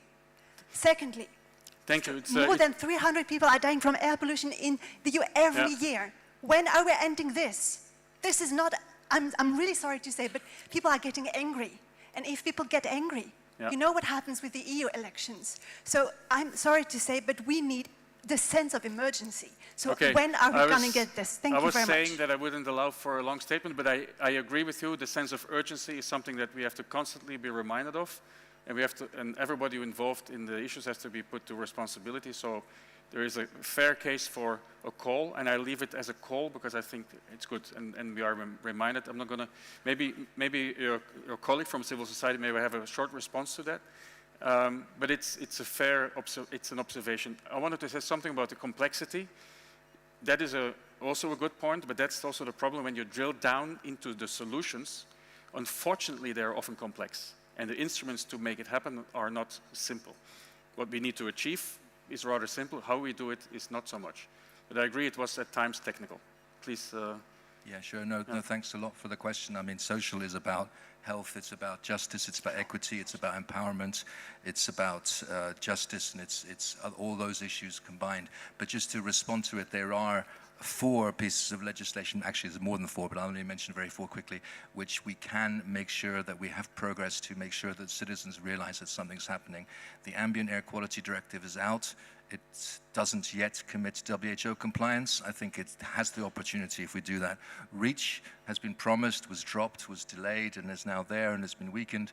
We need REACH in June to be able to make sure it actually finishes in the window of opportunity before the end of this Commission and Parliament, because we just don't know what's going to happen. The Industrial Emissions Directive is being discussed. These are effectively directly linked to permits to pollute. We need to really push that this is ambitious. There have been some council conclusions, not as strong as we like, but it'll go all the way to the trialogues. And the fourth is, of course, on pesticides. And I think on that, the call for another impact assessment just because they didn't like the results is, I think, a travesty of process. And I think here we need to make sure that we really do engage in this and follow process. Otherwise, it's a bit like taking a leaf out of Boris Johnson's book and saying, I don't like it, I'll change the direction. I don't think we want to do that.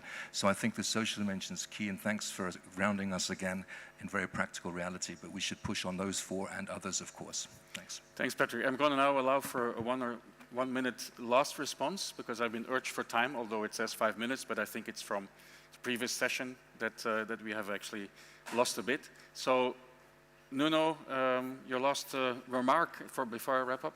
Well, I want to answer that question, because the question about air quality is a very good example of something that we should be doing and aren't yet doing because we're not connecting the dots. If we phase out combustion engines on urban areas, I can guarantee you that the 300,000 Europeans that prematurely die every year out of bad air quality, and it's not indoor air quality, or for that matter in my country around 6,000, that figure will go down. That's one pandemic a year. So frankly, if we connect the dots, and if we cannot speak on Mondays that we need to be bold on this or that, but then keep checking these figures coming back and forth. So yeah, let's connect the dots. I think we should be doing that promptly. We have all the elements, all the technology in place. And I understand the argument about electric vehicles being such that if you look at the life cycle, there are issues. But again, if you only get stuck into that debate, you don't connect the dots with air quality at the very low level of everybody's lives on a daily basis.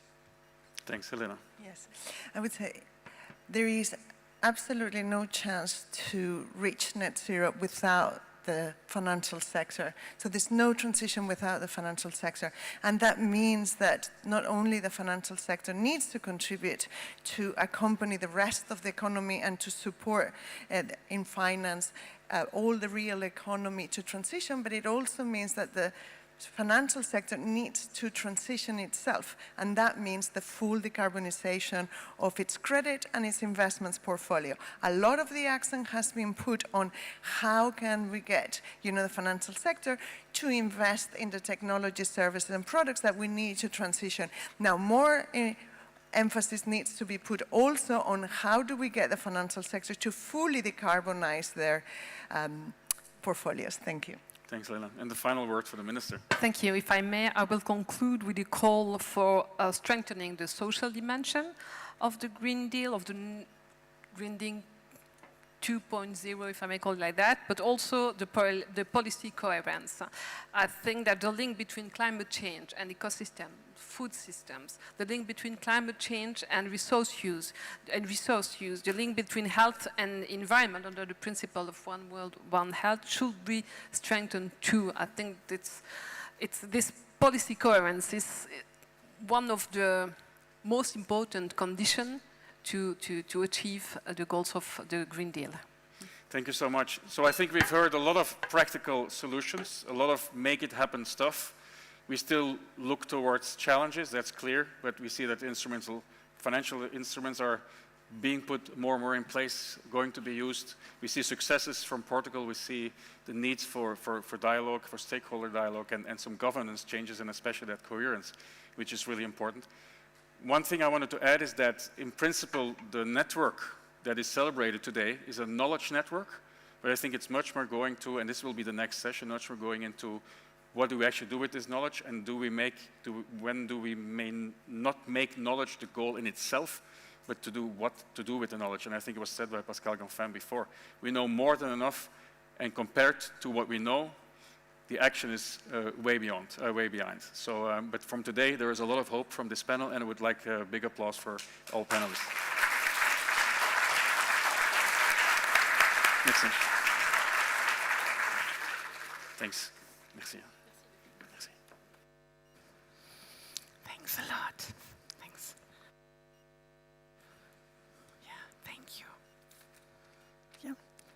Thanks a lot to the panelists. And now I think we are looking forward to hear a video message. And that will be from Teresa Ribera Rodriguez. She is the 3rd Vice President of the Government and Minister for the Ecological Transition and Demographic Change in Spain. So we can hear the video, please, now. Today we celebrate water. Today is the Water Day. So to be sure that we all remember how important is water in our lives, how important is water for the health of the people, for the access to food, for the access to the well-being of anyone in planet Earth. Allow me to start with a nice souvenir of Domingo Jiménez Beltrán, the first director of the European Environment Agency a very long time ago, founding this very nice institution and this very useful network of different players in our countries, so to facilitate a much more environmentally sound solution and policy-making decisions. It is so good to have this opportunity to remember how many things we have achieved along the years and how many things we still need to work on. And some of them are very clearly in our menu today. How the disruptive times that we are living through are important in our process, in our pathway, to build a much more nature and ecosystem-based and sound prosperity all over the world. I think that this is quite a challenge for all of us. I think that one of the very important messages to be stressed in this context is that we need to anticipate. We need to use our common intelligence to identify where the main challenges could be, where the main threats could be, how we can share these pieces of information with the general public opinion, how we can identify the ways forward to face these challenges in a successful manner, where the social concerns may be, where the different drivers of change may be built, how we need to ensure a deep, honest and loyal dialogue between those coming from the academia and those being responsible for taking decisions in boards or in the administration and institutional parliaments and governments. Working together, we can succeed much more easier. Working together at the European level, we can learn from each other, but we can also provide large-scale solutions that can facilitate all over the world, not just in Europe, but also in other regions of the world. We have identified some of the very key elements. What about the land surface? What about the ocean and the water? What about the energy systems? What about the food systems? What about the elements dealing with justice, fairness, and access to opportunities in any society?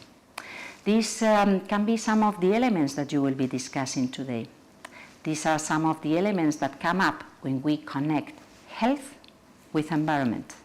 We know that there is a very close interlinkage between both issues, not only because of the access to food or because of how to prevent the disaster risks situations that we may be facing, but also because the quality of the air we breathe, the quality of the soils we use to grow up crops, the quality of the water we drink, or the quality of the water and the ecosystems that provide the right context for fishes or for any element in nature could be very, very important.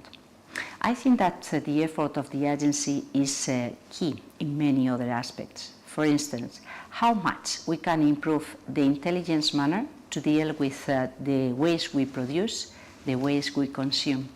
This is something that we have been building around for a long time already. We have understood to what extent building and crafting these secondary raw materials markets can be helpful. The circular economy can provide a much more efficient manner to use the different materials, to reduce the consumption of materials, including water and energy. How we can design things in a different manner, how we can ensure that anyone in any society can accede to whatever may be needed without entering into something which is absolutely ridiculous, which is the wasteful society, the wasteful linear economy we have been building for a very long time. I think that you will be probably providing some good responses to these questions, and I'm sure that the different decision makers that will be with you today will take good note of the recommendations you will be issuing. Thank you so much.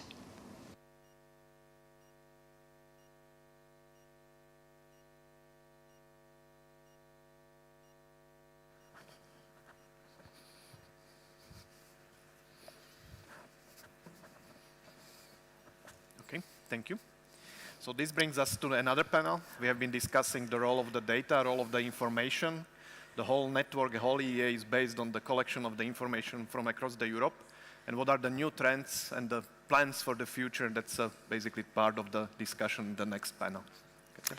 Yes, and for that, let's invite Tanja Suni to the panel, which will be the moderator of our next session. And she is Research Director at the Ministry of Environment in Finland, and also a member of the EEA Management Board. Tanja, over to you. Thank you very much. Welcome to this final session on a very exciting topic, the future of knowledge. And without further ado, I'll ask Chris and Jock up here to give the introductory speech. Jock Martin is the Head of Coordination, Networks and Strategy at the European Environment Agency, and Chris Steemans is the Head of Data and Information Services, also at the European Environment Agency. Please. Thank you, Tanja, and good afternoon, everyone. I'm Chris, and that is Jock. Thank you, Chris. We would like, before we go into the presentation, which is on the democratization of knowledge for action, we would like to invite everybody to stand up.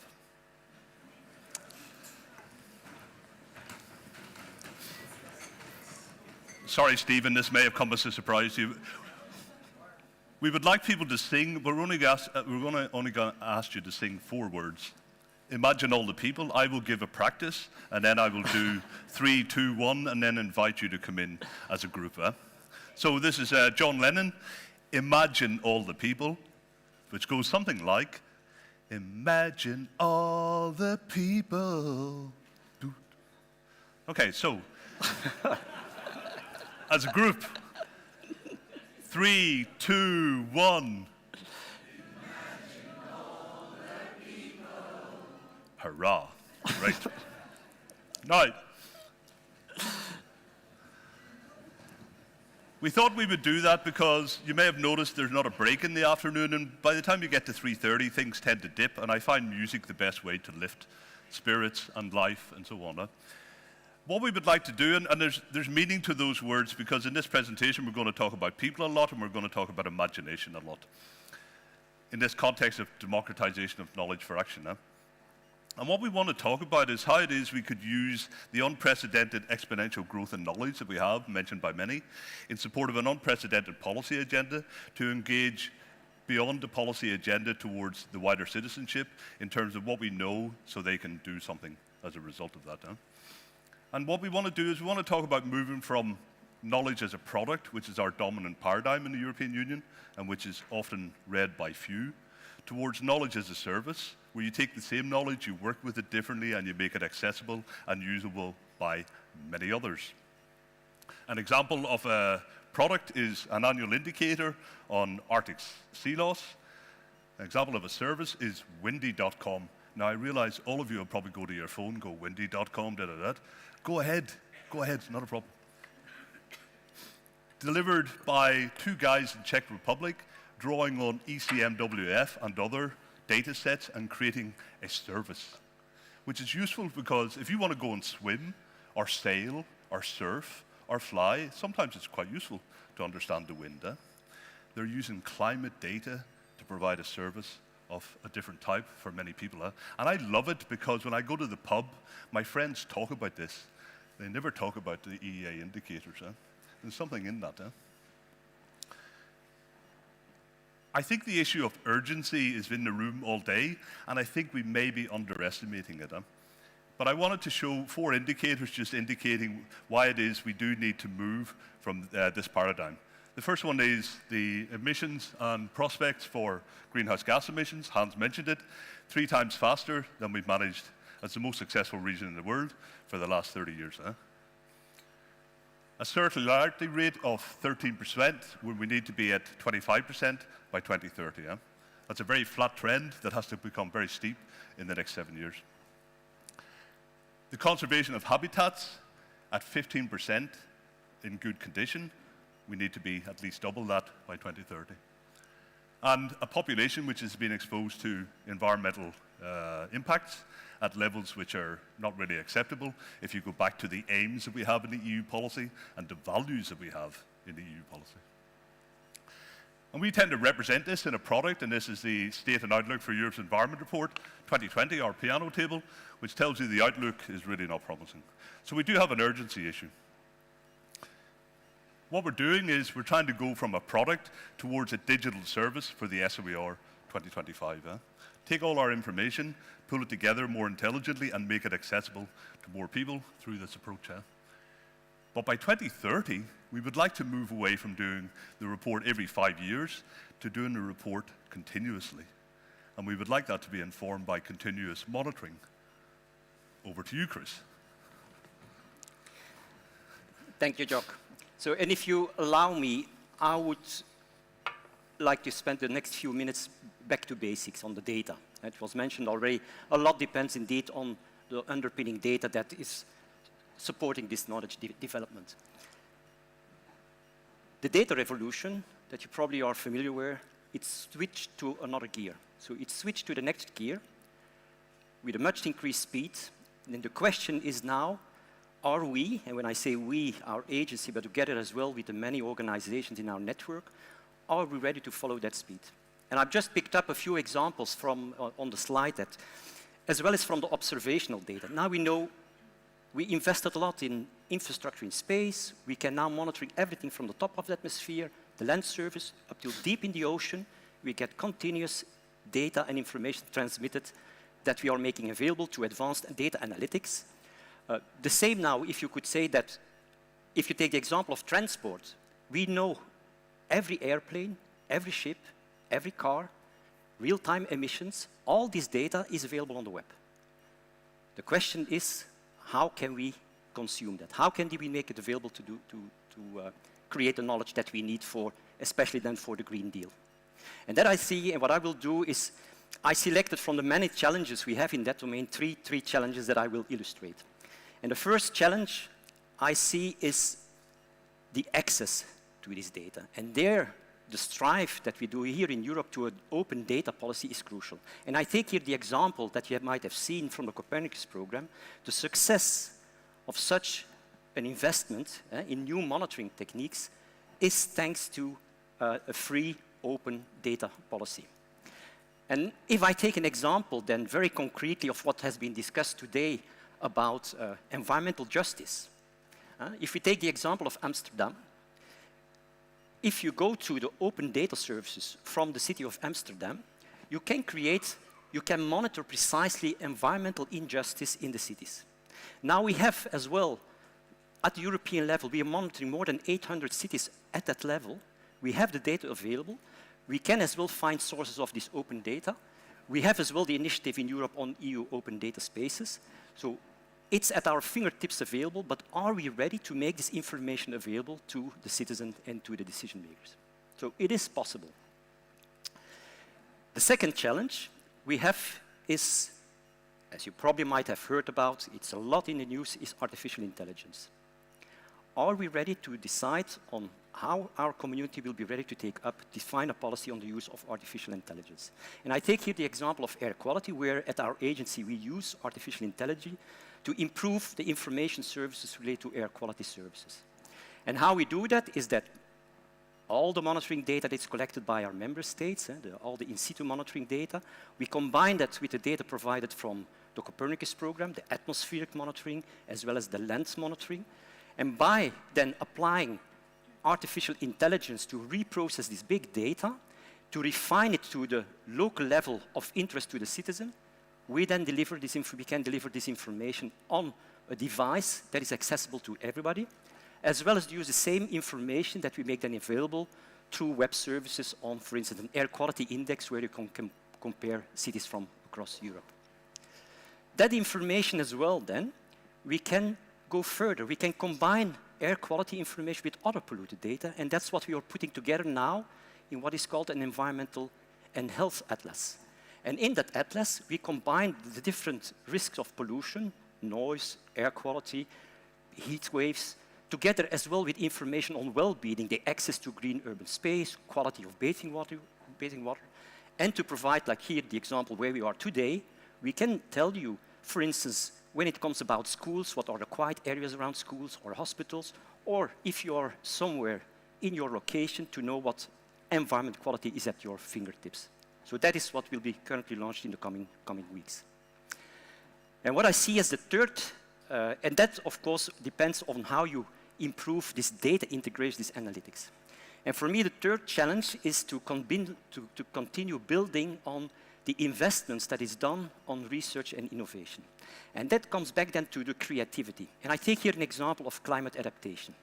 Here on the, you might be familiar with here on the right side, the map where we show for the 21st century, based compared to the previous century, what we see as the relative sea level rise, taking into account as well the geological changes you have. But now with the new information service that we are making available on ground motion, you can as well, on a continuous basis, monitor how ground motion is affected by over-exploitation of the groundwater, caused by droughts, droughts in areas of agriculture practices, or coastal erosion, landslides, to provide local and regional authorities with better information for instance, flood risk management. All that information is available now already online. And if I take then what we see then as a next tool, as a decision support system that we would like to see happening over now the coming years, is that we think that our network, our agency will be one of the contributors to an initiative, an investment that Europe is doing on what is called Destination Earth. So where now we bring together the players who are capable of handling the high-performance computing facilities, who are the experts in modeling, to have a tool available for decision maker where you can look not only what happened in the past, so on the basis of modeling a city or modeling the Earth, you can understand what the trends were from the past, what is currently happening today with the environment, and test out different scenarios based on foresight on how would be the outlook with regard to, for instance, on climate adaptation. What currently is being developed in partnership with organizations from across Europe. So over to you, Jock, on foresight. And back to the assessment side and carrying on the foresight perspective, one of the real innovations I find personally, and I think it's clear in policy terms, is how we brought strategic foresight into the policy discussion. And there's a lab in JRC, it's called the JRC Policy Lab, and it's at a bit in the corner of the room, and I think it really needs to come to the center of the room as we go forward in the coming years. And this is one of the pieces of work they did. Reports produced in 2020 on resilience as a new policy compass for the European Union. 2021 on strategic autonomy, 10 ways to be able to navigate the geopolitical world we live in. 2022, the twin transition. 2023, June this year, will be sustainability. And there we have been developing with our network, IONET has been mentioned many times today, foresight for 2050 in terms of solution scenarios. How could we arrive at the European Green Deal's ambitions with a Europe that people want to live in? And these scenarios are being used in cooperation with JRC to produce the 2023 report. What would be interesting to explore is strategic foresight as a service, because in navigating these transitions over these coming decades, we're going to have to engage businesses, we're going to have to engage citizens into taking decisions on their own pathways towards what it is we're trying to achieve. And so trying to think about turning what we have into a service that could inform deliberative democracy of the type that happens increasingly in countries around citizen assemblies, but also engage children. Where's our virtual reality game of sustainability? The answer is we haven't got one, but maybe we should have one. The other aspect in trying to democratize this knowledge is to bring what we understand perhaps as scientists rather readily to the public in what we call narratives, and it's been mentioned several times today. And this is a development which is in the area of climate in terms of informing people through what we call story maps, future climate hazards affecting Europe. But imagine that we just create a narrative space for all of the dimensions of the Green Deal and bring together the dots that Patrick was mentioning and many others were mentioning into citizens being able to understand what it is that's going on, from complex science to their own understanding and action. All to say that we think that there's a real potential to develop what we would call platforms, strategic partnerships, mediated through digital platforms, which enables us to bring this knowledge to many more people. And we have in our work started to think about the European Environment Situation Room. One room with several services, several applications, there's different terminology used. But one is the assessment service. What do we want people to understand in terms of the job that we do and what it means for their lives? But the other one is the play service. Can we give people the means to be able to play with our data in a way which enables them to take their own decisions? And the Environment and Health Atlas is a good example of a play service, but Foresight could also be a good example of a play service. As is the adventure service, which is more where do we want to go to in society in terms of these future decades, and can we bring different information to the table for that? Our estimation is that we spend tens of billions of euros a year on knowledge now through Copernicus, Horizon Europe, monitoring activities in countries, statistics, and so on. Our estimation is that if we spend tens of millions of euros, we can deliver this type of service. So if we spend 1,000 on the use of knowledge compared with the investments that we make in the production of knowledge, we could actually get a lot more value, and we could potentially accelerate the transition. And that was our presentation. Thank you.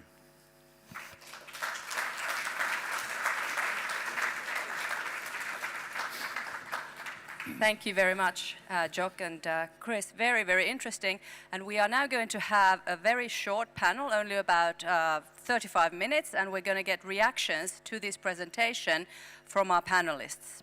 So please, first, welcome to the floor Florence Rabier, Director General from the European Centre for Medium Range Weather Forecasts, so ECMWF. Welcome.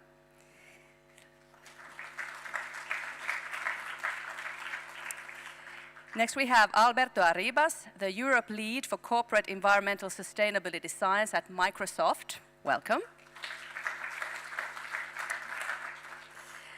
And Stephen Quest, the Director General of the Joint Research Centre JRC, European Commission. Go ahead.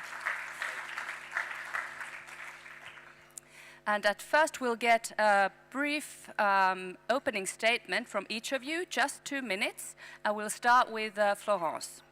Go ahead. Okay, so thank you very much for the opportunity. And I would like to bounce back on what was presented and what is the future of this actionable knowledge. I think there are 3 key elements about this future. First, we need to have a vision. Then we need to have the tools, the framework to make this vision come to reality. And finally, do we have strong foundations to build upon?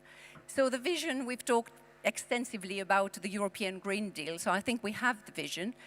And in terms of framework, I would think that with the Copernicus service and also this Destination Earth initiative, which was just mentioned by Chris earlier and Jock, I think we have a good framework to have the tools. And finally, the foundations, this is what I would like to talk about. I believe we have already quite a lot of knowledge and services. And I would like to talk on behalf of ECMWF, the European Centre for Medium Range Weather Forecast. What we are doing is this continuous monitoring of the Earth that we have been talking about. This is combining tens of millions of observations every day from satellite, in situ, etc., combining it with dynamical models of the Earth system, meaning atmosphere, land, ocean. And this is to produce weather forecasts, which we have delivered to our member states for more than 40 years for the weeks ahead. But on top of it, we are working for Copernicus and Destination Earth. And for Copernicus, we are running the Climate Change Service and the Atmosphere Monitoring Service on behalf of the EU. So this is extending through the same tools, going backwards in time, reanalyzing the past for the last decades, going back as early as 1940, and reanalyzing everything, so doing a real climate monitoring of the past, and going in the future with our tools as well. To deliver that, we have some services, some dedicated platform. We actually build them in partnership with some of our European partners, and EEA is one of our key partners in delivering these platforms. And finally, Destination Earth, it will bring this interactive element to what we are doing already with Copernicus, and linking the dynamical models, the dynamical foresight, together with some impact modeling for different applications that are on human activities. So this is this continuous monitoring. I think we can go into the narratives because we have this, what we call weather room. So every day we analyze what's going on. And when I say weather, it's also atmospheric pollution, and it's also floods and fire risks, etc.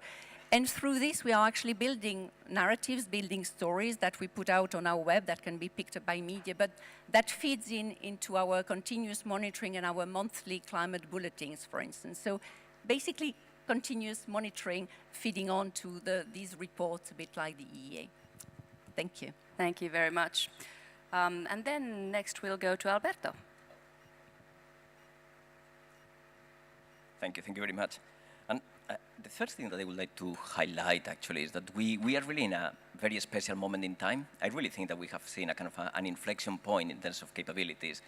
By capabilities here, I'm thinking mainly in terms of artificial intelligence capabilities. And I'm going to take kind of a clue from Jock, and I'm going to kind of ask the audience just to bring the energy levels up. And how many people here have used ChatGPT or Bing Chat or any of the different flavors?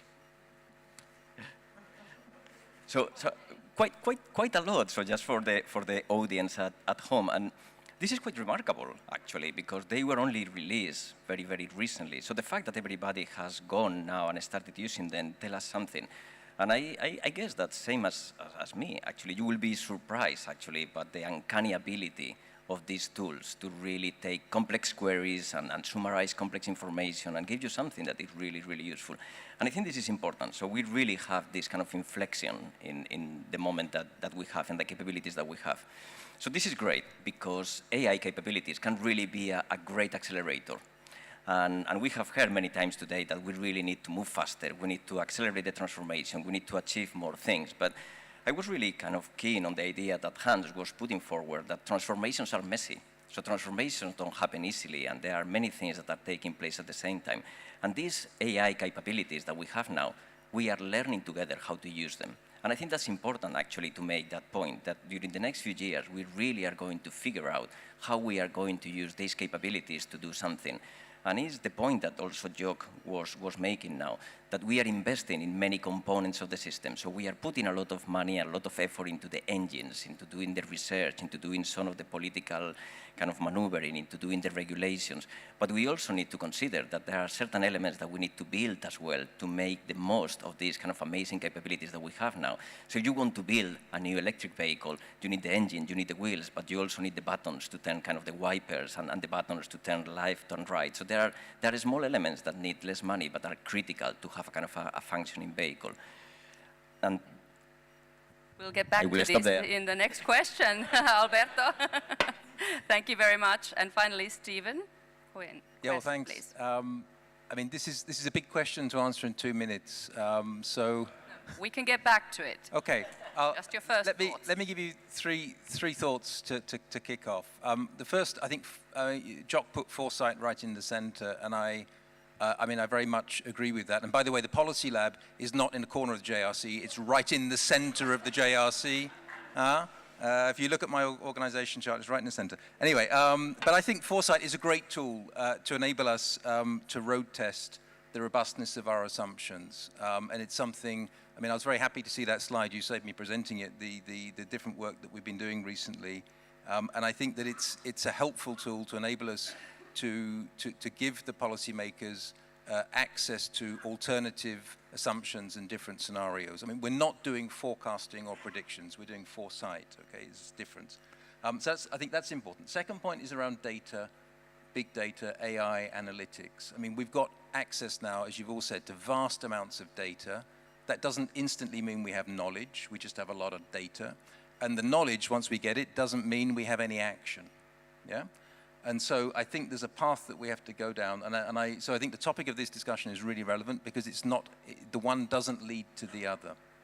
And so I think we have collectively a really big issue to get to grips with if we want to do that, because it's not an automatic process. And the third thought is, I mean, how have I approached that in the JRC when we're looking at our strategy and trying to think, well, how do we impact our policymakers in the European Commission? And we've axed our strategy, which we just revitalized. It's on our website. Go and look at it. There are 3 key words in our new strategy. One is anticipation, one is integration, and one is impact. And those are the 3 areas where we think we can bring unique, relevant, valuable insights by putting science on the table of the policymakers and the politicians so that they can make better informed and hopefully better decisions. I'm happy to unpack that in more detail, but I think my 2 minutes are up.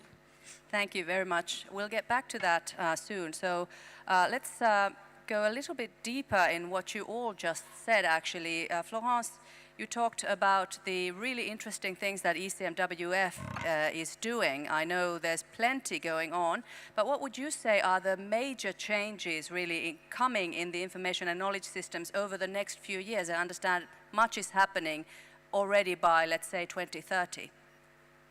Okay, so I would also pick up maybe 3 key elements, which we've already mentioned. So big data, big reach, interactivity in using the data, and machine learning. So it's going to be, picking up on some of the themes. So big data, I said we are processing a lot of data. We are also outputting a lot. So it must be used by some people. It's not just data staying in a data store. With our Copernicus Climate and Atmosphere data store, we have tens and 160, I think, thousand users last time I looked, but 3,000 are connecting each day, and we are delivering 130 terabytes per day. So people must be using that, and it's a lot of data to actually output. I mean, people go and use it. And Destination Earth will actually output 1 petabyte a day. So people have to use that. And to use that, of course, you need some tools. But this data, I think it's important to say big data and big reach as well. And we had this example of Windy. I think it's more than 2 people in the Czech Republic now. It started, it started with 2 people, King Sailor, but it's a bit more now. There are plenty of other apps that actually, apps on the phone. For instance, there is this company doing a breezometer, which is both pollution and pollen. And really with machine learning, they do personalized information for the user, saying where you are, what is the pollution level, what it's going to be in the next year, in the next days, and what are the pollution levels for which sort of trees or plants. So that can really help you to plan your jogging outside or something like that. So it's reaching really people all over. And interactivity is very important as well, to play with the data, so to have these tools that you can actually interact. So we are building some toolkits so that people can build their tools to manipulate the data, close to the data, do some computing, bring their own data to do with them. And the next one, machine learning, of course, this will be dominant in our society and of course in that field as well. Just maybe one example on that one that we developed in the atmosphere monitoring service. It is this air quality control toolbox. So it's an interactive website where you can see the level of pollution over Europe in the next coming days. And you can actually press on different buttons to say, what if, so first you can check on Paris, for instance, where is the pollution coming from? And you can see which sort of emissions it's actually the pollution today and in the next days is coming from. Different countries, or is it local in the country? Different sort of heating or transport, etc. And you can actually play on 4 different aspects of emissions. What if I reduce my emission by 60%? What will it be then for the next 2 or 3 days in either transport or heating or agriculture? So, this sort of little toolkits, I think it's quite important to make the best of the data. So big data, big reach, a lot of interactivity and using the most advanced machine learning tools. Definitely, thank you. And I'm thinking maybe such what-if scenarios would be a good tool to bring forth the interactions among the different planetary systems we have. So if pollution goes down this much, what happens to the other systems? So that is very, very important, as we heard in our previous presentations today. So next I'll move to Alberto, so you can continue a little bit. Just as background, 6 years ago, Microsoft launched a program called AI for Earth. And now AI for Earth has evolved into something called the planetary computer. And this planetary computer combines a huge catalog of global environmental data together with a flexible scientific environment that allows us to answer global questions about that data. So based on your experience at Microsoft and your products such as the planetary computer, which I understand you are building, at least the first stage of it yourself, how do you see the future of knowledge as a service in EU sustainability policies? What can we actually do to improve the policies with these knowledge services? Yeah, no, thank you very much, and I promise I will be concise this time around. Yeah. maybe I will try. So yeah, the planetary computer is something that I really love because, I mean, I'm not involved with it now, but I was involved actually in the kind of the software and the open community that became the foundation for the planetary computer. So this was a community called Pangeum, and I think it's important to highlight that because essentially that shows that these kind of platforms, if you want, that are emerging, and in this case, the planetary computer that we have developed at Microsoft and that we have empowered with the whole program of AI for Earth, have this duality of an open software, an open architecture, but also an enterprise version service, if you want. And I think that's very important because one of the critical things that we need moving into the future is interoperability. So I don't think that there will be a kind of a single system or a single platform that rule the world. That's not going to be the case. But what we need to have is platforms that are able to talk to each other and that really enable people, like we have seen the example of Windy, but there are many other examples, to really go access all of this complex data that is huge, data that needs to have the kind of tools that are kind of coupled with machine learning and artificial intelligence and kind of hubs and easy to use code as in the planetary computer so people can develop applications. And if we do that, suddenly you start having the possibility of having tailored information for your particular problem. And I think that's the thing that really, really matters because at the end of the day, the whole problem here is what does this mean for me? And you may be a policymaker, or you may be a person that is very interested in surfing, or you may be an organization, as was being described before, that need to kind of move your energy plants into being fully sustainable, or an organization that has data centers and have to make them more efficient.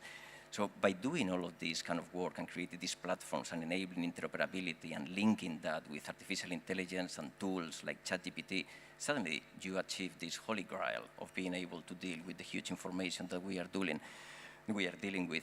The final comment that I would make with this, and this is one of the reasons that at Microsoft we talk all the time about kind of ChatGPT on being kind of your co-pilot, is that you need the skills. You really need to empower people. You really need to increase kind of the knowledge that everybody has to be able to do this. If we do that, I think we have a great opportunity here, but we have to do it in a way that at the same time really increases trust.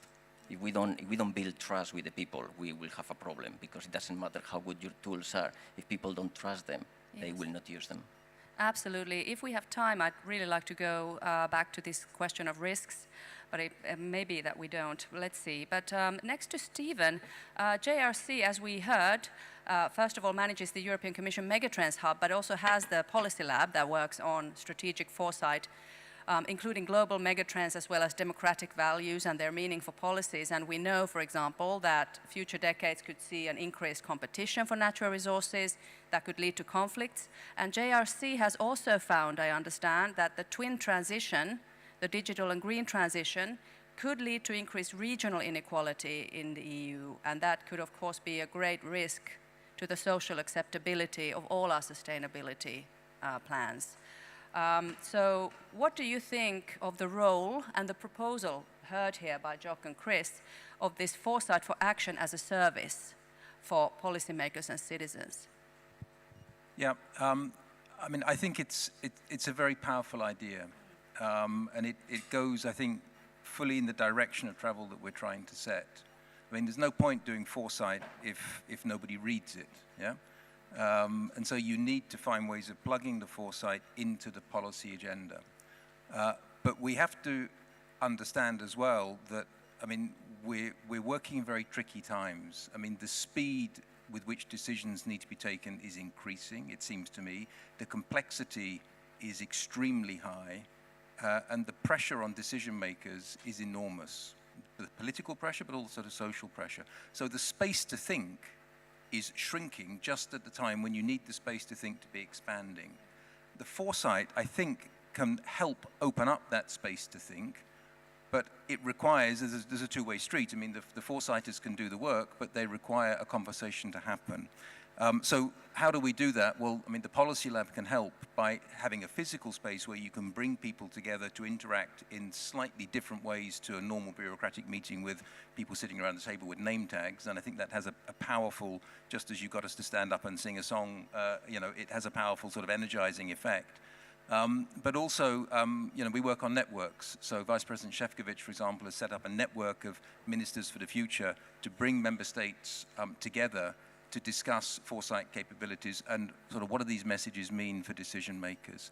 So I think, yes, we need foresight expertise. We also have a megatrends hub, but also a competence center on foresight where we nurture foresight competencies within the institution. But as well as being technical experts, we need to find ways of having conversations and animating conversations at policy level and at political level.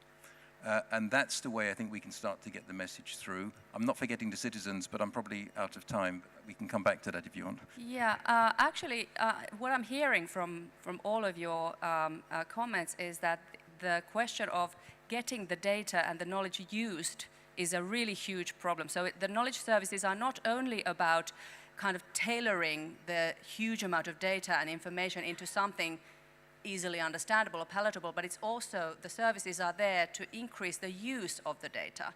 And I think a good example is, for instance, the Finnish election that is going on right now, and nobody's really talking really that much about climate or environment, not enough at least. Nobody definitely is using these data services or knowledge services. The main issue there is the national debt, which is on an average level in the EU. But you see what I mean, that even at the pivotal moment of a nation's a government, we are not using these knowledge services at all yet. So this is something that is like dawning on me now that we are talking, that this is a very important point for all these services, that they need to have visibility.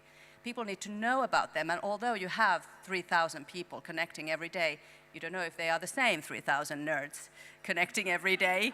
It's probably not 3,000 new people every day. So this is really important, and it's really an important thing. But now let's go to a little bit, maybe a more concrete level, maybe not concrete level, but let's try to apply these knowledge services now to the question at hand that we've been talking about all day, which is the triple planetary crisis,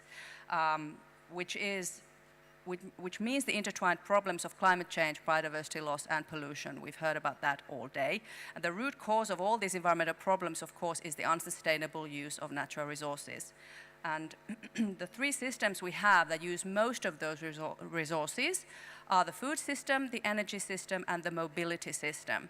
All these systems, as we know, have been built on fossil dependencies and on the expectation of nearly limitless energy and material flows. And what we need to do now is to replace these huge systems with something that's built on circularity, renewables, and decreasing consumption. So I'd like to ask you what you think that the role of knowledge is here.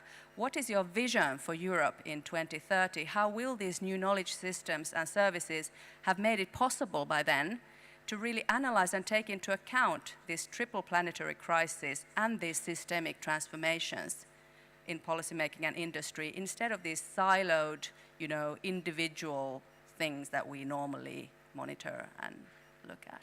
Who wants to start? Florence.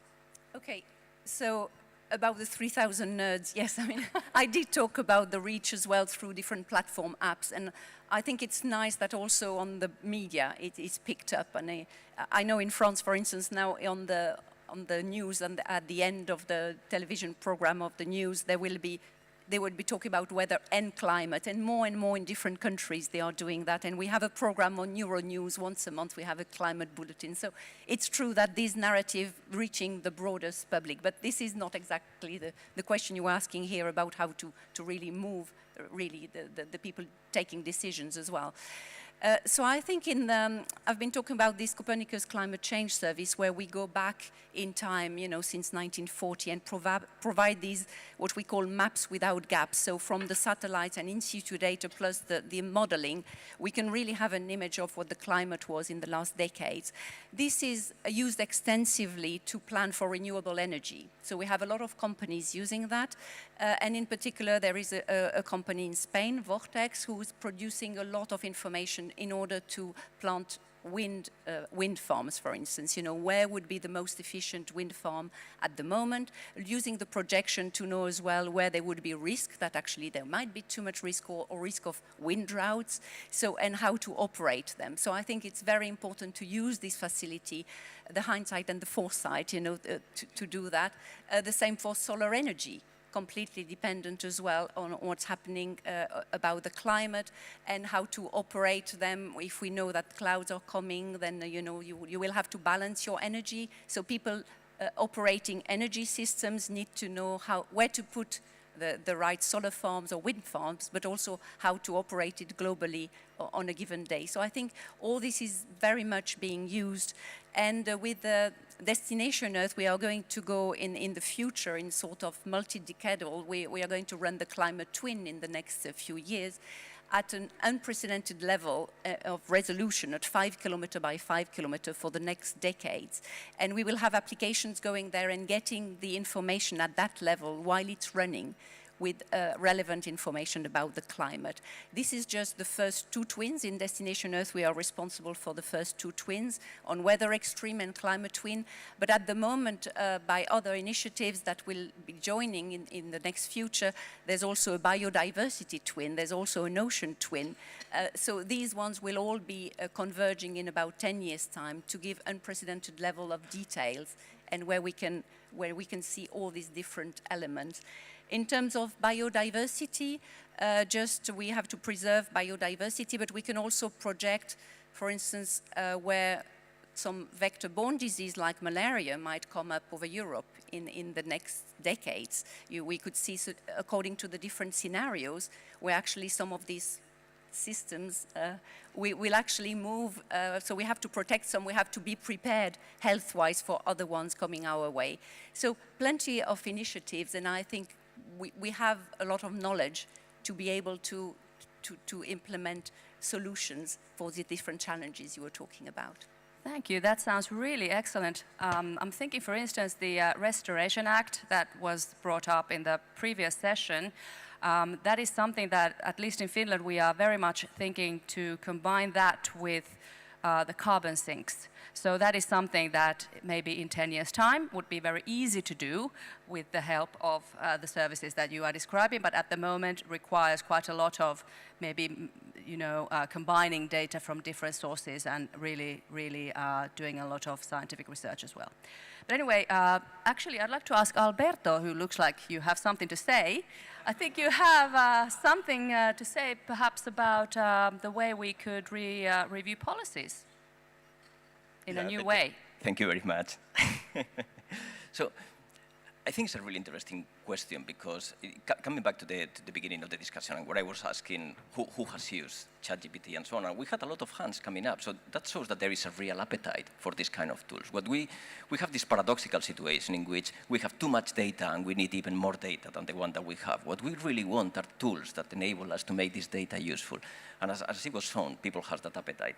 And we are having lots of examples. So in GitHub, people generating code and programming, now we have around 40% of the code that is generated is suggested by artificial intelligence for people to review. We are using artificial intelligence to create new materials, to engineer new materials, and try to create long-term energy storage and so on. But going to the policy point, there are also other flavors of machine learning or artificial intelligence that are very useful here. And I'm thinking in causality, so the ability to use these systems to really kind of evaluate and map cause and effect.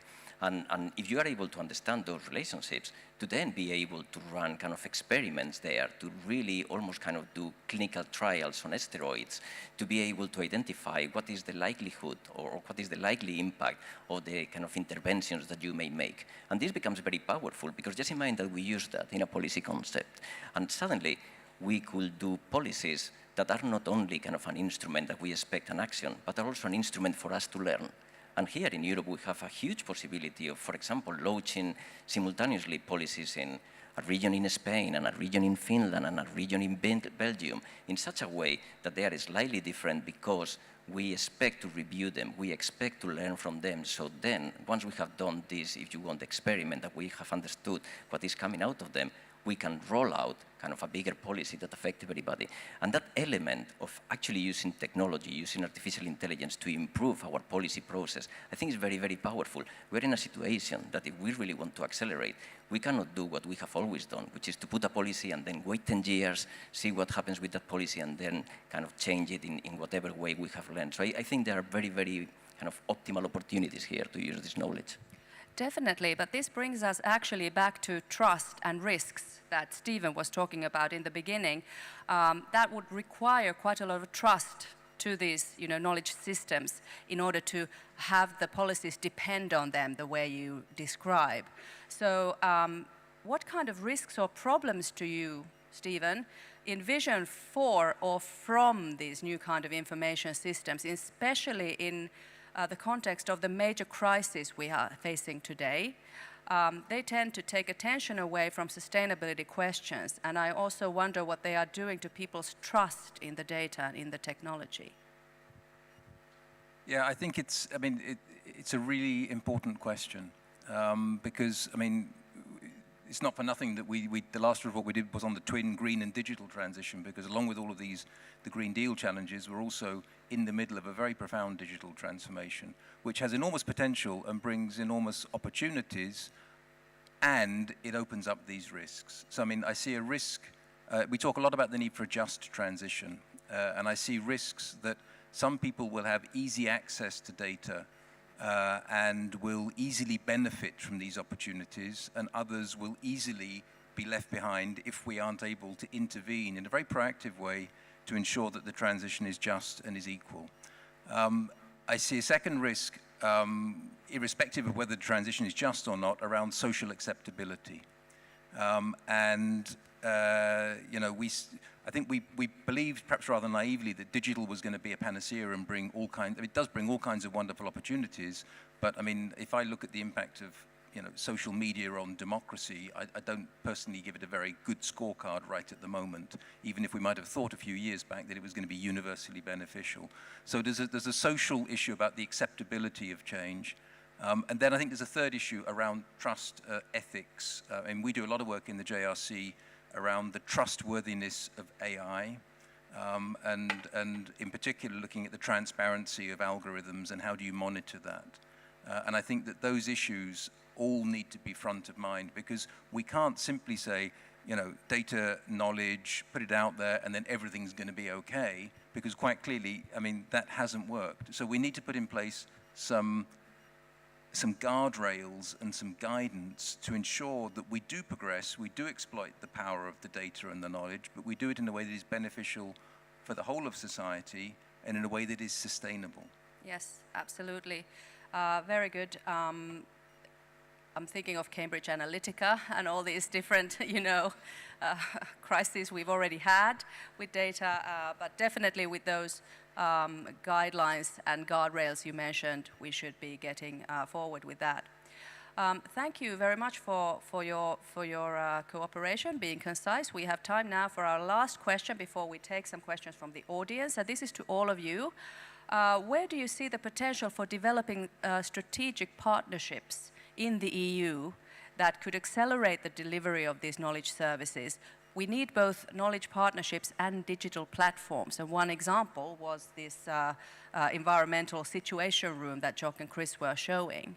So what would you think about that? And also, from your experience in your quite vast organizations, what types of capacities do you think an organization, for instance, like the EEA, that would like to utilize these knowledge services would need to build these strategic partnerships and utilize the data? Who would like to start? Florence, go ahead. Yeah, in terms of strategic partnerships, in Europe we already have quite a lot. And I must say the partnership with the EEA is very strong. And this, when we say about bringing data together, actually, yes, we are developing some platforms together. So like with the European Climate Data Explorer, which is part of Climate Adapt. So that is really a good way to work. We're also working together with the JRC on floods and fire. So I think we already, between the different organizations in Europe, we are working really well to join forces to put not only data in common, but also develop tools in common. So I think that is very important. I think it's also very important to not work only at European level, but at national level, and make the link, not just say, well, we are doing that over Europe, it's for the countries to pick it up. So we are developing, for instance, these Copernicus national collaboration programs, really working with the people in the country. What can you do of all this Copernicus data we are giving you? What are your priorities? How can we help? And I think this is very important as well. And of course, we shouldn't forget the bigger world, and then working with NGOs, I think, is going to be important as well, because we shouldn't be also too Europe-centric. We have some knowledge and tools and data to maybe export for the broader world. And I have tried to pick up a couple of examples where SMEs have helped actually to make this transition together with our tools, our data. So I think there are some very vibrant SMEs. There are some big technology companies like Microsoft, and they will provide a lot of tools. But there are also these SMEs making the link between the data and using these tools to then do some right things for renewable energy, health, etc., pollution. So a lot of partnerships at all levels, basically. Yes, absolutely. Thank you very much. Alberto? Yeah, I'm happy to chip in.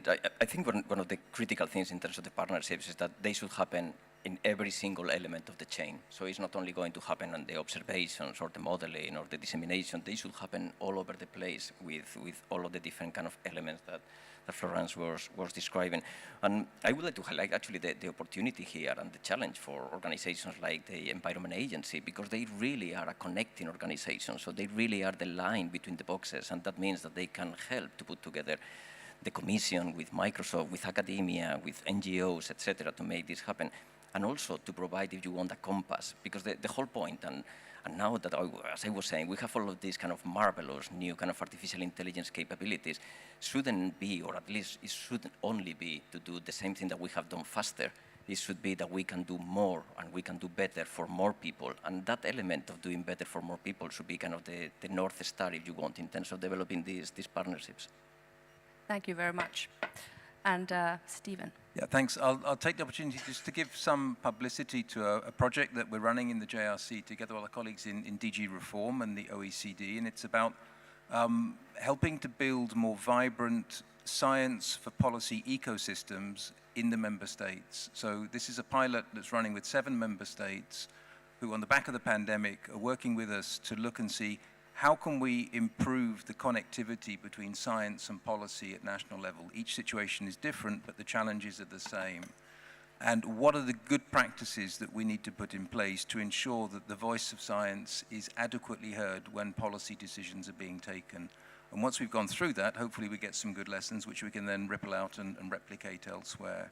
And I think that's an important contribution to building these vibrant networks and ecosystems and ensuring that people are talking to each other upstream, so that when we get downstream, we're better equipped to deal with whatever's coming at us. Absolutely, thank you. And as I think it was Alberto who said in the beginning, it's all about learning these things together and learning where we can get the most use of the knowledge systems and artificial intelligence. Thank you very much. At this point, we'll take a couple of audience questions, or perhaps we have some online.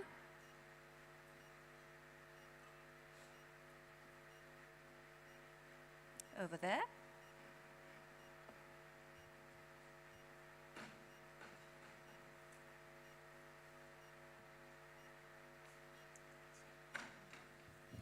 Thank you very much for your interesting contributions.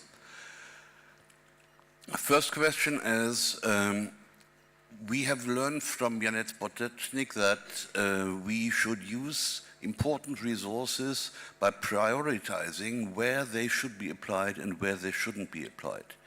Is there any discussion about artificial intelligence what is a field where it really is worth to invest the human capital, the energy, and the materials, and where that should not be applied. The second point is about trust. We know that computers are not truth machines, but some people understand them to be truth machines, and they stop thinking. And there is the psychological factor, which is that the better things are formulated in a brilliant language, the more trust people have in the competence of those who are articulating that. So I tried the ChatGPT, and it taught me a lot of nonsense in a brilliant formulation. So how can we make sure that not the quality of formulating is covering the fact that the knowledge behind or the information behind is not authoritative but has to be checked carefully by the readers?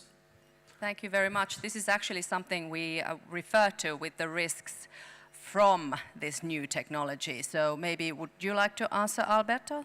Yeah, I'm happy to start. And yes, this is a critical area, and how to ensure that you are getting information that is robust and that is information that is actually credible is a critical and very, very important kind of part of the whole question. And we are working very hard on that, and we are now running pilots on how do you actually make that happen and how do you start just working with different people. And again, this is an opportunity for collaboration. How do we create kind of the tooling that, for example, enables people to interrogate all of the complex data that comes out of IPCC in a way that is actually just looking at the data from IPCC and therefore is credible and people can get the best possible information for the problem, or working with the Environment Agency to do the same. So you can use now these technologies to work with kind of bodies of knowledge that are credible and are actually going to provide people with the best possible information. But again, this is an area that we have to really work together to make it happen. And as I was saying, we are going to have a period now in which we will have to essentially develop a new paradigm on how we use these new tools, which are incredible, they are very powerful, but yeah, we need to figure out what is the most optimal way of doing them. And then to your prior question in terms of just identifying where we need to put the kind of the effort. Yeah, this is the other critical issue. We have to identify the bottlenecks, and for example, we have identified kind of materials also as one of the critical issues, as Janes was saying, as on how we can use artificial intelligence to actually create new materials that are optimal for the kind of purposes that we need them. And again, that's an example of where artificial intelligence can really help us to stay within planetary boundaries. But yeah, we still have much to learn. And if anything, I would just put an invitation out there to really work together to be able to address these problems. And that's why we are putting the emphasis on these technologies being a co-pilot. They are not there just to work on its own. We shouldn't expect that they are going to solve the problems on its own, but they should be a great helper for us as human beings to be able to target these problems and be able to move faster. But yeah, they are there for us to use them, not for us to just simply expect that they are going to solve the issues for us. Thank you very much. We are not going to have time for any more audience questions, but I'll just ask Stephen and Florence for your final thoughts. One thought that has been going through your mind that you would still like to say about the future of knowledge. Florence.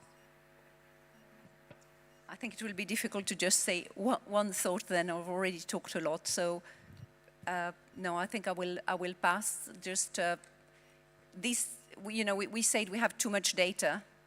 I don't think we have too much data. We just have to organize it better. Maybe the next big ambition is, of course, going to net zero. And this thing of trust, maybe something I haven't talked about, sorry, it will be a bit longer than one thought.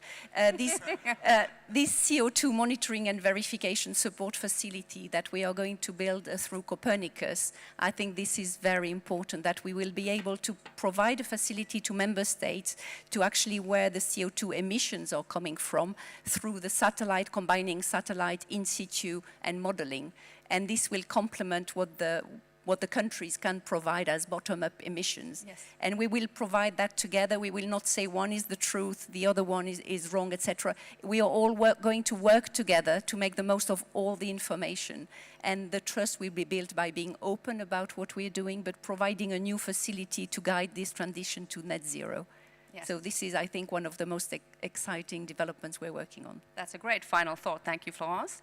Stephen. Yeah, well, I mean, just one more publicity burst from me. We'll be launching next month in the JRC the European Centre for Algorithmic Transparency. It's going to be based on our site in Seville, and that will be supporting the regulators in implementing the Digital Services Act. So obligations put on large-scale platforms and large-scale search engines on how they ensure the use of their algorithms in a socially acceptable, trustworthy way. So I think it's a good example of where science and knowledge and evidence can help ensure those guardrails are in place and are being followed.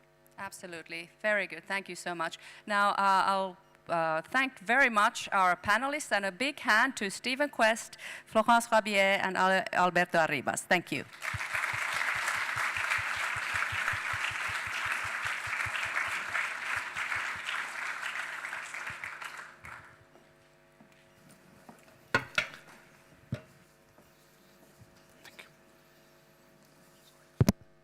So thank you, Tanya. Thank you for panelists. I think I can say that we are having a very interesting discussion, interesting day. A lot about the European Green Deal implementation, the role of the information, the role of the cooperation, and of course, importantly, the role of the knowledge. There were some discussions about that we have probably enough knowledge, we need to act maybe faster. But is it really the truth? So, and for that, I would like to invite to the podium Vice President Timmermans to talk about the knowledge and how much knowledge do you need as a policymakers.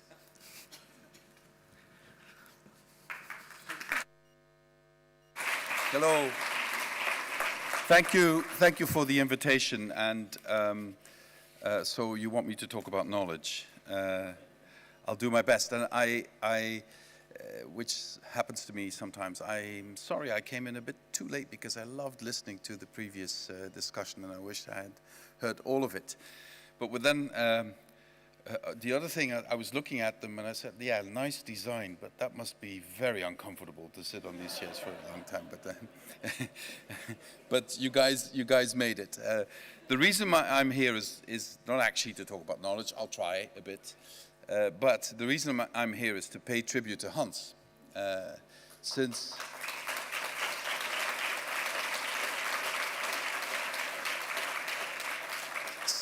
his term in office is slowly coming to an end, as terms of offices do, Janos, you know that, to all of us at some point.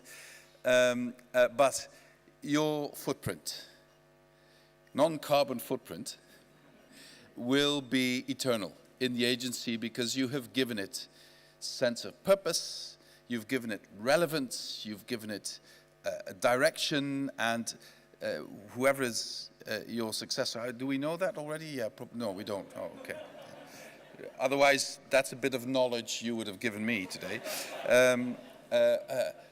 You know, that will remain, and you can be extremely proud of your legacy.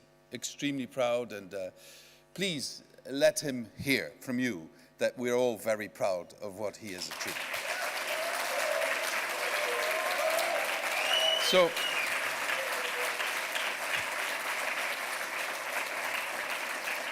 okay, now at least I have an excuse at the end of my speech that you will not applaud me as you have applauded him, that I know it's because of that. So my brilliant colleague, Helena Brown, has prepared this wonderful speech for me. And I'm so sorry, Helena, I will not be reading it because I'm inspired by what I heard before. But I will ask you to make sure the participants will get it through email. So you will, because it's full of policy and knowledge. But I was inspired by what I heard before to perhaps, if Hans allows, to not go into policy today, but try and be slightly more philosophical. Because I think we need to sometimes take a step back to take full measure of the challenges we are facing now and we will probably be facing for the foreseeable future. And we were again confronted with that with the presentation of the IPCC report last Monday. And I was thinking, reading through the report, thinking, well, this is all so obvious. Everybody will say, okay, now we know what we need to do, let's get to it. But that's certainly not the reaction you get.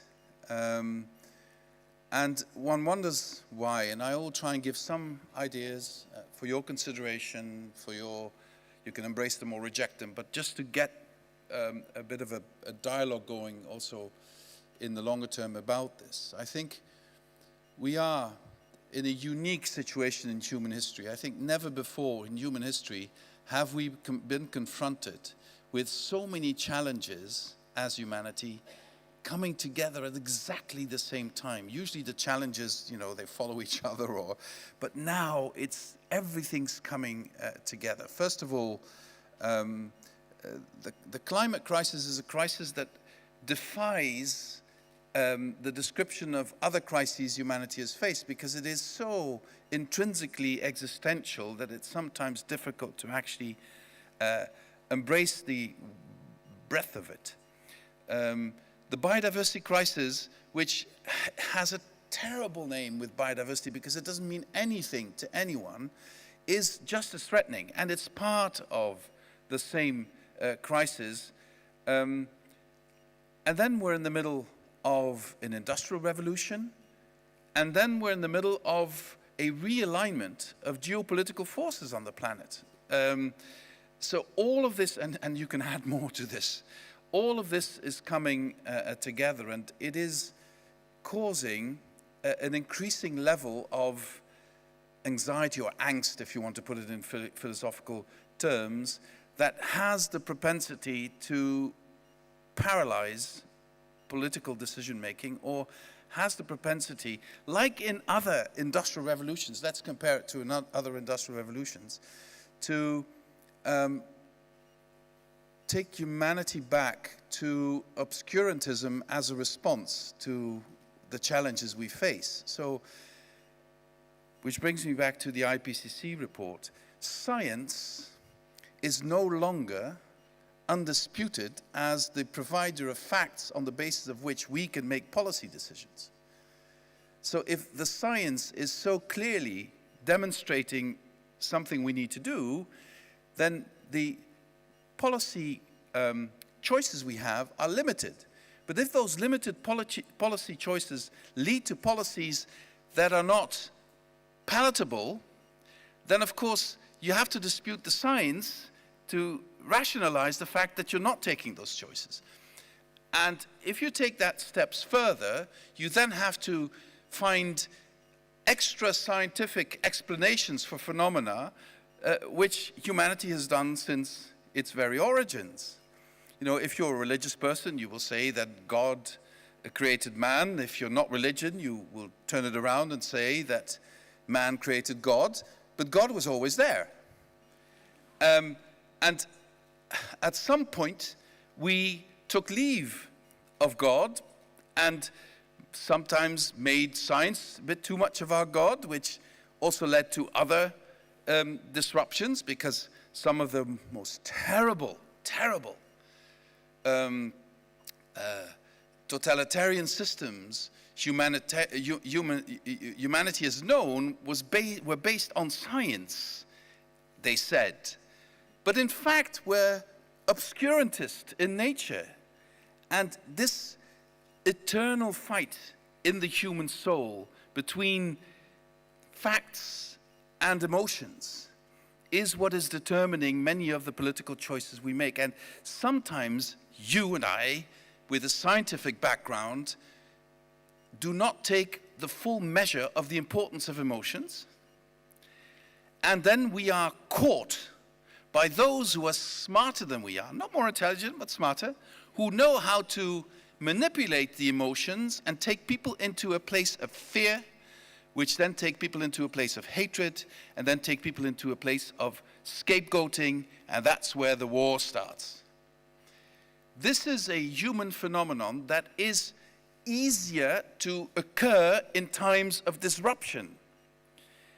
So we need to understand that in this time of what Jean-Claude Juncker cornered as polycrisis, or I would say multiple disruptions, the risk of obscurantism scapegoating, conflict is much bigger than in other times.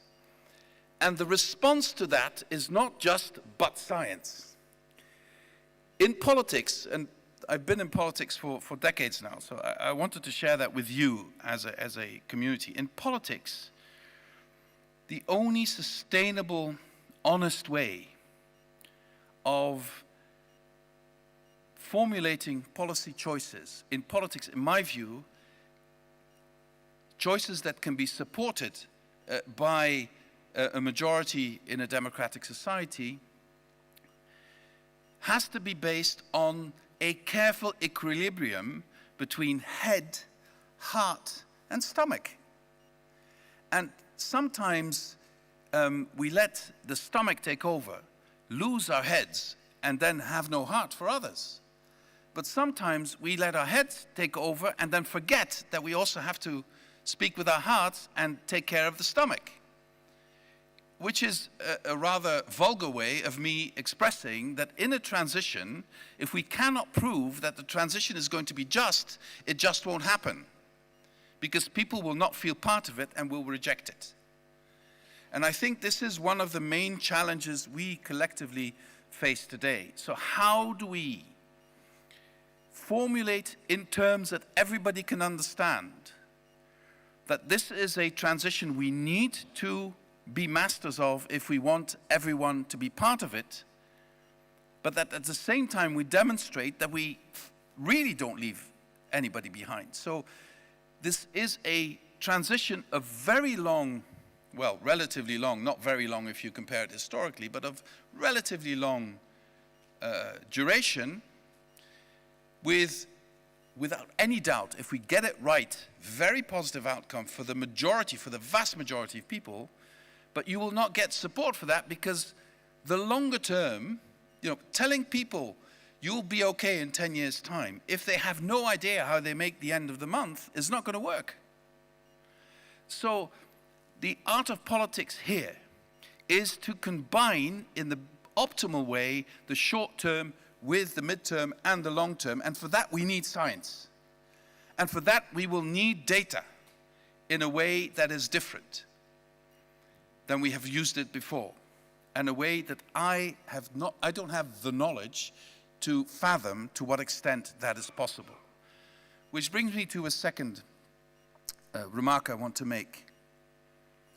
For the first time in centuries, and I'm referring to, let's say, European societies and societies closely related to Europe, for the first time in centuries, we as human beings can no longer use the God that created us or the God we created as justification for setting ourselves above nature. We've gotten used to the fact that nature is at our service, that nature is pliable by us, and that nature and its beings are inferior to us. Now we are learning the hard way that if we do not take care of nature, nature will reject us. And if you look at our existence on this planet and cultured societies, what would you agree with me? How far can we go back? 20,000 years maximum? That's just a drop in the ocean if you think of the lifespan of our planet. And in our narrative, we very often speak about saving the planet. This has nothing to do with saving the planet. It's about saving humanity. And we need to reformulate that narrative. This is about, guys, this is about saving ourselves. Because the planet is very clever. If we misbehave, the planet will get rid of us. Overnight, if we continue like this. So to reformulate in a way that people can relate to our position within our natural environment. We are animals like other animals. We are part of nature like the rest of nature. Which to you, I don't have to, I mean, you will say, yeah, of course. But I promise you that perhaps billions of people don't have that vision of the planet. The planet is a tool for us, but it isn't. And how do we reposition humanity in the full understanding? How do we bring this element of, what should we call it, modesty back, that we are part of a bigger system, and that if we don't take care of that system, how do we can't survive. I think this is one of our missions, if I am a bit philosophical today. The third point refers to what you were saying earlier about, and this has fascinated me for a long time, and I'll just put it out there. We have now created artificial intelligence that will not be able to do things much faster and better than we are able to do. I was in Saudi Arabia a couple of weeks ago. They took me to the headquarters of Aramco. AI is doing basically their trading now. They can respond so quickly to developments, in microseconds, to developments in the energy markets.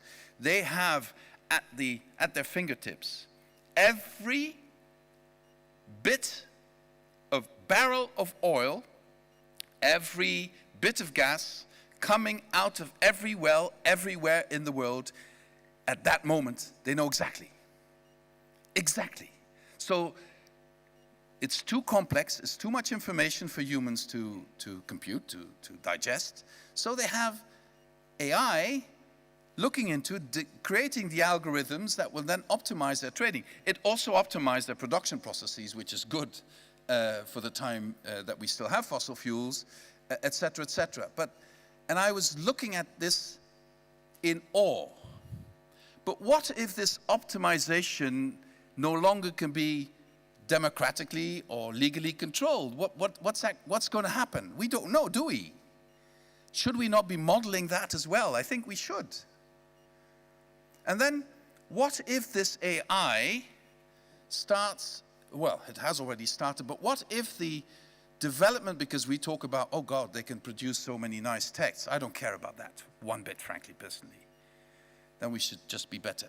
But what if it develops a consciousness only at the highest levels of the natural habitats? Only, if you look at zoology, not every living animal on this planet has a consciousness, has a self-consciousness, self-reflection.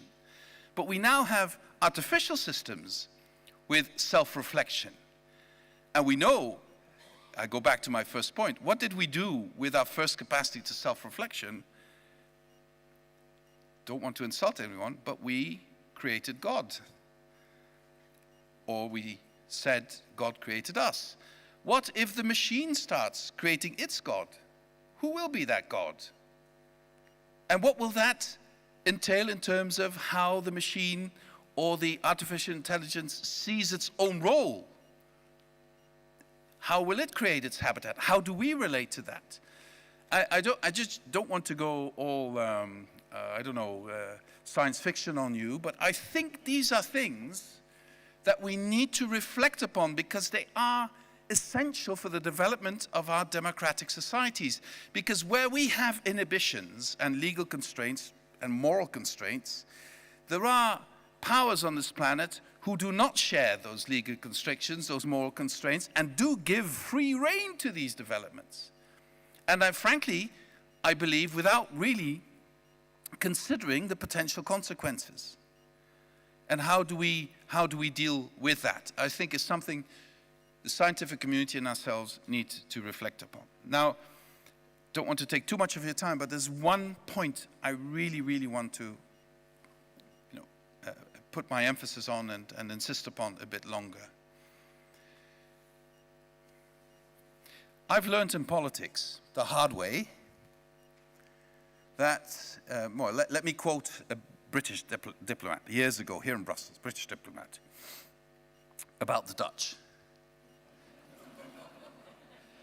And he said, the Dutch, they're always right, but seldom relevant. And, we have to be careful that because of our training, because of our knowledge-based and empirical analysis-based background, we think that if we got the facts right and we're right, then automatically that will have the power to convince everyone. Sadly, we learn every day, and I certainly learn every day, that's not the case. So how do you combine being right with being relevant? And I say this because the relevance of academia, of science, is being challenged every day, and it's getting worse every day. And the response to that is too often, ooh, let's see if I can climb up a bit higher in my ivory tower. And I think that is absolutely the wrong response. I don't think people working in academia, working in science, working in analysis, can afford the luxury not to confront themselves with what is happening in society. And if we want to have a shot at pushing back obscurantism, once again, obscurantism is an essential element of every period of disruption in human history. Every industrial revolution had a backlash. Every industrial revolution challenged every institution in society, and it will do so this time. Institutions will have to adapt, reinvent themselves, make themselves relevant, be part of this transformation, or they will be obsolete and they will be ignored and removed. And in this context, I will keep pleading, and I will do it every occasion I have, of engagement of the scientific community, of academia, with developments in society. That's not saying you should be politically on the left or on the right, etc. Engage. And the most important engagement I can ask of you and of us, and this goes back to the point the gentleman was making earlier about nice language. I understand what he was saying, but I would like to turn around the argument. If we are unable to translate what we discover, what we see, what scares us because we see it is having an impact, what we know needs to be done, if we are unable to translate that in images, in words, in concepts that relate to the people who give us the support to take the measures we need, we will fail. Because those who reject it, those who think that they can dominate democracies by simply rejecting the fact that we need to change, will find the words to mobilize, to galvanize. And they always have an escape, because if they fail to deliver what they promise, it's never their fault. It's always somebody else's fault. And that person has a different religion, a different skin color, a different background, etc., a different sexual orientation, but they will find the scapegoats. And people in their despair and in their human necessity to explain things, this time will not create God, they will create the enemy and fight the enemy. And the only antidote we have against this is to relate to people's anxieties, to explain what is happening, to not make the problem smaller, but to give it in normal words, comprehensible words, its true dimension, and at the same time show the way out. Show the way how we can solve this. And this, my friends, is where we are in the climate and biodiversity crisis. It is late, very late. We still have a shot at 1.5, even very, very, very small shot. But we also need to understand that every decimal counts. So it's not 1.5, okay, we're saved. 1.6, we're fucked. That's not it. But if we do not intensify our work on this transition, if we cannot mobilize people to do what needs to be done, we will fail. And too often, and then I come to my business and I'll end on that, my business is to communicate what needs to be done. That's my business. I'm not trying to offload it on you. It's my job. But in the public communication, too often I see, yeah, we need to do this for the climate. We need to drive electric for the climate. We need to install solar panels for the climate. We need to do all these nasty things for the climate. Doesn't mean anything. It doesn't mean anything.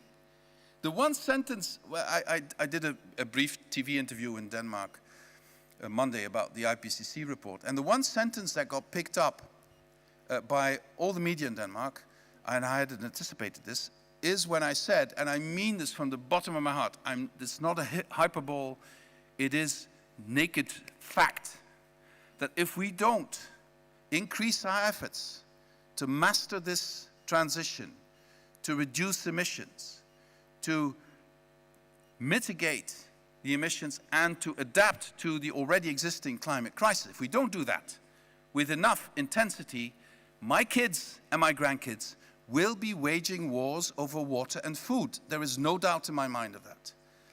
But it's not a necessity. It's not automatically going to happen. We can prevent this from happening if we act now.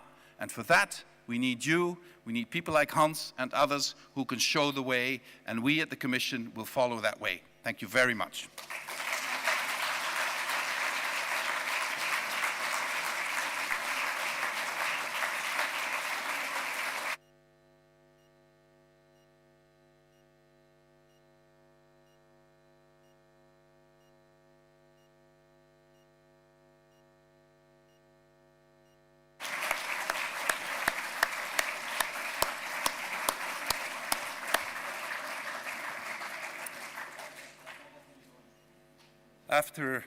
After these words of wisdom by Frans Timmermans, there is nothing in terms of content or substance that I think I could add. So what I will do is say words of thanks. First of all, today, thanks to all our great panelists. It was a fabulous day, thanks to you. You were so inspiring, so informed, so connected, motivated. It was a fabulous day. Also, thanks to everybody who was not a panelist, but who was moderating and who was facilitating the day. You actually kept us on time. You kept panelists in check, which is always a difficult thing. And so you also facilitated the type of day we had. I also want to thank everybody on the EEA IONET team that worked on this day. And I will not come with names because then you always forget one or two, and that is always unpleasant. A lot of people have contributed to this day. I also want to thank the audience. I mean, many of you are part of that broader knowledge community in Europe, not just the EEA IONET knowledge community, but the knowledge community in Europe that has a role to play, and a role to play in a system and in an understanding that I think Frans Timmermans has laid out so eloquently. So let's play that role to the fullest. Let's play that role not in competition with each other, but let's play that role in terms of bringing together our best efforts to contribute to what is absolutely necessary. And I would like to end with referring to Jean Monnet, one of the founding fathers of the EU, when he was asked, Mr. Monnet, are you an optimist? And his response was, I'm neither an optimist nor a pessimist, I'm determined. And I am convinced that it took a lot of determination to formulate the Green Deal and to carry it through these last years with all the crises. I'm even more convinced that it will take more determination to actually implement it and roll it out in the next decades. And I wish all of us that determination. Thank you.